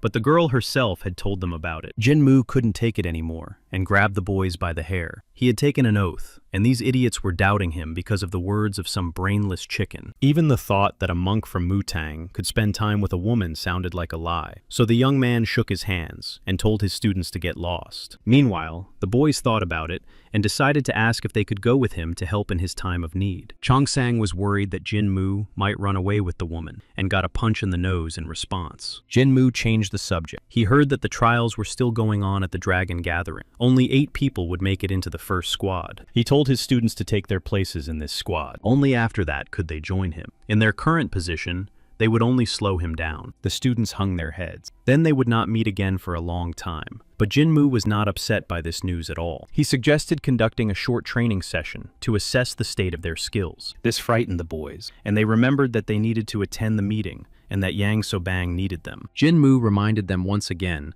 that they needed to become part of the squad and represent Mutang there. And if they failed, they would have some interesting training sessions with him. After making sure that the students understood everything, Jin-moo turned them around and directed them to the exit. As a farewell, the teacher gave Chon Woo and Chon San a push to speed them up and wished them a safe journey. Now it was time for him to hit the road. The lady enjoyed the flowering plants surrounded by her subordinates. The woman was the master of the inner palace and a great mother. The master of the third palace came to greet her, thinking that she was training the master of the small palace. Ton Ryonggong replied that she was not busy at all, and that the master of the small palace was doing very well on his own. The woman was aware of the unfortunate situation in Sichuan. The fact that she was interfering in his affairs angered the man. But Tonryu-gun was not alone in her opinion, which she expressed in response to his remark. The master of the third palace was horrified to see the mark on the woman's hand. The Great Mother had come to deliver an order from the Great Gongju, and the third had to accept it with obedience. Sangguan-hyun from the third palace fell to his knees,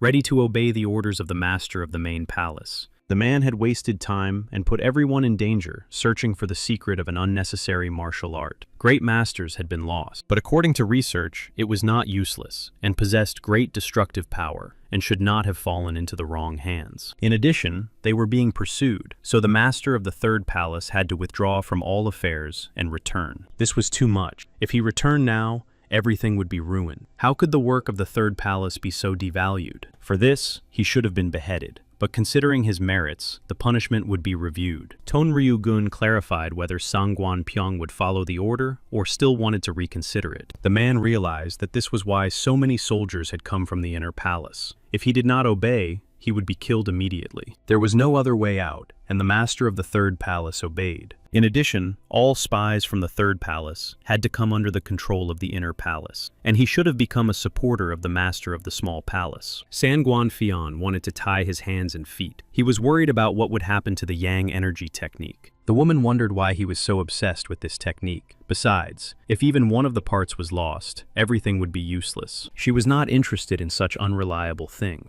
Besides, the location of the third palace would soon be revealed, and that was more important. Tonryu-gun was going to deal with it herself, and advised Sangguan-pyo to focus on helping the master of the small palace. A month had passed since those events. The prisoners captured in Sichuan confessed that they belonged to the third palace. Chonrangdae is a group of warriors belonging to the palaces. Their combat skills are close to those of Chonmu Chilseon. Each of the three palaces had several groups of warriors. If they were all united, it would be possible to create an organization much larger than the Qianmu-meng. According to the information received, warriors associated with Qianmu-meng from the Zhu and Dan families attacked the third palace in Wuchang, Hubei province. However, a sudden explosion in the captured palace destroyed them all. Choi Ji-ryang and Yang Sobang talked while looking at the dead warriors. They were one step behind. The third palace seemed to have been abandoned long ago. The master of the Beggars clan blamed himself for not anticipating this when it became known that the enemies were smuggling gunpowder. All the clues they had worked so hard to find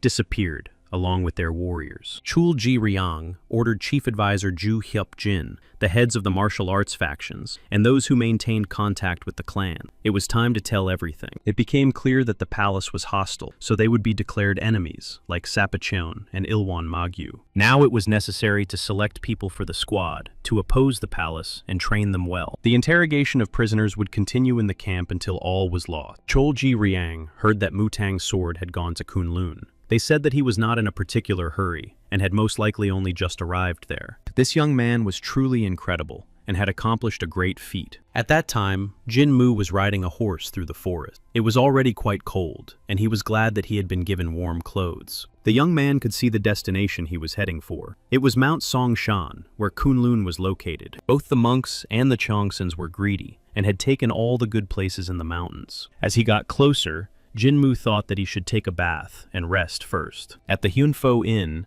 he was welcomed as an honored guest. Jinmu needed a quiet room where he would not be disturbed. There happened to be a vacant cottage with a garden and a high fence. Seeing the bag of money, the child who greeted him realized that a wealthy guest had arrived and began to offer hot water and food for the horse. Jinmu handed over another coin to ensure that everything was done.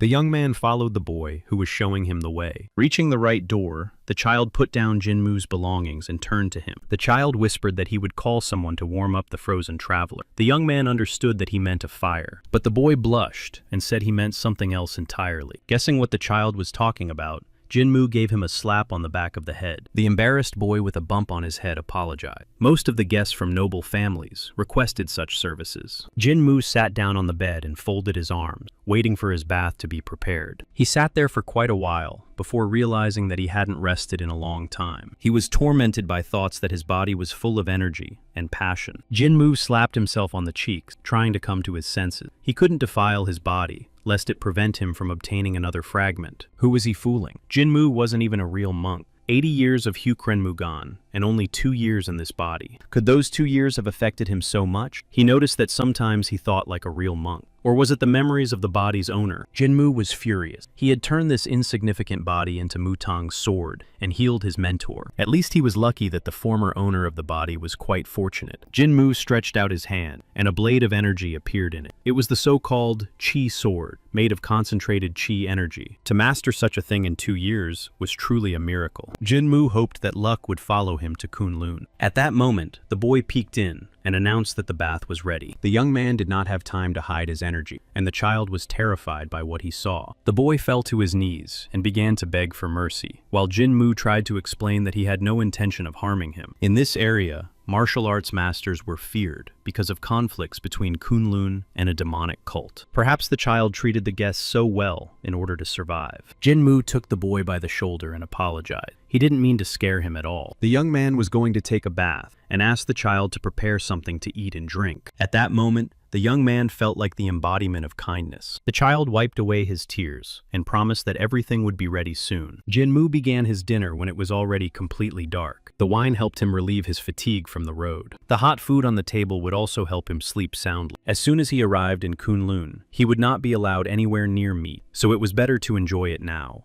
At that moment, his meal was interrupted by a strong movement. The fragrant piece of roasted meat he was carrying to his mouth ended up on the table. Jinmu stared at it silently, clutching his chopsticks tightly. His mood began to sour. Even dogs are not disturbed during meals. He threw open the doors and rushed out into the street. Who dared to fight at this hour and distract him from his dinner? Jinmu saw bursts of energy behind the rooftops. Those hooligans were clearly there. He understood that Kunlun was fighting the demon clan and all that, but now it was already night. You have to respect others, too. Jinmu hurried across the rooftops toward the disturbers of the peace. They definitely had to pay him for ruining his dinner. There was indeed a real battle going on in one of the streets. The opponents called each other demons and villains. They hurled insults at each other while dodging blows and attacking. Several warriors surrounded one opponent. Apparently, he was a follower of a demonic cult. The man was holding a girl in one arm. She was the one he had come for. He needed her to extract yin energy to replenish his male yang energy. Realizing this, the warrior ordered his men to kill the enemy immediately. They immediately went on the attack, but the man was quite agile and dodged the blow. In addition, he was also strong and held 3 swords in one hand. He threw his energy and knocked away his opponent's swords. Now he was going to strike the disarmed warriors. Their leader did not lose his composure and,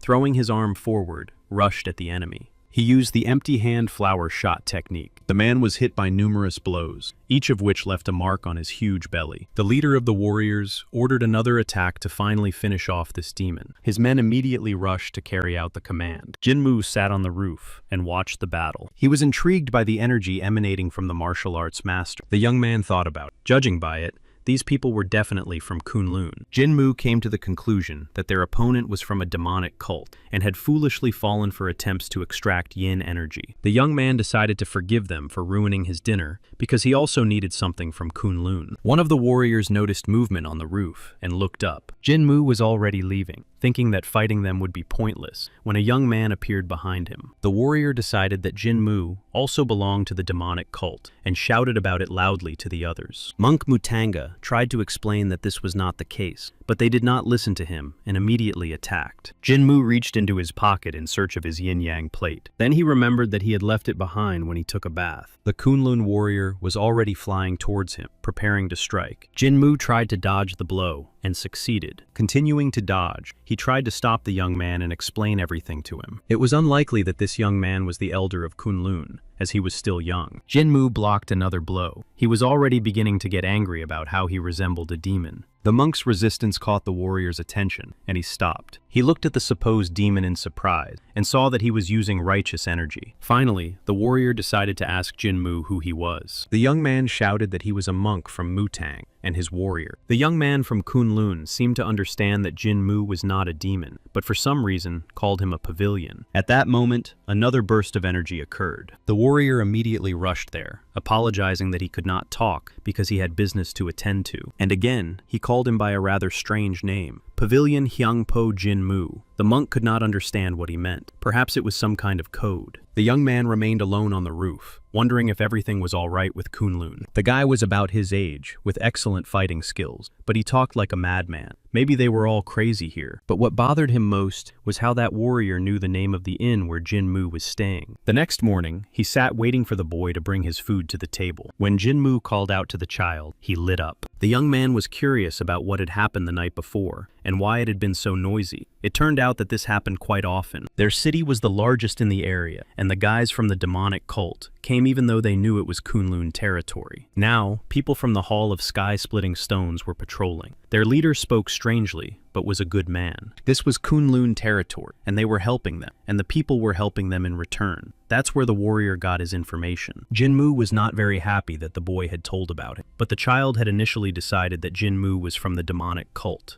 To dispel his doubts, the monk showed him his clothes and the yin-yang plate. Then the boy guessed that his guest was a monk from Mutang. He took out some coins and handed them to Jinmu, intending to return them. The young man was a little puzzled and looked at the saddened boy. Jinmu replied that the child could keep the payment. Before leaving, he also asked him to take care of his horse and left money for feed. The boy held a heavy bag. There was too much in it. Jinmu knew that. The bag also contained a tip for the good boy. The young man waved goodbye and continued on his way. The boy began to wave and promised to take good care of the horse. Ahead of Jinmu were high mountains and harsh terrain. It was impossible to ride a horse here. As he moved forward, he understood why the cultists had never invaded the main temple. They would have lost their skates on the way. The coveted entrance appeared ahead. He was almost there. As he continued walking, the young man reminded himself that he was a monk with good manners. He had to try hard, because the double energy technique awaited him ahead. Finally, a giant gate appeared before the traveler. While he was looking at them in amazement, he was stopped by the guards. Jinmu held out his badge and introduced himself. It turned out that Kunlun had been waiting for the Mutang sword for a long time. This title was very useful. It became somewhat noisy, and Jinmu was surprised to see warriors approaching them. The head of the Hall of Sky-Splitting Stones returned. Jinmu recognized this guy as the weirdo from last night. The young man recognized the monk Mutang from Henpo. He admitted that he had been too harsh yesterday, and when he came to apologize, Jinmu had already left. It was very fortunate that they met here. Upon learning that Jinmu was not just a monk, but also the sword Mutang, the young man was delighted. He immediately grabbed the monk's hand, expressing his admiration and respect. The young man's name was Unam. Out of excitement, he began to speak in separate words again. Jinmu explained that when Unam was nervous, he began to say things that were not entirely understandable. The young man decided it was better to stay away from him. The guard offered to take Jinmu inside. He still had to meet with the clan chief and the elders, the heavenly dragon, Pungwan, one of the 7 great masters of Chompa. He was the head of the Kunlun clan. Hukren Mugen hadn't seen him in a long time. He wondered how he was doing, but Jinmu was waiting for another person. Yunhe Ilsa was the head of the clan. The young man knelt and introduced himself in response. It was not Pungwan standing before him. I wonder when the head of Kunlun changed. He was not among the elders either. Could it be that the master was no longer alive? Jinmu continued to look at the faces of the elders. It was unclear how long Jinmu would stay here, so Yunhe Ilsa suggested that he rest for the day. To the surprise of everyone present, the young man immediately asked where he could find Master Punwan. One of the elders replied that the master was currently ill. Jinmu had no way of knowing if this was true, but the old man was quite old, and Hukren Mugan had also been ill a lot in recent years. No matter how outstanding a martial arts master was, he could not remain young forever. Inner strength preserved youth for a while, but over time it dissipated. At that moment, a person had to face reality. Jinmu admitted that he was sorry that he would not be able to meet Punwan. But unexpectedly, Unam appeared nearby and happily announced that they would be able to meet today. The clan chief decided that it was admiration for the master that had brought Jinmu here. Unam, whom the monk had met before, was Pungwan's disciple. Before falling ill, the clan leader had handed over his position and taken on a disciple. Wunam was also the one who was supposed to experience enlightenment in Kunlun. However, Jinmu was not interested in him at all. The young swordsman Mutang had one request for Yunhe Ilsa. Jinmu asked for permission to visit the ancestral hall and pay his respects. Last time, he managed to find part of the Yang sphere, and he was sure that there would be something worthwhile here as well. However, his hopes were dashed by the fact that there was no ancestral hall in Kunlun. The young man's politeness touched the head, but there was no need to worry anymore. There really was no hall. Jinmu looked indignantly at the elders, who were moved by his words. How could they not honor the memory of the fallen? How could they consider themselves masters after that? But seeing that he was upset, the young man did not show it,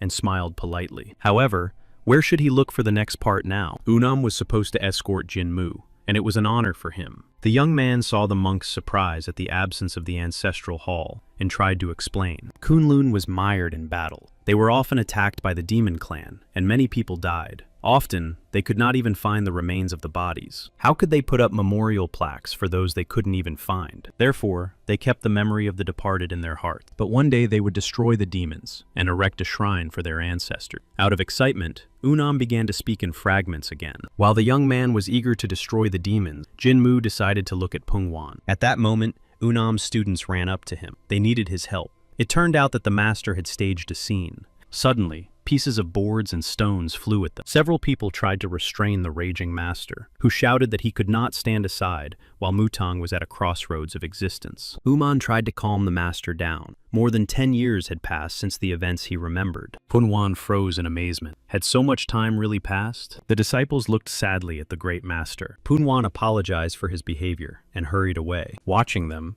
Jinmu remembered his mentor. I wonder how Myung-jin was doing. Unam had just told him that the talented student and sword master Mutan had visited Kunlun. Jinmu immediately bowed respectfully and introduced himself. However, Pungwan looked at the young man with a very unkind gaze. He accused Jinmu of destroying Mutang and now reaching Kunlun. The elderly master saw Hukren Mugen in this body. Jinmu could not understand how the old man could recognize. Could it be that he had gained spiritual insight? Pungwan pushed his disciples aside and rushed forward. He was not going to stand by and watch as the enemy destroyed Kunlun. The master immediately rushed into the attack, putting his palm forward and accumulating energy. The blow sent Jinmu flying far to the side. However, he managed to regroup and land deftly. But the master had no intention of stopping and letting Hukren Mugen go. The clan chief ordered his men to protect Jinmu and use the dragon-slaying palm technique. The elders immediately began to carry out the order and stood up to defend the monk. The energy they directed swirled around Pungwan. Yunhe Ilsa apologized for the situation. Master Pungwan was not suffering from physical illness, but from dementia. Jinmu pretended to be shocked by this news. In fact, he breathed a sigh of relief that the elderly master could not see him with his spiritual eye. Every time Pungwan flew into a rage, the entire Kunlun, including the head, came out to stop him. The master may have grown old, but he was still one of the pillars of Muram, and fighting him would be dangerous. Jinmu smiled. He was definitely lucky now, and could take advantage of the situation to find part of the Yang sphere. After a while, Master Punwan opened his eyes. He had been unconscious all this time. He came to his senses, and was even able to get up. Nearby were the concerned Unam and Jinmu. Pungwan apologized to the young monk, who had almost suffered from his illness. Jinmu was hurt by Unam's words that the master had mistaken him for the vile and disgusting leader of Sapa, who was no longer alive. Pungwan apologized again. Before the bloody catastrophe, Mutang and Kunlun had been bound by a strong friendship. No one could have imagined that Hukren Mugen would attack Mutang during the Great Battle. When Pungwan learned that the 8 palaces had been burned down, his heart ached with pain. He should have ignored the ban and helped the Mutang clan. The master regretted this his entire life, and every time he had an attack, it was as if he was returning to that time. Jinmu turned away. This old man was good at making excuses. The young man decided to seize the moment and ask the master for something. As a student of Mutang, he wanted to learn as much as possible about Kunlun, the traditions, history, essence of the clan, absolutely everything. Pungwan was delighted. How could he refuse such a request? He promised to talk to the head and ask for permission for Jinmu to move freely around the territory. If they did not have an ancestral hall, then Jinmu would search the library, and if he did not find what he needed, he would turn over every stone. Pungwan instructed Unam to show Jinmu everything. This terrified the young monk. He had no intention of being accompanied, but Jinmu wouldn't be so lonely, and maybe he could teach Unam something. The young man tried to pretend that he was also delighted with this proposal, but he really did not want to wander around with this guy. 10 days had passed since Jinmu arrived in Kunlun. All this time, the young man had been diligently reading and memorizing information. At times, the young man was angry, and sometimes even cried. It seemed that the history of Kunlun had captivated him. In Master Pungwan's opinion, It was simply delightful. He asked Unam and Jinmu to come to Snow Valley when it was time for dinner. It was time to welcome the guest properly. Studying Taoism was not always a difficult path. Sometimes it was useful to clear one's head. Pungwan watched as his joyful student rushed away. Suddenly, he remembered how he had asked to be let go to help Mutang. He couldn't stand aside while an ally was in danger. At that time, the dark sect was approaching Kunlun, and if Pungwan left, his clan would be in danger. There was no one to replace him. That was how he was persuaded to stay in Kunlun at that time. After the great battle, Pungwan stepped down as leader and began training disciples, hoping that they would protect the clan even in his absence. When the time came, Pungwan wanted to leave Kunlun to help Mutang recover. In a moment of despair, when dementia overtook him, he learned that Mutang's new sword had arrived. The Mutang clan had managed on its own without anyone's help. It was very good that Mutang's sword was now in Kunlun. And since the clan was able to nurture such talent, it was only a matter of time before it rose again. When it got dark, Jinmu and Unam headed for Snow Valley. Jinmu was not happy at all. He already had a lot to do, so why did they drag him here? However, he was surprised to recognize a familiar and tantalizing smell. The Kunlun disciples were roasting a wild boar over a fire. Meat awaited him ahead. Was it possible to roast meat right here on the clan's territory? Even when they got closer, Jinmu still couldn't believe that these crazy people were cooking pork in the open like this. But then he saw several bottles, and was even more surprised. Unam, seeing the young man's reaction, couldn't understand what was going on. Monks were forbidden to drink. Jinmu thought that this was not allowed for all practitioners. Pungwan was glad that the guests had arrived just in time. Everything was already ready. Jinmu still couldn't understand why they were acting as if this was normal. Pungwan asked why the young man was not eating, but he was amazed by the behavior of the oldest man in Kunlun. Suddenly, the master remembered that alcohol and meat were forbidden to monks by the 10 Commandments. He immediately hurried to put everything away, so as not to tease the young man. Jinmu stopped the old man. The ban on meat had recently been lifted, and he allowed himself small amounts of alcohol, so there was no problem. This news pleased the master. He considered monks to be good people, but was it possible to comprehend the Tao through abstinence from pleasures? A person should strive for wealth and eat a varied diet. Jinmu was taken aback. He thought the ban on meat and alcohol applied to all practitioners. Pungwan and the disciples smiled. Each clan had its own quirks.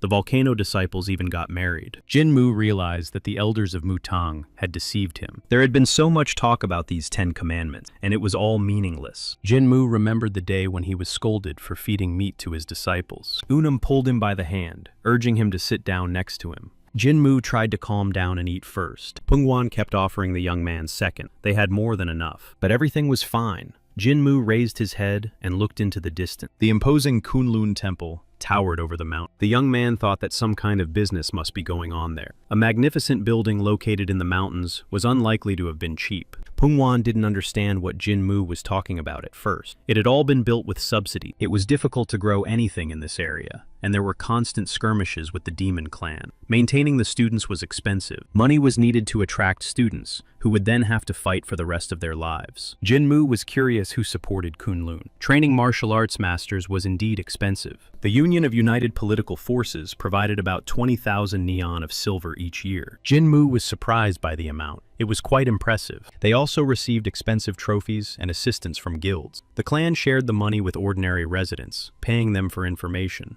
It turned out that the boy at the inn was helping not out of gratitude, but for money. Kunlun's apprentice's family no longer needed money. That's why people lined up to help them. Jinmu even felt a little jealous. Remembering that monks did not receive separate subsidies, Unam covered his mouth. Jinmu used to have to wear patched clothes, and he fought with a rusty sword. The bandits were afraid not of his skills, but of tetanus. Perhaps all these commandments were created out of desperation, caused by poverty. These thoughts made Jinmu sad. The young man drank the wine and put down the cup. What could these delicate people from Kunlun know, having never gone through all the hardships? Pungwan remembered that monks were once richer than any clan in the Central Plains. Come to think of it, Jinmu was like that man, Chanmu, who was 20 when he attained Qi. Under him, the monks were truly amazing. The young man had already heard that name. If it was the same Chanmu, then the Yang sphere was divided into 4. That meant Pungwan knew about this Chanmu, and could tell Jinmu a lot. Chanmu was the strongest among the monks. Pungwan did not know what happened to him, but then the Yang sphere was divided. One of the parts was transferred to Kunlun.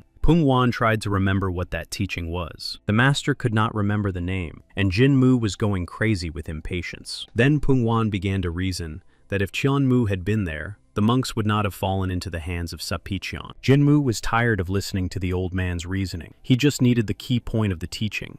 Pungwan asked Jinmu if he liked the drink, and Jinmu gritted his teeth and confirmed that everything was fine. The master suddenly declared that it could not be otherwise, since he had long ago destroyed those who had been a thorn in his side. Not understanding what he meant, Jinmu asked again. Pungwan saw Hukren Mugen in the young man again and prepared to attack. The master towered over the young man, asking how he had the courage to come to Kunlun. Pungwan had no intention of forgiving his enemy. Jinmu lamented that all this was happening at such an important moment. At that moment, a blow was struck, and the burst of energy was visible from far away. After a while, Pungwan tearfully begged the young man for forgiveness. He himself did not know why he had confused him with Hukren Mugan. If the head and elders had arrived a little later, Jinmu would not have been standing there. But the young man replied that everything was fine, and that it was all due to illness. But now Jinmu knew that the old master knew about another part of the sphere, and the goal was clear. The young man was determined to make the old man tell the truth at all costs. Later, Jinmu watched the training in the courtyard. As soon as Pungwan heard about Muyan's story, he lost his mind. It seemed that in order to get information from him, he would have to fight. After being hit twice, Jinmu realized that the master was only using representative martial arts, and it was only natural that they were at different levels of combat. Jinmu couldn't rely on the head and elders of Kunlun. He had to surpass Pungwan himself. Suddenly, he heard Unam's voice giving orders. Jinmu peeked out from behind his cover and began to watch. He completely forgot about Pungwan's student, who used the same style as the master. Yunha, Ilsa, and Pungwan watched the young men sparring. In the 10 days that their fights had lasted, Unam had not won a single victory. Although Jinmu had won immediately before, Unam was still holding on, sparring against a master with a completely different martial art. The opponents stood facing each other. Jinmu was calm and collected. Pushing off, Unam jumped toward the young monk. Jinmu was focused. Now he could see everything. He observed all the movements of the dragon style in these fights. The young dragon fluttered right before his eyes, and there was no point in delaying any longer. From these trainings, Jinmu learned that all dragon attacks come from the power that arises in the chest. The young man prepared his hand as if scooping up energy, and he struck Unam right in the chest to block the flow of energy. This unexpected blow threw his opponent to the ground. Jinmu extended his hand to his opponent in a gesture of friendship. Unam was delighted. The young men finished their sparring and shook hands firmly. Unam was ready to rest, regain his strength, and start sparring again. But Jinmu said that they were done. The young man had already mastered the 8 dragon style, and now he did not need a partner. Now all that remained was to be alone with Pungwan, where the students would not be able to disturb them, and they could talk quietly. In Kunlun, there were always students around, and Unam was begging for a duel.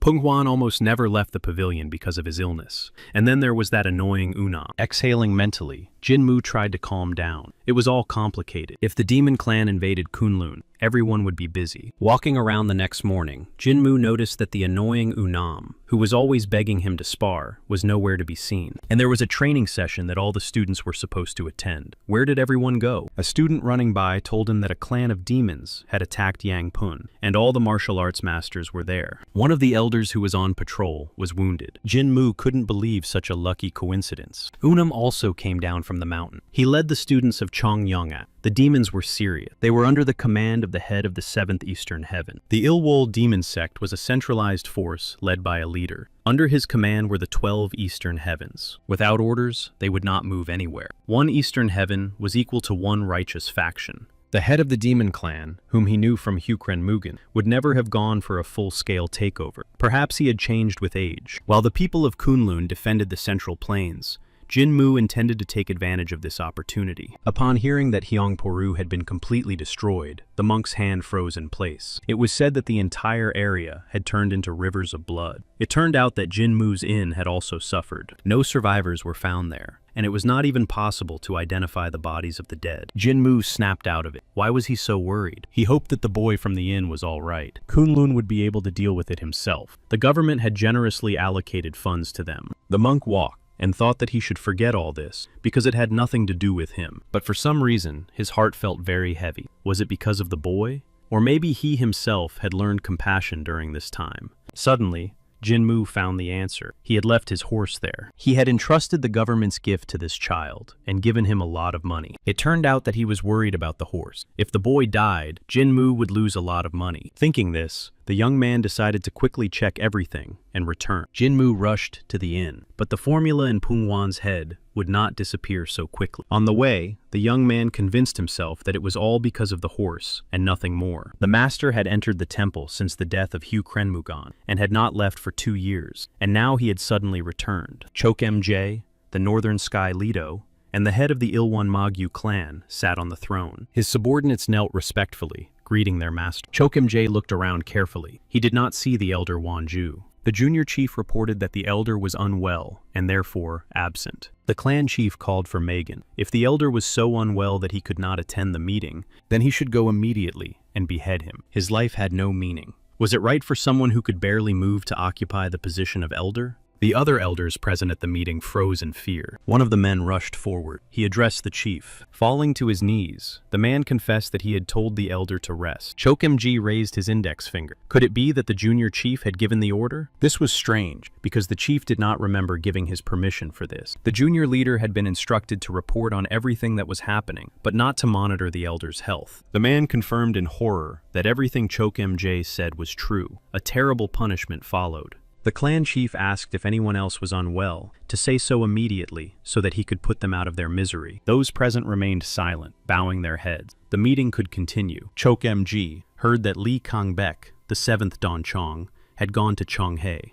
The meeting had been convened for this very reason. Li Kangbak had moved his troops without orders. Chok Om-Jae wanted to know the reason why Li Kangbek had gone there. Sun A, the junior head, replied that it was because of the blacksmith, Gaya Bang Yu Chok. He was so skilled that he could create legendary weapons with just a few strokes. He had been missing for 20 years and had recently been found in Chongha. Li Kangbak most likely wanted to bring him to the demon clan's forge. Was Guija's reputation really more important than the clan leader's order? Chok Om-Jae came to the conclusion that Sun A had let him down as the junior head. Because of him, the elder was executed, and Li Kangbak went against Chok Om-Jae's will. Clan members never did such a thing. The clan leader ordered Sun A to be locked in his chambers and not given a drop of water until the matter was resolved. All the lords of the 12 eastern heavens, except for Li Kangbak, were to be summoned immediately to the main base. All records from the past 2 years were to be collected. Since Li Kangbak had invaded Chonhae Kunlun, he would not sit idly by, and the head did not want their traces to remain in his new territory. He also instructed the 6-fingered demon child to bring Li Kangbek and gave him 100 ghost-destroying warriors for this purpose. Clashes with the monks of Kunlun had to be avoided. If Li Kangbek died at the hands of the Taoists, his body had to be retrieved. Chokim-G was going to personally cut open his stomach and see where he got so much courage. The master of the second palace was delighted. The 6-fingered demon child and the ghost-destroying warriors left the base. The big fish took the small bait. Even the Northern Sky Lido could not resist Gaia. Li Kangbak was now busy wandering around the illusion created by Gaia. The head of the second palace ordered the spread of information that Li Kangbek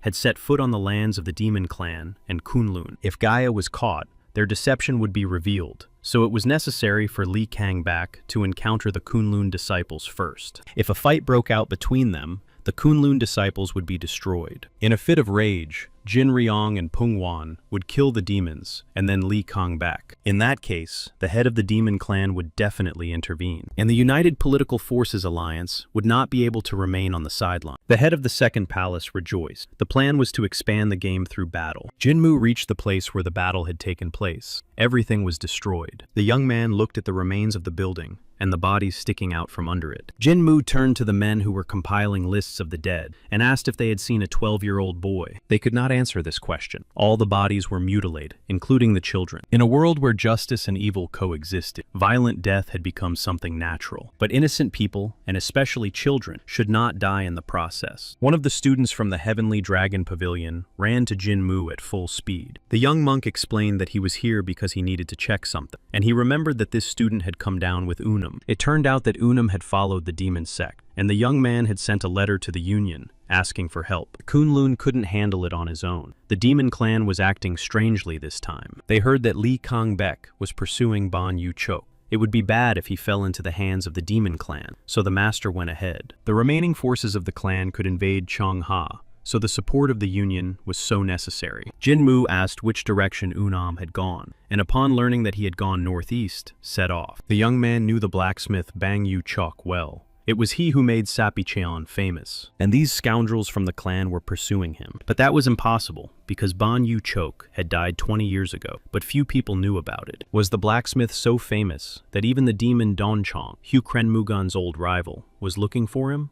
But he would not have attacked Kunlun without a serious reason. So some madman was trying to imitate Ban Yu Chok. Jinmu didn't know who it was, but he would definitely find him and make him pay for the death of his horse. 3 days later, the disciples and Unam were in a forest clearing. The satisfied boys reported to Unam that they had done everything. They had managed to find the old man before the demons did. One of the disciples asked what they should do next. Li Kongbek had to follow the tracks, which meant he was somewhere nearby. These people were turning the villages of Chonghe into wasteland, and they had to be stopped. All the disciples were very tired after 3 days without rest. All this time, they had not eaten or slept properly. Given their current strength, fighting Li Kongbek would be tantamount to certain death. One of the disciples suggested taking the old man to a safe place, since they had requested support. If Li Kongbek got hold of this blacksmith, their fighting power would increase. For the sake of peace in the Central Plains, he had to be protected at all costs. And Unam decided to move south. The young man understood that this would condemn ordinary people to suffering, but there was nothing they could do now. They all surrounded the blacksmith and set off again. The young people ran with all their might, but they needed to hurry even faster. A bright flash flashed among the trees ahead. One by one, the enemies began to jump out of the trees, right in front of Kunlun's people. Unam shouted loudly, warning that there were enemies ahead. He gave the order to stay close to the rocks and form 2 lines. Everyone immediately obeyed the command and took up a comfortable position. One of the enemies knocked them down, surprised that they had managed to get so far. Unam saw that they were surrounded on other sides as well. Fortunately, Li Kongbek was not there,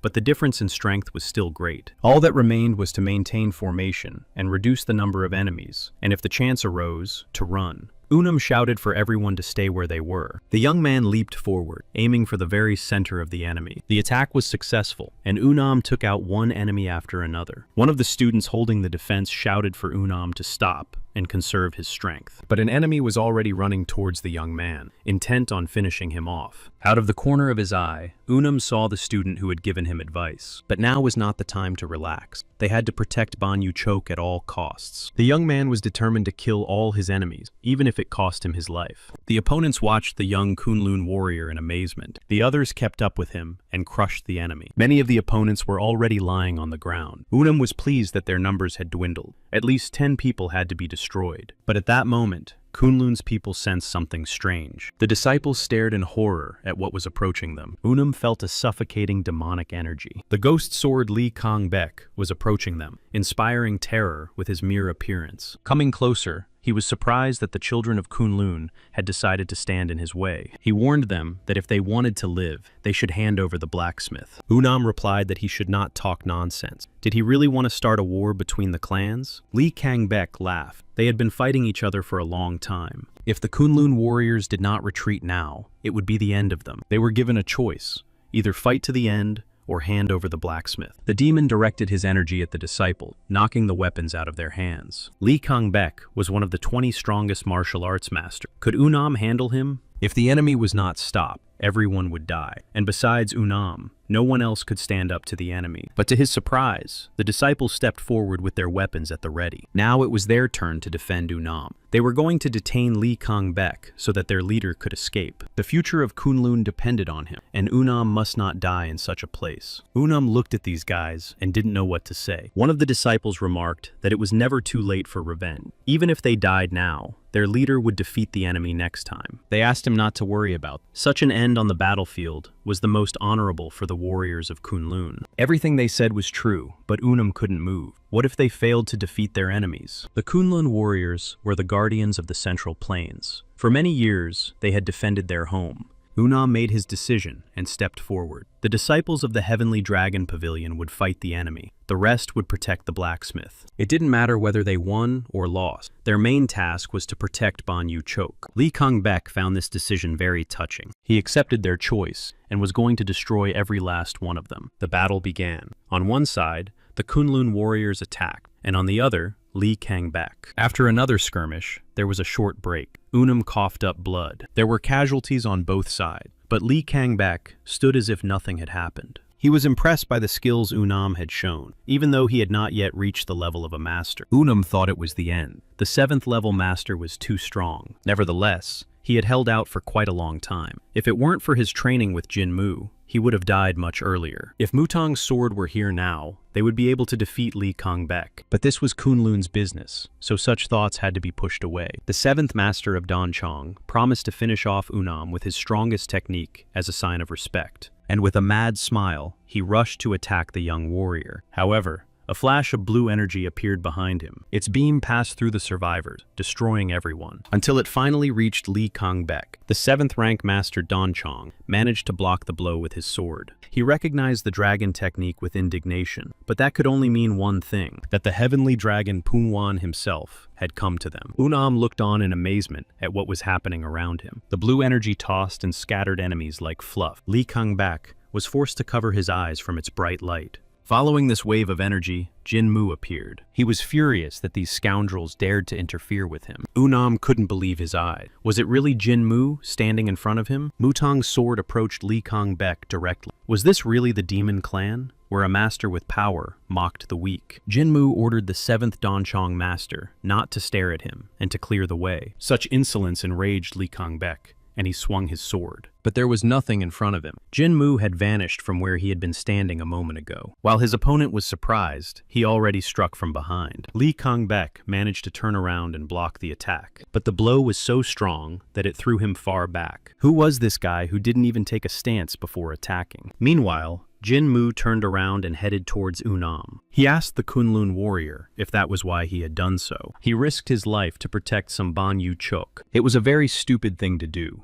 the act of a very foolish man. Unam was shocked that Jinmu was devaluing his decision. Behind him, Li Kangben came to his senses. This young man was not lacking in courage, and he had come a long way to save the Kunlun warriors. Jinmu snorted. It was complete nonsense. The young man had no intention of saving anyone. Why would he save those for whom ordinary people meant nothing? These guys were willing to sacrifice their lives for some blacksmith, and they were called the Guardians of the Central Plain. Complete nonsense. They were just a group of martial artists who put their own interests above everything else. But it was time to learn to distinguish between the righteous and the wicked. Jinmu's words exposed the innocents beyond Kunlun. But did they have the right to argue with him now? They were so afraid that their enemies would get Banyu Chok that they forgot to think about others. And in the end, they couldn't even protect him. If it weren't for Jinmu, they wouldn't be standing here now. Come to think of it, Unam and his comrades were no different from the demonic sect. Jinmu looked at the blacksmith in surprise. It really was Banyu Chok. There could be no mistake. The man thanked the young monk for his help. Jinmu looked at him intently and asked who he was, and why he was pretending to be Banyu Chok. He put on quite a show. One of the disciples rushed to Jinmu and rebuked him for daring to speak that way to the legendary blacksmith. But the young man quickly put him in his place. At first, Jinmu thought he would simply punish the scoundrels who had turned Chonghae into a wasteland. But then there was the blacksmith, who had long since passed away. So who was standing before them? Both Unam and Li Kongbek were stunned by the news that the great blacksmith had long since passed away. Of course, the guys from the clan were to blame, but the main instigator was Banyu Chok. If it weren't for him, there would have been no attack. Jinmu did not know who was behind it, but he was determined to catch him at any cost. The young man remembered that he was speaking aloud and apologized. Then he began to squeeze the neck of the man, pretending to be a blacksmith, with all his might. The man didn't even flinch. Apparently, his skin was too thick. Jinmu reached out with his other hand and tore the mask off the man's face. The real Banyu Chok could not be brought back to life, and the elixir of immortality would not be used for him. Jinmu kicked the man to check if he was alive or not. Li Kongbek watched in horror. The 7th master of Dongchun had wasted his energy. Seeing that Li Kongbek had turned around, Jinmu asked him what he was doing. He replied that this time he had decided to let the monk live, and that they would retreat. Jinmu smiled. This man was very amusing. I wonder who else he spared. After these words, the young man threw the torn mask at Li Kongbek. And who allowed him to leave? Picking up a piece of the sword from the ground,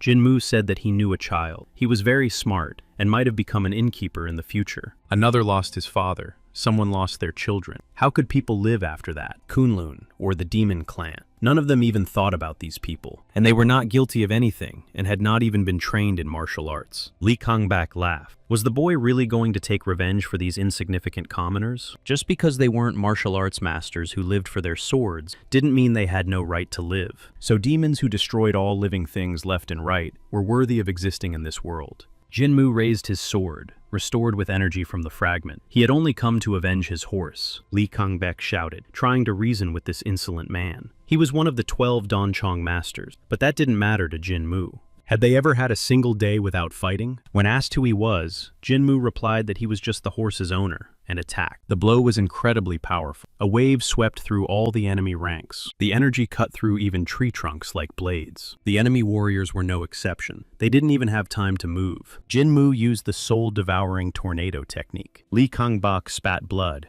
and tried to resist the attack. Jinmu smiled. His horse was quite expensive. It didn't tire even after galloping 1,000 miles, and he left it at the inn. But Lee Kangbek and his men took and destroyed such a beautiful creature. Unexpectedly, after these words, the enemy began to get nervous and tremble. Kunlun's disciples watched in amazement as Jinmu dealt with his main enemy. The young man struck blow after blow, and when Lee Kangbek lost consciousness, he was even upset. Just as he was about to go for his spine, he heard a suspicious sound. After that, Lee Kangbek's body flew out from under Jinmu's feet. Excited, Unam rushed to him, worried about whether the monk was okay. The six-fingered demon child was impressed. It took great power to bring Lee Kangbek to such a state. He thought that this could be the end. Jinmu did not lose his composure and asked directly who this person was. The man in front of him was the first of the Gonsansin clan. Jinmu had heard something like that before, but couldn't remember the name. However, Unam immediately recognized the six-fingered demon child. He was the elder of the demon clan and one of the 10 strongest. Jinmu boldly asked what exactly had angered the demon. He would have shut this boy up long ago if it weren't for the head's orders. The monk had to answer for the death of the elite squad, but if he voluntarily handed over Lee Kangbek's body, the demon child would leave peacefully. Here, a discrepancy arose. Jinmu had to kill Lee Kangbek, so he couldn't hand him over. The demon child asked if Jinmu would regret his decision. Because of him,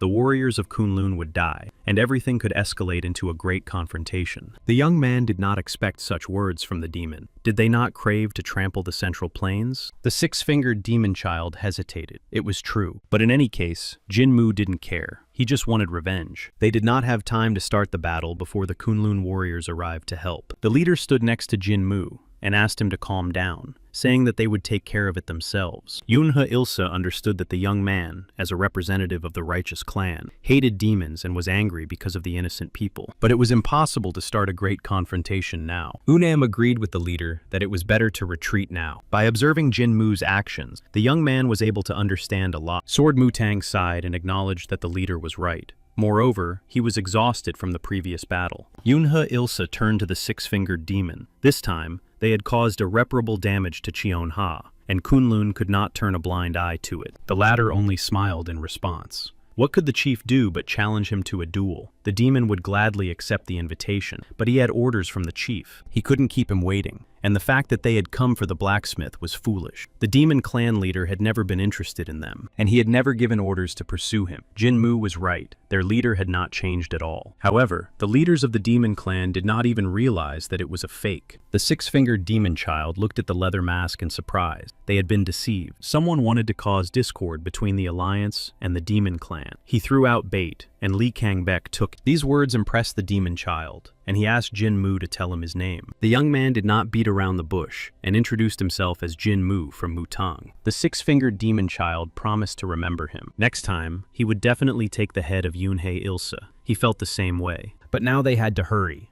and the demons disappeared. The place where the battle had taken place was now completely empty. Yunhe Ilsa praised Unam for defending the Central Plains once again. But the young man did not accept the praise. Without Jinmu, nothing would have worked out. Everything could have ended very sadly, because they did not even suspect the trap with the blacksmith. The head of Kunlun expressed his gratitude to Master Jinmu. They would never forget Mutang's kindness in saving their clan's disciples and ordinary people. Jinmu smiled, because they were mistaken even here. It was not Mutang's mercy, but his own. When the battle ends, the consequences do not disappear. Buildings can be rebuilt, and blood can be washed away. But the terrible memories of it will never disappear. Like thorns, They pierce the heart and leave a lasting mark on everyone. Of course, the pain will fade with time, but when the end approaches for those who survive today, it will resurface again. Or maybe they will be destined to live with it forever. The righteous sects, those who created clans and factions, protected each other and shared both sorrow and joy. But the followers of the dark sects were completely different. Their lives consisted of nothing but battle. There was no room for grief and regret. They were simply accustomed to the fact that the people around them could disappear at any moment. How to cope with this pain and avenge the death of a loved one? These questions consumed him, and because of them, Hyukran Mugan did not get close to anyone. He had many followers, but no close friends. Chon Woomyong had been around for a long time,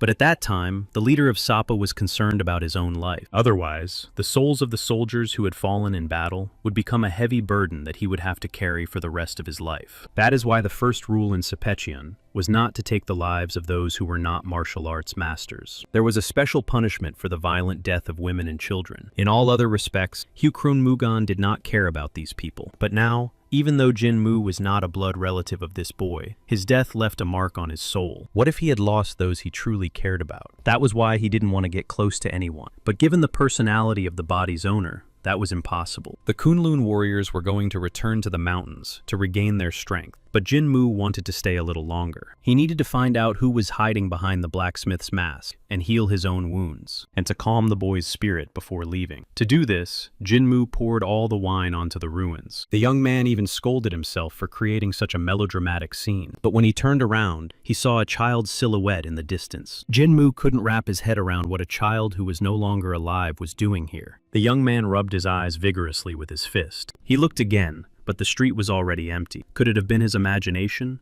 But it couldn't have been a ghost. Jinmu tried to convince himself that he wasn't imagining things, and that he had simply hallucinated. Taoist monks used spells to ward off evil spirits, but he had not been taught this. Or, perhaps with the growth of his power, came the ability to see ghosts. Jinmu began to blame the cursed Taoism. Where else could one encounter ghosts? Although he himself was a ghost in someone else's body. No. He was just tired and needed to return to Kunlun as soon as possible. Turning around, Jinmu saw the same child in front of him again. The young man simply froze in place. He was speechless. But deciding that he was a ghost, he jumped back in panic. The boy turned to the frightened monk once more. Jinmu pinched the child's cheeks and made sure he was warm, meaning he was alive. How did this boy manage to escape from these monsters? It turns out that he went to the stable because Jinmu's horse had fallen ill, and at that moment, the demon clan attacked. The boy barely managed to escape, but those who worked with him did not. He also thought he should return the horse to its owner, and went to Kunlun. Thanks to a certain lady, he managed to avoid danger. Jinmu patted the child on the head. He had seen too many terrible things at such a young age. He asked where his horse was. The horse was with the girl who had helped the boy. Jinmu's eyes popped out. His horse was being led by Dan Siren. The girl turned and saw Jinmu, who was stunned. It turned out that she was the one who had saved the boy, who was enthralled by her beauty. The Dark Emperor had promised to lock her up, but why was Dan Siryong here then? Suddenly, the girl's sweet face turned into a vicious grin. She had been under house arrest for several days, and Jinmu hadn't even turned around when she cried for help. The young man asked the offended girl how she managed to escape. It turned out to be very simple. Dan Siryon had poisoned them, although now it was probably not easy for them. Still, Jinmu thanked her for helping the boy. She had come here in search of a monk, but instead, she met a boy with a thoroughbred horse belonging to the Dan family, so she questioned him. Moreover, the boy was quite perceptive, and Dan Siryon could not let such talent go to waste, so she decided to send him and his family to Sichuan. Then the girl remembered that she was supposed to meet with merchants here. The boy ran up to Jinmu and thanked him. Without him and his connections, none of this would have been possible. Jinmu watched sadly as the carriage with the child and his family drove away to Sichuan. He hoped they would like it there. Suddenly, he realized that Dan Siren had not gone with them. The girl had run away for a completely different reason, and now intended to follow him. A large meeting was taking place in the Kunlun clan. The force provoking the clash between the Demon Clan and the Union was beyond all bounds. Yunhe, Ilsa came to the conclusion that it was beneficial to someone. In the past, that force was Sepechon, but now there was a possibility of a new enemy of the Union, called the Palace. However, the person who had pretended to be Ban Yu Chok did not say a word during the interrogation. Therefore, it was better to establish contact with the Union. Unum suggested asking Dan Siryong for help. Her family was more knowledgeable about such matters, and the clan chief agreed. But asking for such a guest might not be very appropriate, and how would the girl withstand interrogation? However, Unam believed that she was not entirely inexperienced. During training, many Kunlun students were noticeably injured. Dan Siren, on the other hand, was full of energy and invited the next person to spar with her. The surviving students quickly remembered what they had to do and hurried away. The girl had incredible strength. Jinmu suggested that she stop and train alone, but for Dan Siren, that was too boring. Unam, who would have been a good opponent, was busy in a meeting. The girl argued that the warriors of the demon clan should not be in the central plains and should not harm people. But when Jinmu asked her not to bother Unam and distract him, she immediately decided that the young monk was jealous. The young man immediately lost his temper and said that if Dan Sirion intended to continue behaving in the same manner, he would definitely kill her. The girl couldn't understand what was wrong with that. Even masters got married. Jinmu shouted that monks did not marry. But it was unlikely that the elders of Mutang would object if such a smart and beautiful woman proposed to him. The young man had to admit that, although her chatter annoyed him, she noticeably diffused the situation, and Kunlun gradually began to come to his senses. Now that Jinmu was considered a hero here, it was time to get the second part from Pungwan. But first, he had to get rid of that leech, Dan Sirion. Unam approached them. He was surprised that Lady Dan never tired. The girl immediately suggested morning sparring, but first he needed to ask her something. Unam hoped that Dan Sirion would agree to help interrogate the prisoner. Of course, she gladly accepted the idea. It wasn't difficult, and she was bored. After that, Unam turned to Jinmu and hesitated. The young man warned that he would be staying with Ms. Dan for a while, and asked for his understanding. Jinmu wondered how this concerned him. Unam began to talk about him and Dan Sirion, and became embarrassed. The young monk watched as Unam left after this speech. Although the whole situation greatly annoyed Jinmu, the main thing was that he managed to get rid of the girl. Mek Mutang immediately rushed to Master Punwan. He asked if he was free, because he needed to say something. No matter how hard Jinmu tried to find a way to destroy the 8 dragon styles, he had no chance against Punwan. Perhaps he didn't need to win, but should have paid attention to the condition. The interlocutors moved to the forest where they could hide. Now that a place for the battle had been found, all that remained was the battle itself. Jinmu had to be able to suppress Pungwan's illness. The master was curious why the young man had brought him so far. Did he really want to fight?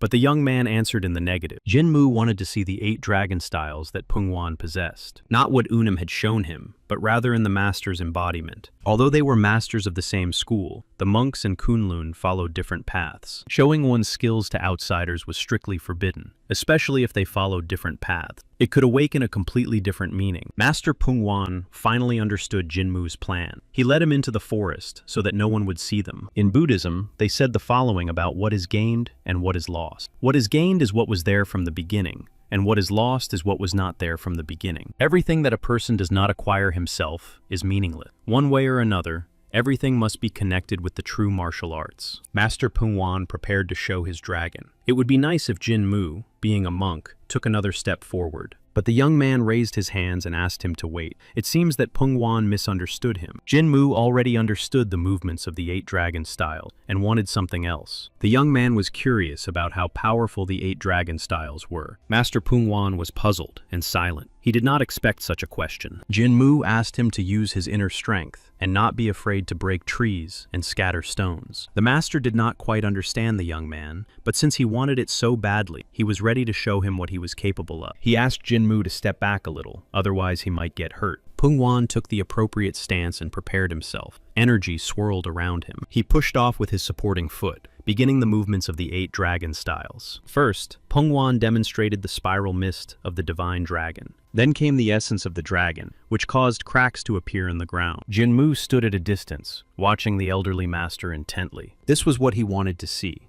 the true technique of the 8 dragon styles. No matter what state the master was in, he was still a heavenly dragon. Jinmu couldn't help but rejoice that Pungwan was expending so much energy. He needed to squeeze every last drop out of. The master, unaware of the young man's mood, continued to demonstrate his power. He was pleased that Mutang's sword was watching so intently, and admiringly. If Jinmu could memorize this technique, the clan would be able to reach a new level. After the demonstration, the ground cracked and trees were broken in the clearing. Pungwan exhaled wearily. It was the first time he had expended so much energy. Jinmu thanked the heavenly dragon, as if it had opened his eyes. Afterwards, Pungwan asked him to give him some time to recover his strength, but that was not part of the young man's plans. Realizing that the master's speed would be incredibly fast and his energy would be restored instantly, Jinmu called out to him. And while Pungwan was still recovering, he shouted that he wanted to hear the story of the martial arts master Chon Mu. And since the master was about to begin his story after recovering, Jinmu began to beg him. The master found this strange. The young man was not behaving as usual today. He brought him to the forest of freshness and argued with him forcefully. It seemed that it was really important to him, and the master could not pretend not to notice. Since Jinmu was so interested, Chon Mu Pungwan began his story, but before he could even utter a word, he immediately lashed out at the young man. Nothing had changed, even though the old man was now quite exhausted. But even so, Pungwan's blow threw the young man a considerable distance. It seemed impossible, because the heavenly dragon had used up almost all of its energy. But watching the old man, Jinmu saw that his energy level was only increasing. It must have been true, or innate energy. It was the innate energy of a person that was the source of life, but its use could lead to the death of the person himself. Now, Pungwan could be compared to a candle with almost no wick left, and if he continued, the candle would soon go out. This was not part of Jinmu's plan, and he did not want the master to be in danger.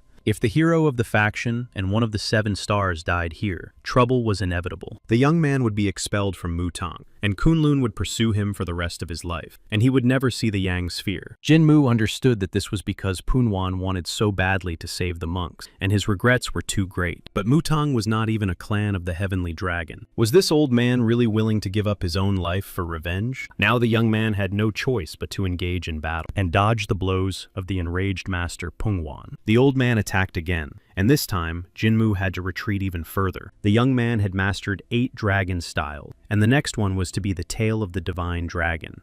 Pungwan gave neither himself nor his opponent a moment's respite, and attacked again. Jinmu plowed through the ground and flew off in the other direction. The young man concentrated. Now was his chance. The head of the cloud dragon is divided into 3 parts that focus more on change than on concentration of power. This disadvantage was compensated for in the 8 styles of the dragon. Pungwan began to use the 3 manifestations of the cloud dragon. Jinmu had to find the strongest one and stop it. Otherwise, both he and Master Pungwan would perish here. The young man focused on the attacking master and finally found where the strongest dragon was hiding. Pungwan approached him with a powerful wave of energy. Instead of taking cover, Jinmu threw his arms out toward him. He held back the attack with all his might. Blood even flowed from his mouth from the blow. Pungwan continued to press forward, and it took a lot of effort for the young man to resist. At a certain moment, he was able to gather his strength and throw the master back. He succeeded. Master Pungwan flew away from his opponent. Jinmu immediately rushed after him, preparing to deliver another blow. The heavenly dragon fell limply to the ground, as if unconscious. But suddenly, he regrouped and launched a counterattack. Jinmu couldn't understand how this happened, because the flow of energy should have been interrupted. He could neither block nor deflect this attack. It seemed that the end had come, but after the attack, Jinmu was alive and even began to come to his senses. He opened his eyes, wiped away the dried blood, and looked ahead to where the master should have been. Pungwan was high up, and he was not in the best condition. The old man's hands were shaking. Blood flowed from the heavenly dragon's mouth. The master's eyes began to roll back, and he managed to whisper an apology. Then his strength finally left him, and the old man began to fall. Jinmu didn't know what to do. In shock, he watched what was happening.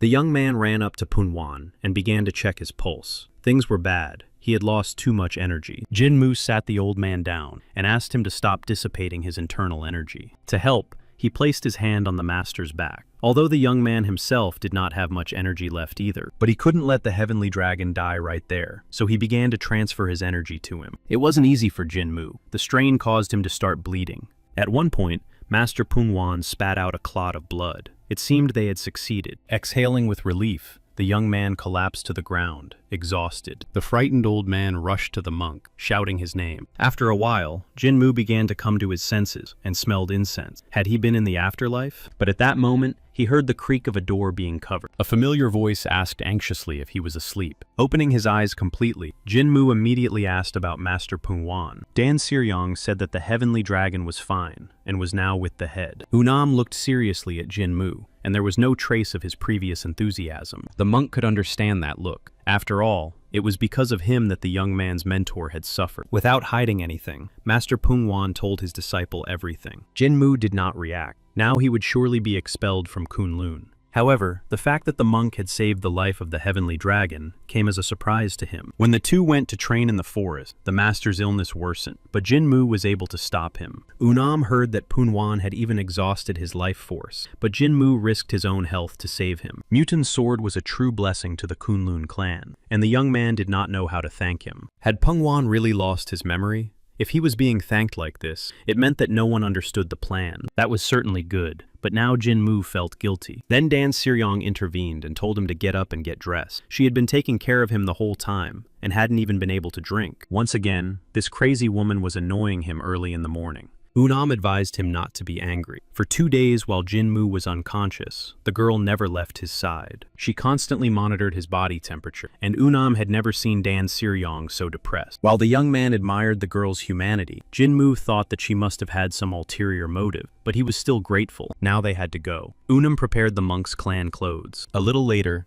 Jinmu followed the young man and thought sadly that, even though he had saved Pungwan, he still hadn't found out the information he needed. Of course, if the old man had died, all their efforts would have been in vain. But now they could wait for a new opportunity. Seeing the young people approaching, Pungwan and Yunhei Ilsa hurried to meet them. The heavenly dragon was very worried about Jinmu and rushed to ask about his well-being. The young man tried to calm the old man down and assured him that he was fine. Pungwan breathed a sigh of relief and admitted that he had been very worried. While he was thanking the young man for aging, he thought that the master had aged several decades due to the use of life energy. Jinmu clenched his fists tightly. It was all his fault. The head of Kunlun also joined in the thanks. However, the young man thought that he should be grateful that everything had ended so well. Master Pungwan asked Yunhei Ilsa to leave them alone with Jinmu. They waited until the clan leader and Unam had walked away. Pungwan admitted that Jinmu's interest in Chongmu and his recent escapade in the forest seemed rather strange to him. He couldn't help but notice that the master's symptoms manifested themselves when it came to monks.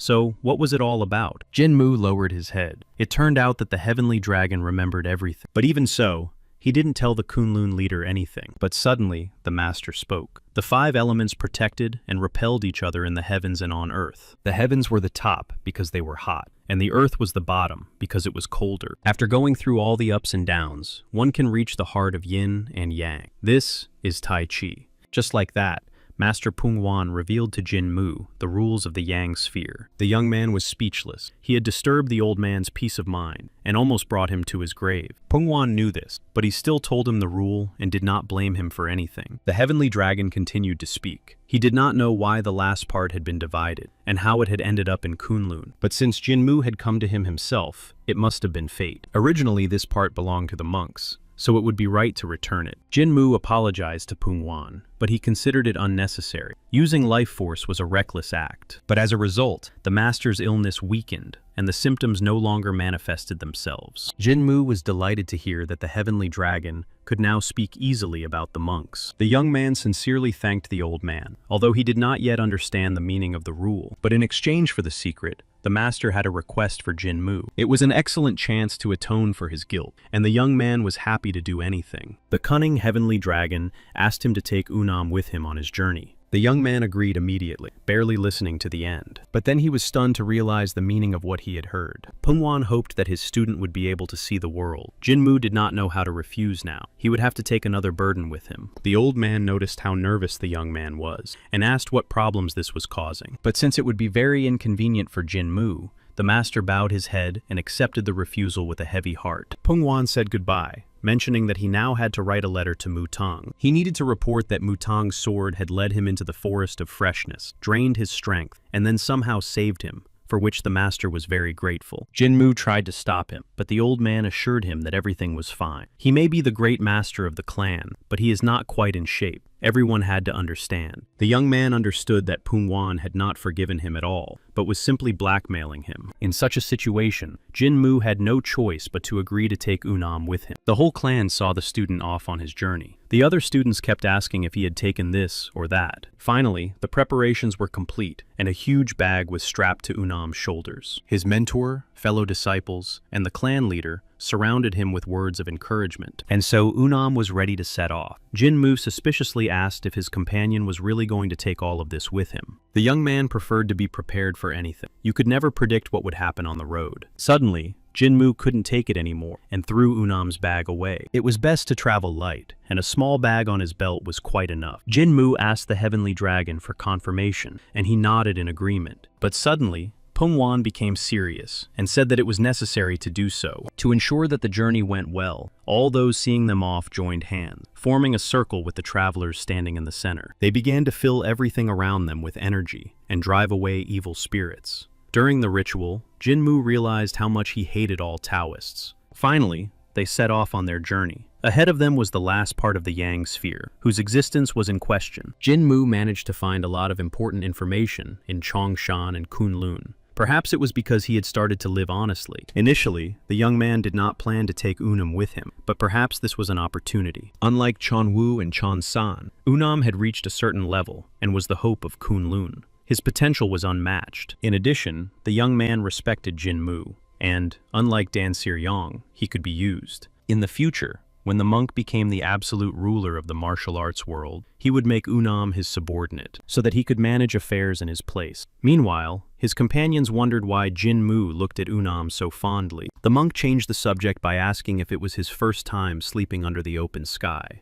It turned out that Unam had never gone so far away before. Dan Sirion was furious when she heard that they would be sleeping on the ground, but Jinmu replied that she had not been invited to join them, and that she could put up with it. The angry girl had no choice but to follow her companion as they talked about their travels. Jinmu was delighted with how politely Unam addressed him. It was perfect for a subordinate. Dan Sirion boiled over again when she heard the monk promise the young man that they would stay at a hotel next time, and demanded the same treatment. When it got dark, the travelers stopped for the night and built a fire. Unam never ceased to amaze Jinmu, who personally went to get meat. But Dan Sirion knew that the monk simply liked easygoing people. Suddenly, the young man asked the girl how they had met Jinmu. Dan Sirion replied that she owed him her life. It could be said that the monk had done her the same favor he had done Kunlun, and now she had to repay him for that. Unam was not satisfied, and asked if that was the reason she had developed feelings for Jinmu. This question caught the girl off guard, and she did not answer because it was irrelevant. Gratitude and feelings were two completely different things. The girl owed Jinmu her life, and therefore she could give it to him without hesitation. That was how the Dan family repaid favors. But then why was she traveling with Jinmu now? Women from the Dan family were supposed to form marital bonds, and it could be a political alliance. Regardless of her wishes, Dan Siriong was no exception, and the same fate awaited her. She could not refuse and had to follow the will of her family. Unam had heard that this was the future that awaited all women from families involved in martial arts, but marriage was too much to bear. When Dan Sirion met Jinmu, she thought it would be great to follow the monk. He was the first person who treated her without prejudice. He didn't suck up to anyone and could stand up for himself. Jinmu constantly surprised her and lived as if he were alone in the world. Dan Sirion wanted the same thing, so she followed him without any plan. Unam believed that the young man was keeping the girl close to him, but Lady Dan disagreed. She did everything she could to attract his attention, pretending to be weak and undressing, but he didn't care, although it was for the best. Dan Siriong was sure that Jinmu had many admirers, and it was better for him not to show interest in them. Unam agreed that Jinmu had a peculiar character. As soon as he said this, Jinmu asked from behind him what was wrong with his character. Frightening poor Unam, Jinmu told him to stop talking and prepare dinner. This time, the young man managed to catch a wolf. Jinmu thought that the first thing they needed to do in the morning was to change their clothes. Unam didn't understand why, since their clothes were fine. The young man simply did not want to attract attention. They were already outside the jurisdiction of Kunlun, so they should not reveal their identities. Unam was delighted that the master had thought of everything. Dan Siren didn't need to change her clothes. It wasn't just her family who wore those colors, although, in reality, everyone had heard about the Dan family's reputation. The next day they had to go to Gansu, so now it was better to rest. Unam was still glad he went with Jinmu, but 5 days had passed, and the travelers were still riding. During that time, they did not encounter a single tavern or village. Dan Sirion was running out of patience and really wanted to take a bath. Jinmu snapped that she should have stayed home then, but the girl did not stop talking and continued to dream of spicy food and a soft bed. Her tantrum was interrupted by an appetizing aroma that reached their noses. Ahead, the happy and tired travelers finally saw a village. They almost cried with happiness. There was surely an inn there, and soft beds awaited them. But when they approached the coveted gates, the travelers saw a sign indicating that entry was prohibited. Perhaps there were no vacancies at this inn, and they would have to look for another one. But Dan Syrian refused to move. All this time, she had been eating tasteless food and sleeping on the dusty ground. The girl resolutely threw open the door despite the prohibition. Today she would either sleep here or die. The patrons sitting in the room and the innkeeper looked at the guest in surprise. The owner tried to explain that there were no free seats at the moment. Dan Syrian saw one empty table, but it turned out to be reserved. The girl began to beg the innkeeper in tears to let them in. When the owner of the table arrived, she was ready to pay and give up her seat. The man tried to explain that it wasn't that simple. If it was a matter of money, Dan Syrian was ready to pay and showed him that she had plenty of money with her. At that moment, 3 unfriendly men called out to her. Their brothers were sitting at that table. The girl immediately began to beg them to give up their table. One of the men smiled. Judging by her companions, the monks, the girl had no money, but he was willing to consider her request if she brought them drinks. The men were quite bored waiting, and it would be nice if the girl kept them company. Dan Syrian politely asked the guys to leave her alone. The men began to make unambiguous hints to the girl. Unam rushed to defend Lady Dan, but Jinmu blocked his way. He nodded to the angry young man, pointing to something ahead. Dan Syrian was already preparing to fight back against these vile people. With one blow, she sent the leader of these jerks flying high into the air and seemed to break his jaw. The 2 remaining men looked at their comrade in horror. Unam covered his mouth with his hands in surprise, while Jinmu was pleased. The other patrons sitting at the tables looked at the girl with apprehension. The man landed on the floor quite far from the girl. Dan Syrian tried very hard to be modest, but the hooligans made her lose her temper. The 2 hooligans were outraged by her behavior and prepared their weapons. But Dan Syrian was already unstoppable. She remembered every phrase they had said. It was the turn of the second insolent man, who flew away from the kick. The girl tossed him like a sack and calmly waited for him to land. Then she finished the attack with a kick to the neck. She immediately switched her attention to the third, who stammered that he liked energetic girls. With a blow of her hand, she scratched his face like a cat. He wanted energetic, so he got it. Dan Syrian had energy to spare. All 3 lay unconscious on the floor, and the girl stood humbly in the center. Unam was in awe of how Dan Syrian had dealt with the 3 of them. And since the 3 who had reserved the table were in such a state, the frightened owner gladly gave the place to the traveler. The hungry young people ordered the best dishes the restaurant had to offer. Dinner lasted until late in the evening. Thanks to Ms. Dan, they were able to spend the night in a guest house. But one of the visitors was watching their conversation closely. A little later, this person came closer and called out to the young people. He held out his hand, which was adorned with Dan Syrian's jewelry. The girl had lost one of her earrings in the fight and was going to retrieve it. The young man who brought the earring wanted to know the names of the travelers, as judging by their fighting skills, they were not ordinary travelers. Unam had just begun to say where they were from, when Jinmu grabbed his hand and replied that vagabonds had no name. It was unsafe to answer right away. The man did not believe them, but advised them to leave this place as soon as possible. Those beaten by Dan Syrian were the youngest members of the demonic flame group. There were 10 people in the group in total. The girl snorted, meaning there were only 7 left. Jinmu found this amusing too. However, the remaining members were strong warriors, for whom taking a life was a trifling matter. Although they were being watched by the authorities, no one dared to provoke them because these people were so dangerous. To the man's surprise, Jinmu thought about it and concluded that a hefty sum would be paid for their heads. Since no one could catch the members of this group,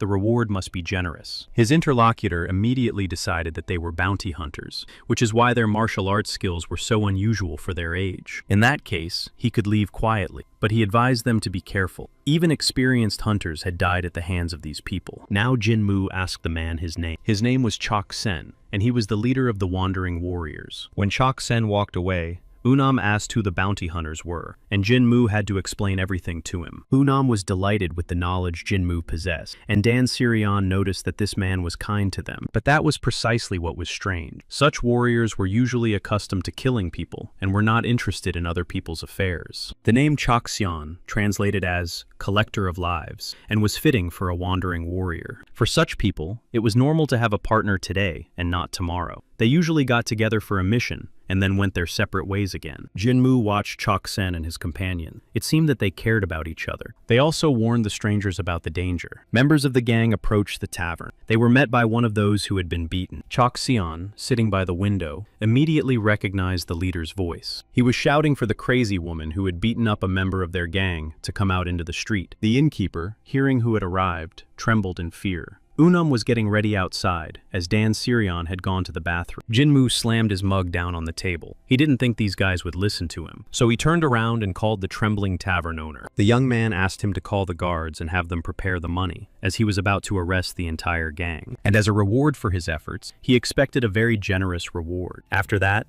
the young man turned around and headed decisively for the exit. The wandering warriors watched him, some with surprise, some with fear. They even tried to stop him and advised him not to get involved. But heart-wrenching sounds were already coming from outside. Chok-sen rushed to Unam because the warrior thought it would be better for him to go outside. However, Unam, who was chewing, did not understand why. The cries outside did not subside, and there were 7 opponents against Jinmu. But the screams subsided, and a satisfied Unam noticed that it was all over. Chok-sen tried to explain that even bounty hunters would not be able to do such a thing. The stunned tavern owner pointed to the door. Jinmu appeared there, safe and sound, and was indignant that the guards had not yet been called. Chok-sen simply couldn't believe it, and rushed towards the young man. He and the tavern owner looked out onto the street in bewilderment. Outside, all 7 members of the gang lay unconscious. Chok-seon still couldn't wrap his head around how one person could take down the members of the demonic flame alone. At that moment, Dan Sirion appeared and asked what all the noise was about. The companions simply replied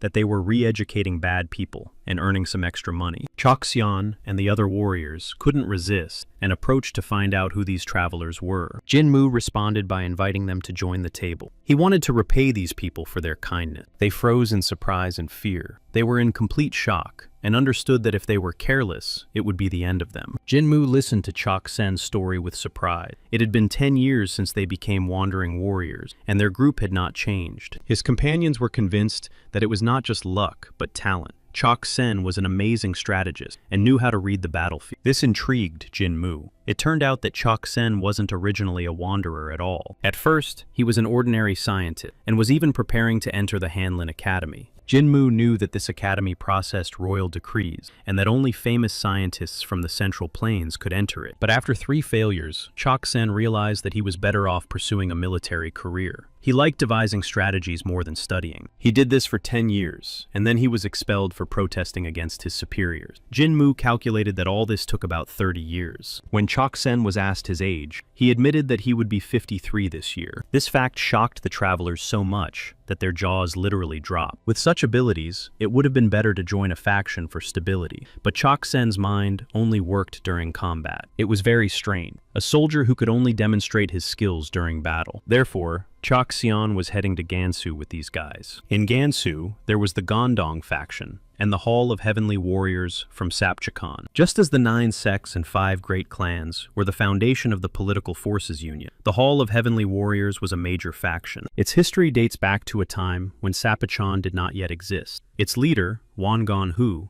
was as powerful as Chon-mu and was one of the 5 leaders of Sapa. He was a little stubborn, but together with Chon-mu-myung, he followed Hugh-kren-mugan. Chok-seon, guessing that Jinmu was recruiting strangers in Gansu, admitted what he had heard. The Hall of Heavenly Warriors was preparing for a large-scale battle. According to rumors, things were not peaceful inside Sapechon. Upon hearing that Sapechon had sent warriors to attack the Hall of Heavenly Dragons, Jinmu jumped up from his seat. Sapechon's attack on the hall was no different from the Union's attack on one of the 9 sects. Less than 2 years had passed since the death of Hugh-kren-mugan. The Union was now strengthening its power by building a pavilion. The leader of the Northern Sky was still alive. Even the people in the palace were on alert. And suddenly, it became clear that there was internal turmoil in Sapechon. Jinmu blamed Sochon. This damned disciple came to a ready-made situation. He would have sat quietly and done nothing. The young man clenched his fist in rage. How dare he attack the Hall of Heavenly Dragons? Jinmu asked if the strangers were really heading for the Hall of Heavenly Dragons. When he received an affirmative answer, he resolutely declared that he would go with them. He did not understand what had happened in Sapechon during his absence, and what they had been doing there at all. Jinmu, also known as Hugh-kren-mugan,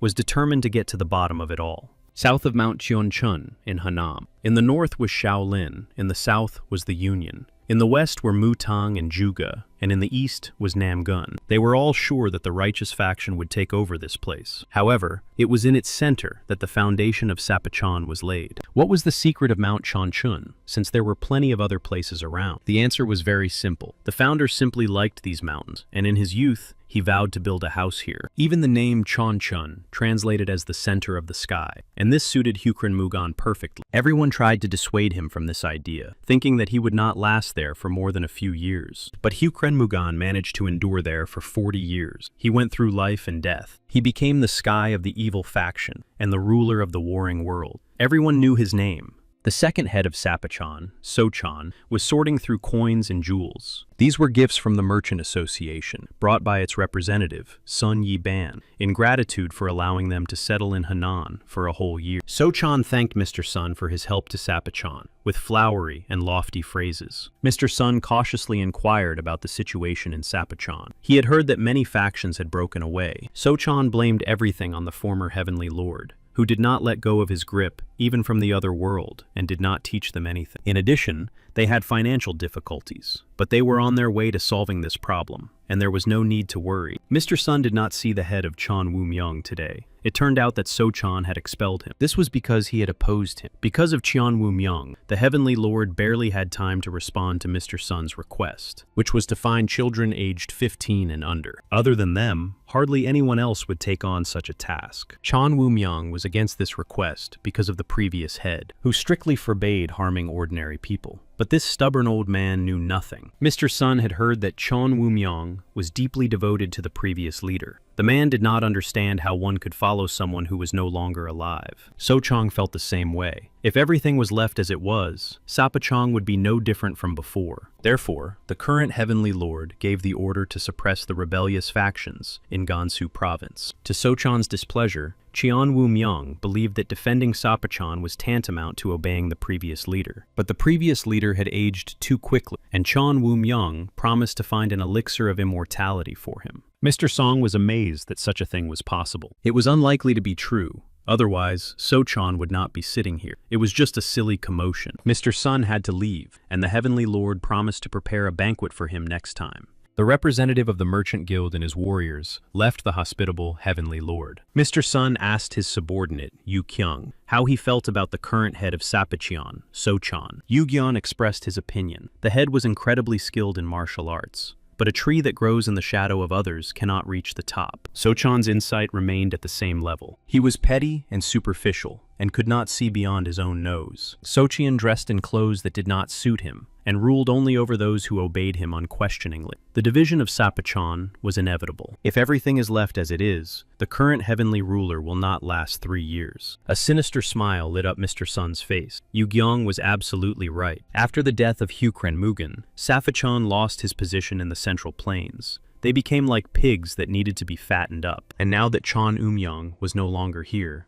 the time had come. The warriors knelt before the master of the first palace, who turned out to be Mr. Sun. He ordered to proceed with Bonchong. The order was to be conveyed to the head of Enyonde. This was the main organization of the first palace, created to eliminate key positions in Sapchong and replace them with their own people. In this way, they planned to raise an uprising and absorb Sapachong. This plan was called Bonchong, which meant heavenly coup. When one member of Mutang insulted Hukren Mugen, a great battle broke out. While the head of Sapachan was away, many masters died. The monks suffered heavy losses, but the main blow was dealt to Sape. If it weren't for the cursed Hukren Mugen, everything would already be in the hands of Lord Sun. But now that the monstrous Hukren Mugen was dead, and Chan Eum-yeon had been eliminated, nothing could stop them. The master of the first palace ordered Chucho to send the children from Sapachan to their base. Then he turned to Yu Gyeon. He was interested in what had happened to the demon clan, and heard that they had failed. Even the bait ended up in Kunlun's hands. It was very foolish. Yu Gyeong believed that the movements of the inner palace that had infiltrated the Union seemed no less suspicious. The master of the inner palace was interested in the Chongjiang, or banks, and her warriors were seizing these organizations. Mr. Song thought about it. It seemed that the Great Mother had decided to take all the money for herself. If she could seize the Cheonjiang, which had a contract with the merchants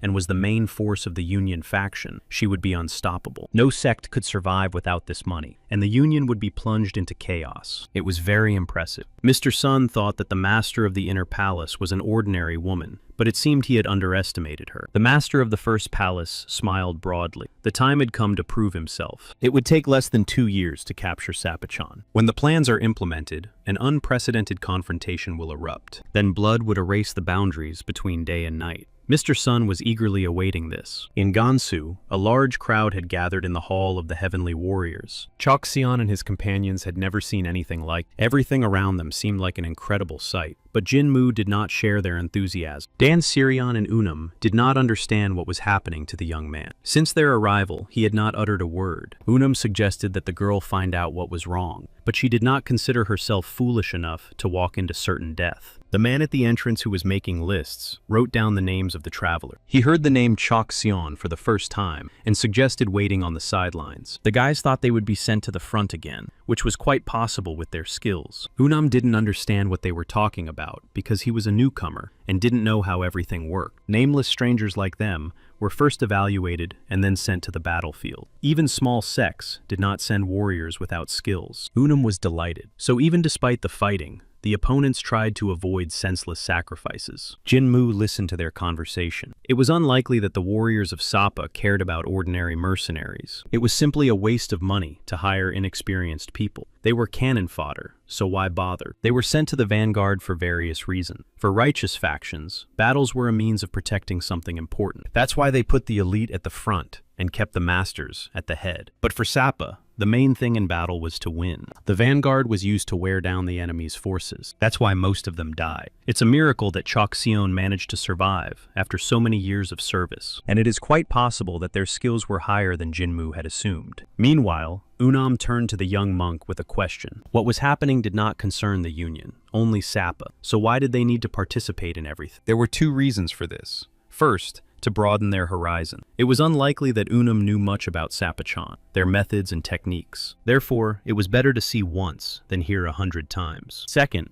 the young people were surely interested in why they had gotten involved with the Wanderers. The fact was that the Union had not yet recognized. Unum couldn't believe that Mutong's sword was meaningless, but Jin Mu immediately shut him up. People won't believe it until they see them in battle. For them, the rumors were exaggerated. Even in the Union, few people knew their faces and names, which meant that in Sapacon, no one knew anything about them. The second reason was that it was dark under the lamp. As long as they were next to the nameless strangers, no one would pay any attention to them. Unam was thrilled again. Jinmu's plan seemed amazing and ingenious to him. Jinmu asked him to hide his skills for now, but in reality, his goal was to find out why the Sapa warriors were fighting and who was going to attack. The more Jinmu thought about it, the angrier he became. This student was already problematic, but what were the elders doing? It was unclear what Chan Wu-myong was doing there and why he didn't stop the attack on the Hall of Heavenly Warriors. But Jinmu was going to get to them. First, he would reach the Yang Sphere, and then he would disfigure them beyond recognition. But to do that, the young man had to advance beyond the vanguard. The man loudly announced that Chokseon's team should come forward. Jinmu stopped the wandering warrior, saying he would go himself. He tried to warn him that this exam could not be passed alone. The list specified a team, so the man was puzzled as to why only one participant had come forward, and ordered the others to be called. But Jinmu was confident that he could handle it himself, and asked to begin the test. The man was furious at the informal address,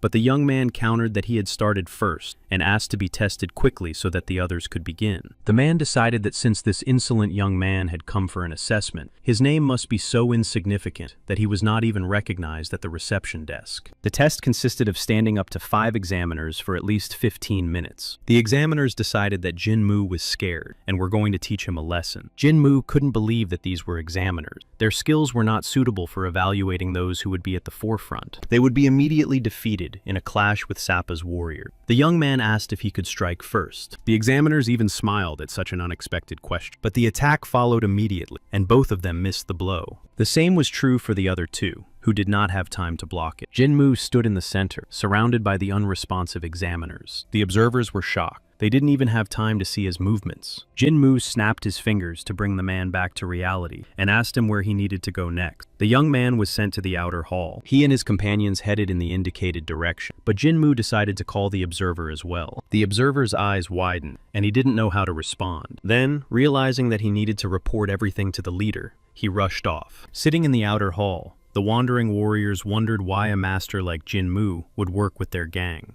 They watched him cautiously and were too afraid to even move. Finally, people came out into the center of the hall. The leader told everyone to listen carefully. It was the head of the outer hall of the Heavenly Warriors clan, Tam-san Mok. He asked loudly who among those present was in command of Chok-son's squad. Chok-son peeked out from behind Jinmu's back and shouted that it was him. The man who was conducting the tests immediately recognized the monk sitting next to him. Tam-san Mok was surprised that it was some youngster. However, despite his age, the young man had defeated 4 examiners. The head of the outer hall frowned. This guy was still too young. Even if he had taken up arms at the age of 10, about the same amount of time had passed since then. Tam-san Mok reprimanded the examiner. It seemed that he had completely let his guard down, mistaking him for a nameless warrior. And tomorrow, the Iron Sword was arriving. Because of the previous assessment, the head had to check something. He approached Chok-seon. If he passed the test, he would be sent to the inner squad. Only the best warriors and the most famous wanderers were sent there. And of course, there was a big difference in pay. Jinmu asked Tam-san Mok what he was talking about, and his informality drove him mad. However, if you live for today, it loses its meaning. The leader tried to control himself. Now they didn't have enough fighters, and the wanderers they managed to recruit weren't that good. Strong warriors did not even try to join them, because their opponent was Sapachan. That was why Tam-san Mok ordered that the appearance of strong masters be reported. However, there was no one special to look at here. Everyone was too young. At best, they were third-rate.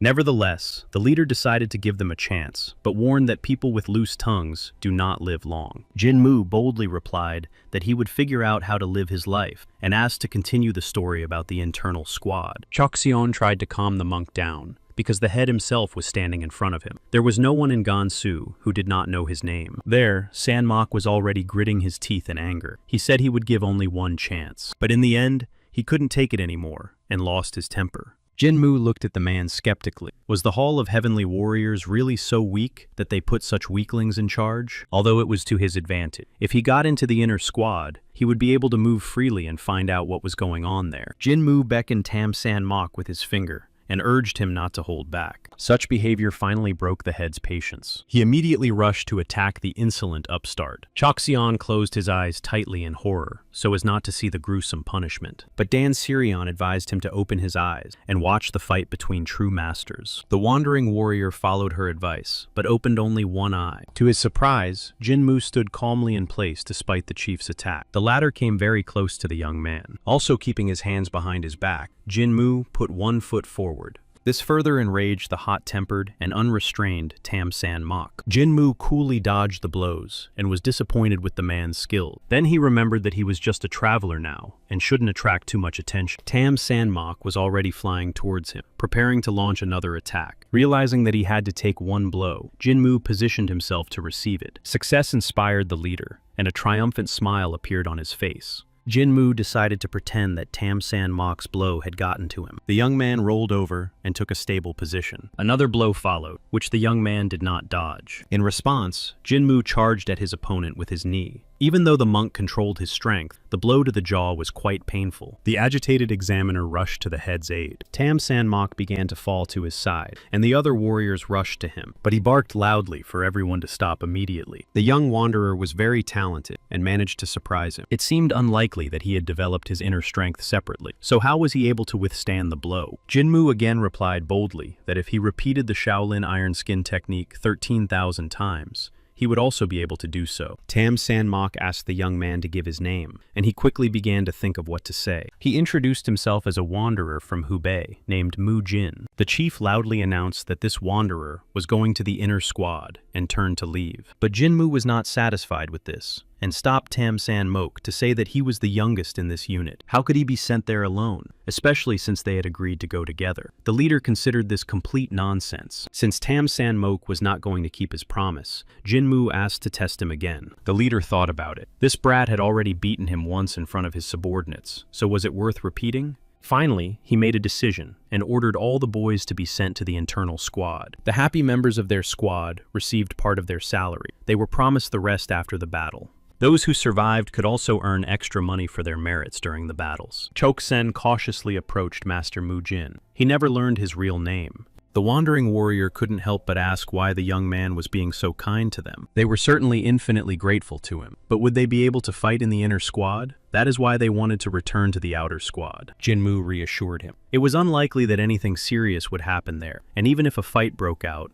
everyone would remain unharmed. He did not know who would come from Sapcheon, but if it was Wangon Hu, that would most likely be the case. Jinmu also asked him not to consider it kindness, but payment for the incident at the hotel. Chokseon should have thought more simply. Thanks to a small favor, he was able to earn 10 times more. In any case, they had already been assigned a pavilion, and there was very little time left before the fight began. Therefore, the main thing was to eat well and rest properly. Jinmu himself left his companions and went to find out something. Dan Sirion offered to go with him, but she would only get in the way. Promising to return soon, Jinmu headed for the gate. Meanwhile, Chokseon was reasoning that it was easier to assess the situation and find weak spots on the front line. But the internal guard was a different matter. If they tried to escape, they would be pursued by the heavenly warriors. This young man was so strong that he was able to defeat the leader. With his level, Choksen couldn't assess his skill, but decided not to dwell on it. He simply chose to trust this mysterious martial arts master. Jinmu, walking around the courtyard, noticed that everything remained the same. This hall held many memories.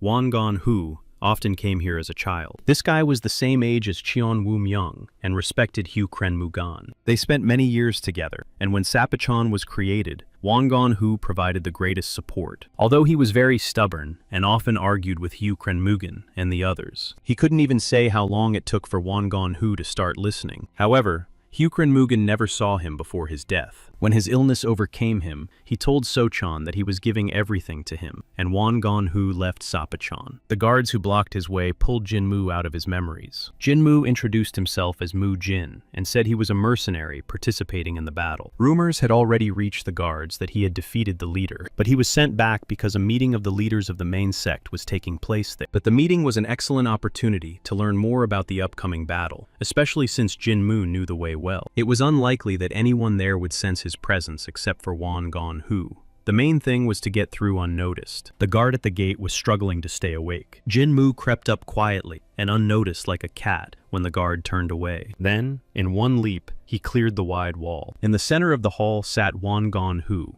the fifth head of Sapa and head of the Hall of Heavenly Warriors. The elders present begged him in unison to change his mind and reconsider, but Wangon Hu calmly told everyone to sit down and explained that his decision would not change. The elders gritted their teeth in indignation. At that moment, the doors flew open and a young man ran in, addressing his father. The head of the hall jumped up from his seat. He had told the boys not to come, so why had they disobeyed him? The boys who had burst in learned that he was going to go into battle alone and asked him to reconsider his decision. Wangon Hu barked at the children and ordered them to shut up immediately and leave the hall. The Hall of Heavenly Warriors was not just a faction that appeared and disappeared, but a clan with a long history that ruled Gansu. The elders never questioned the leader's decision. Even when Sapicheon was created, the hall shed blood for them. Was there even one elder left who spoke the truth? Sechong filled the main residence with fools and ruined it. When Wangon Hu decided to leave, everyone followed him without saying a word. But now everyone was against it, and they could not agree with this decision. All the warriors would go out into the field for their leader, and, if necessary, die for him. They should not be considered weaklings who only hide behind his back. Wangon Hu clenched his fists. He understood all this perfectly well. But their enemy now was Cheon Woo Myung, who had all the forces of the steel sword with him. Jinmu, who was secretly eavesdropping on this conversation, covered his mouth with his hand in horror. Could it be that the one who led the attack on the Hall of Heavenly Warriors from Sapicheon was Cheon Woo Myung? Blindly following Sapicheon without thinking about what was right and what was wrong was wrong.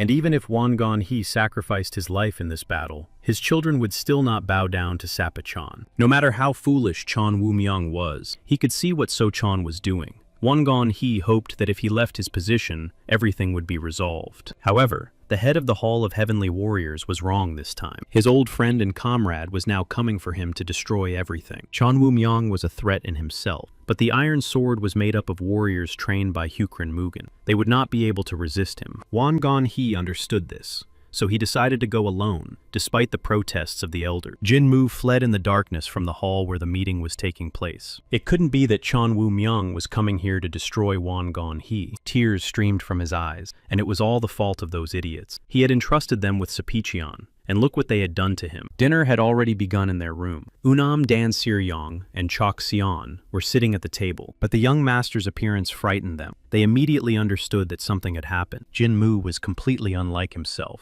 and tears streamed down his face. He replied that nothing had happened, and left without even sitting down at the table. Unam noticed that Jinmu resembled the deep sea. One day he was calm, like a boundless expanse, ready to accept everything. The next, he was fierce, like a storm sweeping away everything in its path. His mood was impossible to predict. It would have been a little easier if he had shared at least some of his feelings. At that moment, Jinmu was sitting in his room, clutching his head. He didn't know what to do or how to act in this situation. On the last day of Hukren-Mugan, everyone prayed for him to disappear quickly. It was disgusting, but they were determined to take matters into their own hands. They may have been scoundrels, but they had incredible abilities. And then they put worthless people in charge. To suppress the Hall of Heavenly Warriors, they sent Chan Woo-myung, who would destroy everything. So Chong was clearly out of his mind. This guy was definitely insane. But Jinmu couldn't let Chan Woo-myung destroy Won Gon-hee. Chan Woo-myung inherited all of Hukren-Mugan's fighting technique. It won't be easy to deal with him alone, but the main problem was the Iron Sword. With his current strength, he wouldn't be able to break through to Cheon Woo-myung.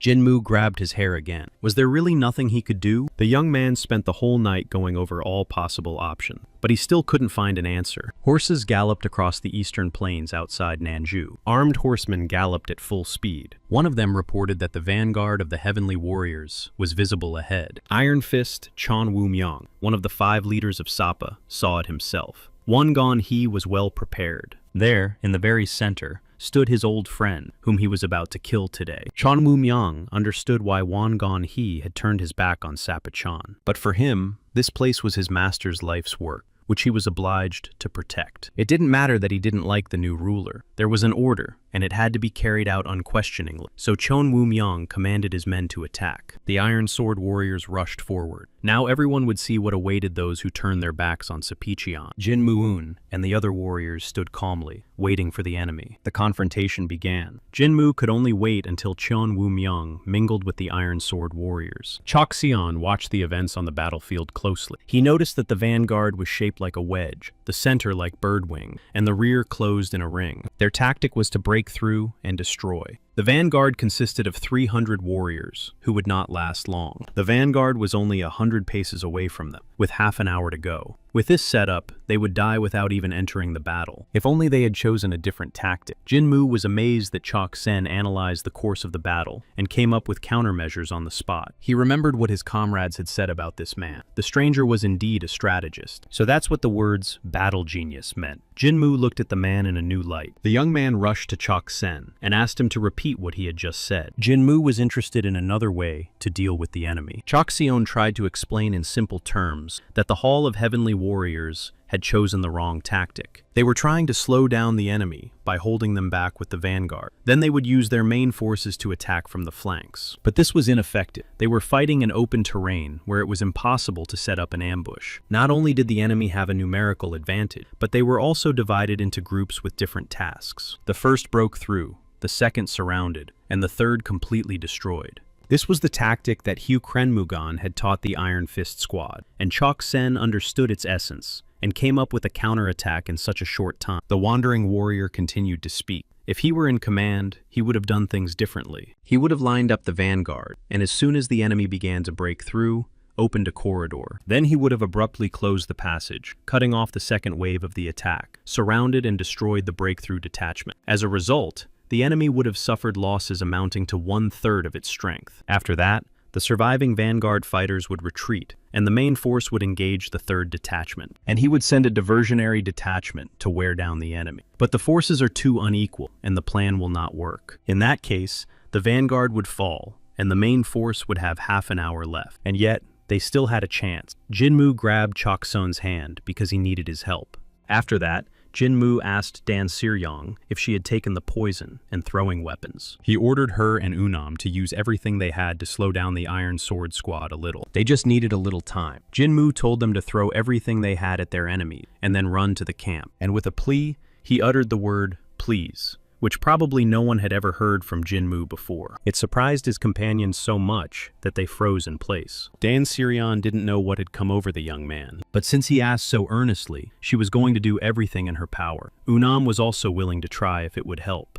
With that question settled, it was Chok Son's turn, and Jinmu dragged him along with him. He literally carried him, rushing to stop the enemy. It seemed that the other warriors were standing still, so fast was Jinmu moving. The young man covered Chok Sion's precious head and paid no attention to the conversations around him. It seemed to everyone that they were running away inside. Dan Sirion and Unamu also had to move on to their mission. The examiner, who was also on the battlefield, watched in bewilderment as the fools rushed into the most dangerous place without orders. He couldn't understand what kind of chaos was going on here. 2 ran inside, and 2 ran straight into the jaws of the enemy. Jinmu carried Chok Son as fast as he could. They had to hurry. The soldiers around him tried to stop him because he was going in the opposite direction. Jinmu saw that the enemy was getting closer, but he couldn't stop. Only he could stop Cheon Woo-myung and Won Gon-hu. There was very little time left. The people of the Hall of Heavenly Warriors prepared their weapons, trying to stop him. Jinmu easily overcame this obstacle by simply jumping over them. The warriors just watched his actions with their mouths open. They shouted for Jinmu to be stopped at all costs as he tried to break through to the commander. In midair, Jinmu could already see his target. Won Gon-hu stood in the center. Armed masters were approaching him from all sides. Jinmu parried the attack right in the air, while continuing to hold Chok Son. The young man pushed off their swords and continued to move forward. Won Gon-hu and his entourage could already see the strangers approaching. Jinmu shouted the name of the head of the Hall of Heavenly Warriors with all his might. Won Gon-hu heard him with surprise, although he did not know this man, but something elusive seemed very familiar to him. Without moving and with his eyes wide open, he watched Jinmu rushing towards them. His men, dissatisfied with such treatment of their commander, prepared their weapons. But Won Gon-hu barked at his warriors with all his might. He ordered everyone to stay where they were and not to touch this man. His children and soldiers were perplexed by this decision. Finally, Jinmu, still holding Chok Son, stood before the chief. They stood facing each other, surrounded by soldiers, practically on the battlefield. Jinmu shouted that he would explain everything later, as there was no time for details. If the chief did not want to see the Hall of Heavenly Warriors fall, he had to listen to him. Such familiar treatment caused everyone around to prepare their weapons again. Won Gon-hu barked again and ordered them to stop. In front of him stood a young man clenching his fists resolutely, and another warrior behind him. Jinmu stared intently at the leader and asked him to trust him. There was no time for doubts now. Loud noises distracted the young man. The front line was already beginning to collapse. The explosion ahead was most likely the work of Dan Siryong, but she would not be able to hold them back for long. Jinmu couldn't take it anymore and yelled at Won Gon-hu to finally listen to him. The chief, taken aback by such pressure, agreed. He even prepared to follow the young man's orders. Won Gon-hu pointed at the men and ordered everyone to listen to them carefully and follow their orders. Chok Seong was an outstanding tactician. His son and subordinates were categorically opposed to listening to strangers. The situation was critical, and they could be attacked at any moment. Won Gon-hu shouted that it was his order, and told everyone to rearrange their battle formation and prepare for battle. Jinmu turned to Chok Son. He was to lead the people of the Hall of Heavenly Warriors. The man was terrified. How could an ordinary mercenary become a commander like this? Besides, he had never commanded so many fighters before. Jinmu patted him on the shoulder. That didn't matter now. The main thing was to stop the Iron Sword's advance. The young man asked Chok Sen to believe in himself. The fighters of the Hall of Heavenly Warriors were much better trained than the mercenary had thought. Won Gon-hu approached the conversing warriors. Jinmu knew that he and Chok Seon had many questions for him, but he suggested discussing everything later and focusing on the battle now. If they acted together now, they would be able to survive. After that, Jinmu rushed in the opposite direction. He took a risky step based solely on Chok Son's analysis. It was possible that his plan would not work, but it was better to try than to just wait. Meanwhile, Won Gon-hu reached out his hand to Chong San and greeted him. Now the leader was waiting for the tactician, who had appeared with such a flurry of orders. Chok Seon had already recovered and was ready to explain the strategy he had developed. The battle was in full swing. People were flying into the air from the attacks. No matter how many enemies Dan Siryong destroyed, new ones appeared. There were too many of them. Out of the corner of her eye, she noticed that one of the enemies was about to strike. Suddenly, Unam appeared in front of her and blocked the attack. He shouted that they needed to retreat to the main camp. But Dan Sirion was against it. Jinmu had asked her for help, so she had to do it. The young monk said for the first time that he needed her. They couldn't just leave like that. Unam continued to persuade her. The enemy was advancing much faster than they had expected, and then they were spotted. The enemy was surprised to see the martial arts master and the girl from the Dan family talking. He immediately determined that Unam was from Kunlun, because he could sense the internal flow of chi in him. The enemy did not know why they were helping the Hall of Heavenly Warriors, but promised to spare them if the young people surrendered. Resistance was futile. It was clear that they no longer had any weapons. Dan Siren prepared to distract this man, even if it cost her her life. But Unam beat her to it. He was going to delay the enemy and told her to run. For the enemy, it was touching to the point of disgust, a game of love on the battlefield. He loudly ordered his soldiers to capture the two and kill them if they resisted. Upon hearing this order, Unam and Dan Sirion prepared to fight. But then there was a powerful blow, from which the young man shielded the girl. The man froze in surprise. He couldn't understand what had happened. Through the clouds of dust, Jinmu appeared, rushing toward them with all his might. He was very determined, and the enemy couldn't wrap his head around the fact that this was a human being. His attack sent his opponents flying in all directions like toy figures. Only the leader and the young people remained standing in the center. Energy swirled around Jinmu like a whirlwind, raising clouds of dust and people. His companions were genuinely delighted by the monk's appearance, but Jinmu immediately yelled at them because he had ordered them to scatter the amulets and run away, not risk their lives. Unam and Dan Sirion stood there looking guilty and didn't know what to say. Jinmu ordered them not to stand there like sheep, and to run away if they wanted to live. The enemy immediately began shouting at his men to catch the fugitives. But Jinmu approached him and put his hand on the man's shoulder. They hadn't seen each other in a long time. Only 2 years had passed, but he had aged noticeably. He used to be a smart guy who was left to help Chon Woo-myung.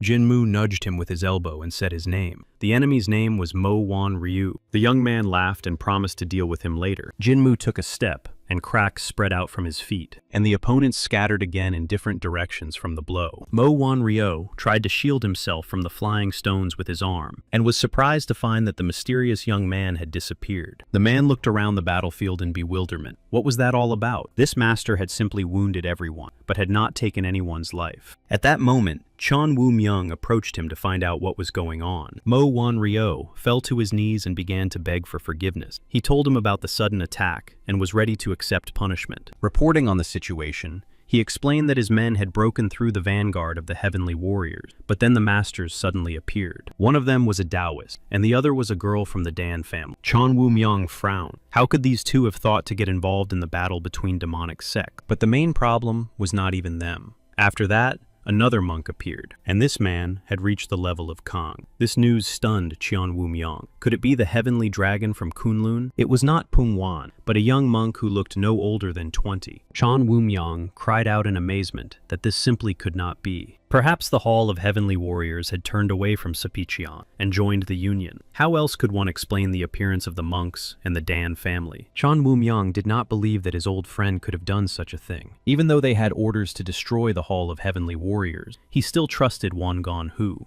The monks of the Dan family might have been with them, but that didn't change anything. The order to attack the main fortress was still in effect. Another warrior rode up to them with urgent news. The man was clearly frightened. Something was wrong. Their people could not break through to the main fortress of the Hall of Heavenly Warriors. It seemed that the enemy was using tactics that were not their own. It was as if the great strategist of the Union, Zhu Shongjin, was working there. The battle continued. There were many warriors and cavalry on the field. Choxian shouted orders. Now he ordered the second squad to retreat and bring in the third. The mercenaries had to delay the enemy, while the warriors attacked from the rear. Reinforcements of Hyung-level masters and above had to be sent. The head of the hall listened carefully to everything Choxian said. Thanks to his strategy, the Iron Sword could not break through to the main fortress of Cheonunban. No one could have imagined that they would be able to hold back this attack. Wang Gon-hu had devoted his entire life to demonic martial arts, but he did not know that strategists played such an important role on the battlefield. At that moment, one of his subordinates rushed in with urgent news. He reported that the Iron Sword Squad had begun to retreat. Wang Ganhu laughed, but Choxian ordered them to maintain their formation and not relax until the enemy had completely retreated. The head of the Hall of Heavenly Warriors, in a burst of joy, grabbed Choxian by the shoulders, terrifying him. Wang Ganhu acknowledged that it was all thanks to him and that Choxian was truly incredible. Hearing these words, the wandering warrior was able to breathe a sigh of relief. It seemed that today they had been able to fight back and defend the main fortress. That same night, a light was burning in one of the tents in the camp. The people sitting at the table praised the genius of Choxian's tactics. But while everyone else was rejoicing in this victory, Wang Ganhu was extremely serious. He watched closely the young man who had brought Choxian to him. Wang Ganhu's son tried to find out from the wandering warrior what the strategy was. It turned out to be from Sun Tzu's treatise, from the section on the 9 lands. The elders were impressed by Chok-sen's knowledge. Everyone had high hopes for him, which terrified the man the next day. He thought he would only be needed here for 1 day. With this, Chok-sen stunned the chief and the rest of those present. Confused, the warrior turned to Jin Mu for help, who advised him to simply explain everything. The thing was, this tactic could not be used. They would be able to hold out for a few days, but the loss